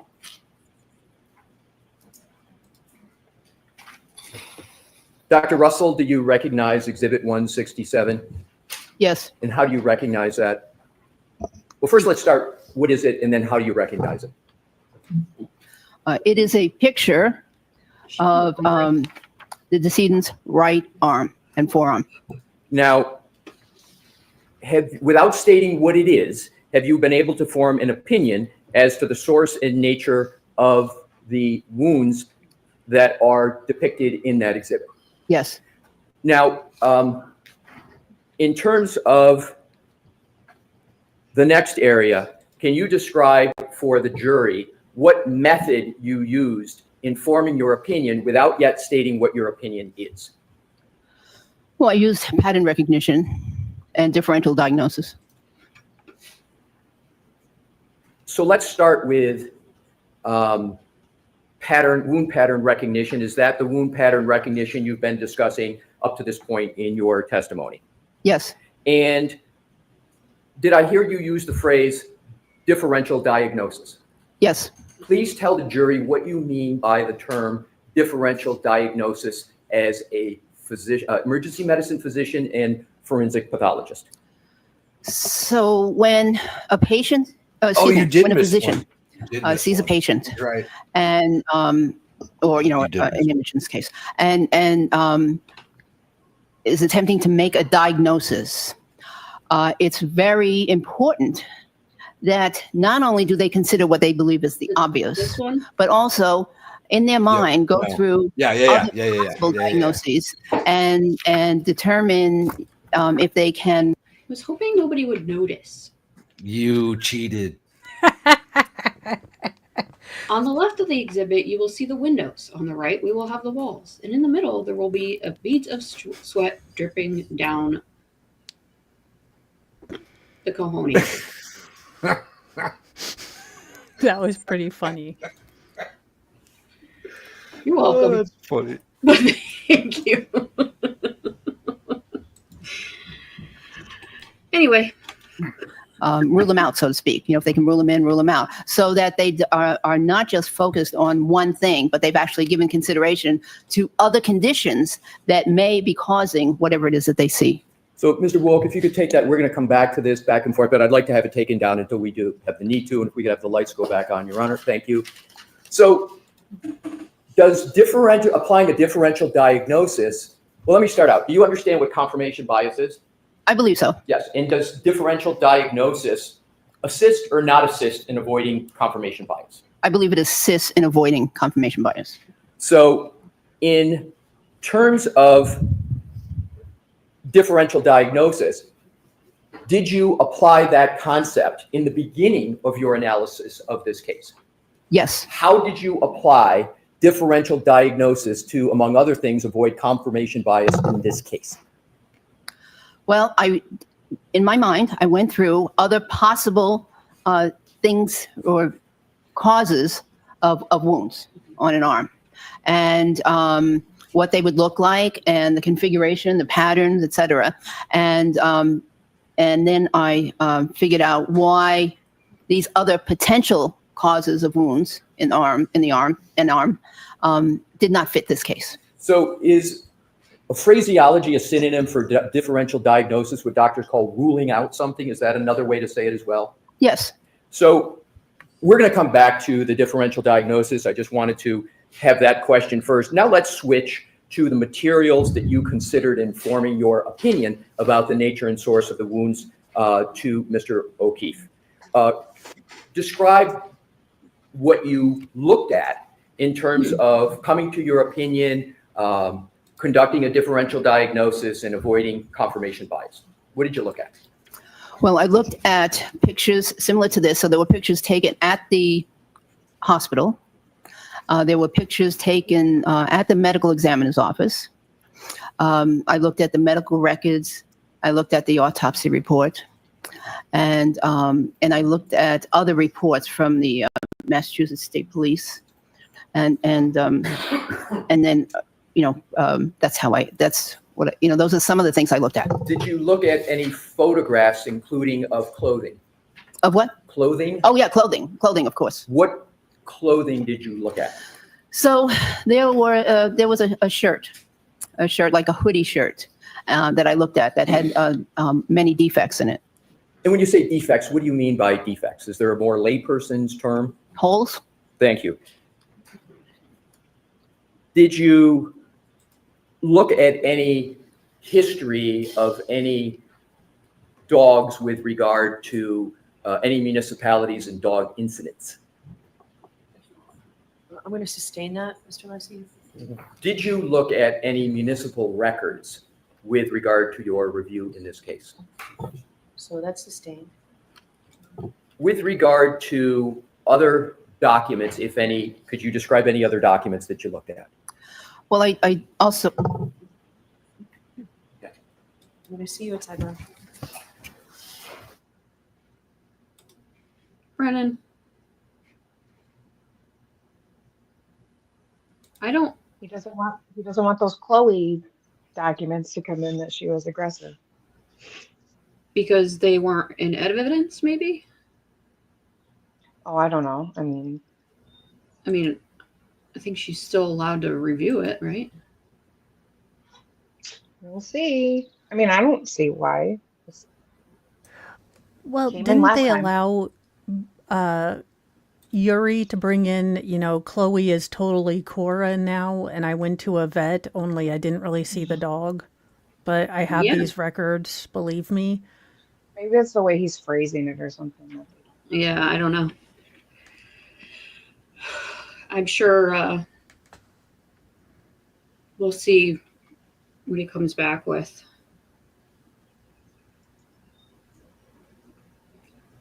Maybe she'll send them like lunch. Almost time. Well, and that's what I was wondering also, if this is a, sidebar to throw him off his timing. Zach for $4.99. I'm just reading the entire thing now. Just wait till you see Dr. Russell's presentation. She'll put blue paint in a dog's mouth and then let it batter positive proof. That's funny. I mean, I don't want to see Dr. Russell get bitten. She's cute, and she already seems like the chair's hurting her. I don't want to see a dog hurt her. Now I'm willing to let Brennan donate his body for science. I think, I don't know. I'm getting older, and it hurts just to get out of bed in the morning. So I can't imagine how she feels. Well, yeah, and look how tiny and uncomfortable that little witness stand is. I mean, goodness. Yeah. Can you make them look any more uncomfortable? Yeah. And I didn't really look at the chair. Is it like a wood chair? I couldn't imagine if it was a wood chair and you had to sit there all day. Yeah. I Although, don't know. would it be bad if you brought those things that they put on bleachers for high school games? Yeah. 'Cause I feel like they'd frown upon that. Oh, like a butt cushion? Yeah. I can't. Oh, see, Peggy's she got, has a a whole cushion. cushion. Yeah. They've all got cushions. Look at them. Oh my gosh, they do. Those, I'm telling you, I sat Oh, for she in does those. not. No way. It's like stadium I chair. sat in those for 2 days in an old courthouse in Philly, and I wanted to. 1 o'clock, and then today we'll give you an hour for lunch, okay? Oh.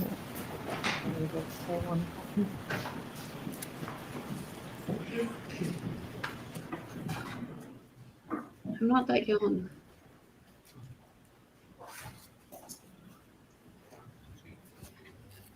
So he's getting one more May I continue, question? Your Honor? Yes. Thank you.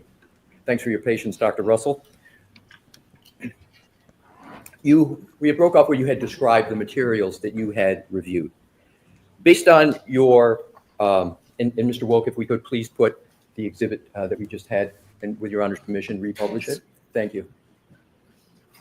Based on your review of all the materials that you had described and your experience that you had described, without stating it, were you able to come to any conclusions or opinions about the source and nature of the injuries that you see depicted on that exhibit?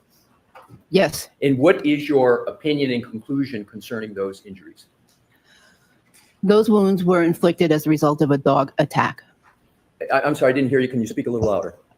They were inflicted as a result of a dog attack. And how did you form that opinion? Just describe your thought process to the jury. Well, there are multiple groupings of wounds. Do you have the pointer? I do. And if you could use the screen that Her Honor has requested. So there are multiple groupings of wounds right here. Here's one on the what I'll consider the upper arm, which is above the elbow. Here's another grouping. Here's an interesting, complex grouping at the elbow. These are all at the posterior surface of the arm. And there's another grouping down here on the forearm. These multiple groupings are patterns. And they are, in my opinion, were inflicted by the teeth and claws of a dog. We've discussed previously pattern recognition skills and methodology, and you just mentioned the word pattern here. Can you elaborate on what you mean by pattern with regard to this exhibit? So there are groupings, and one can see that these wounds are going essentially in the same direction. They are oriented in the same way on the almost from the inner, close to the inner surface of the arm or the anterior surface towards the posterior surface. What is the arm. significance, if any, of that orientation you just described? So well, that gives me direction, and that tells me that the dog's teeth were over here. Over here. The dog is over on this side of the arm, and the teeth started their punctures or their injuries over here, and through either the action of the dog or a combination of the action of the dog and the action of the decedent pulling away, or the victim pulling away, the teeth made these abrasions in this direction, from here down to here. And then here it's very complex because of the bending of the elbow.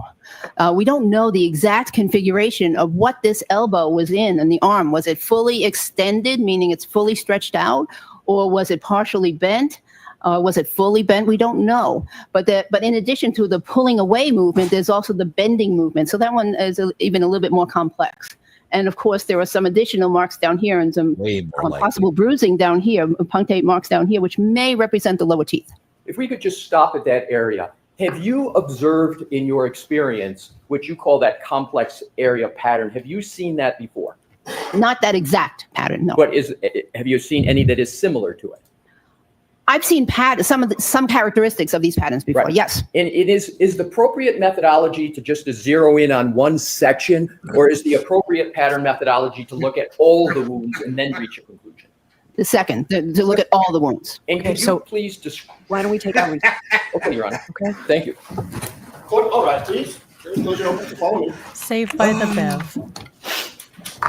Goodbye. Brandon. Go ahead, Marissa. Go ahead. I don't Go know. ahead. Go ahead. Read the super chat. Why Marissa. can't Helen Keller drive? Because she's a woman.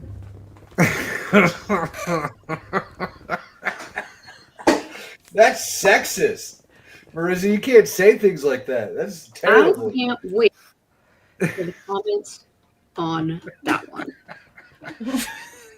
Hey, But I I'm a don't read woman. them, I could agree. Okay, Music- to be music- fair, I music- don't trust music- me to parallel music- pike music- either. I don't Music. trust me to drive. Music. Sorry, we're working. Music. Whew. Thank you. I couldn't understand what you were saying. I just hear yelling. Well, it's because there was music playing. I couldn't hear the music actually.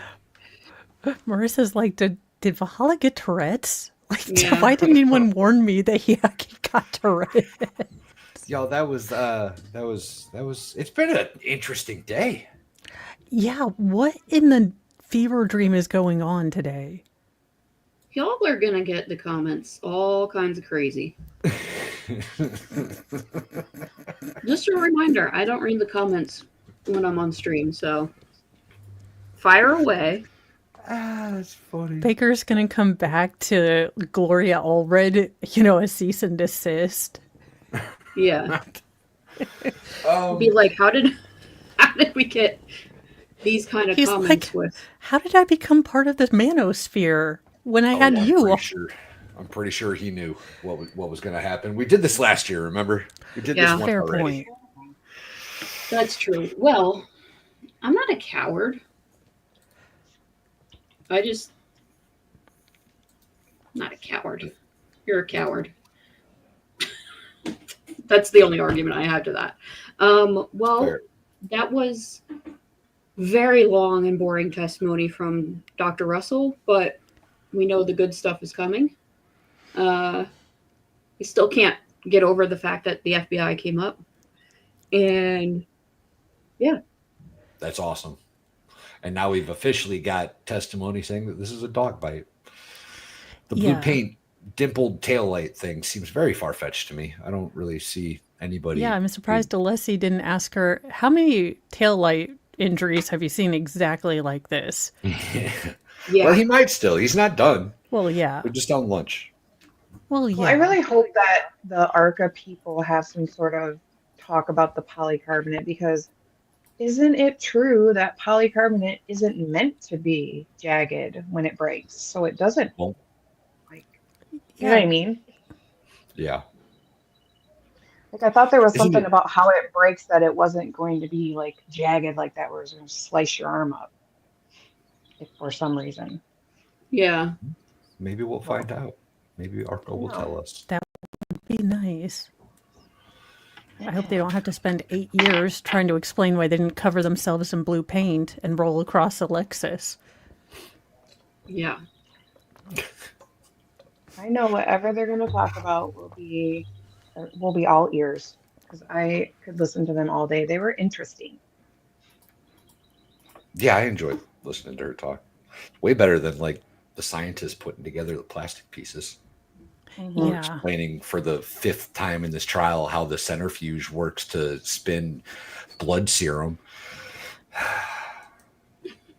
I like how Dr. Russell doesn't say, sure, yeah, so what DNA is? Like, sure, I'll be happy to. I'm like, no, stop saying sure. When. All right. Well, I think it's time for lunch. You don't want to read that one, Marissa? I don't.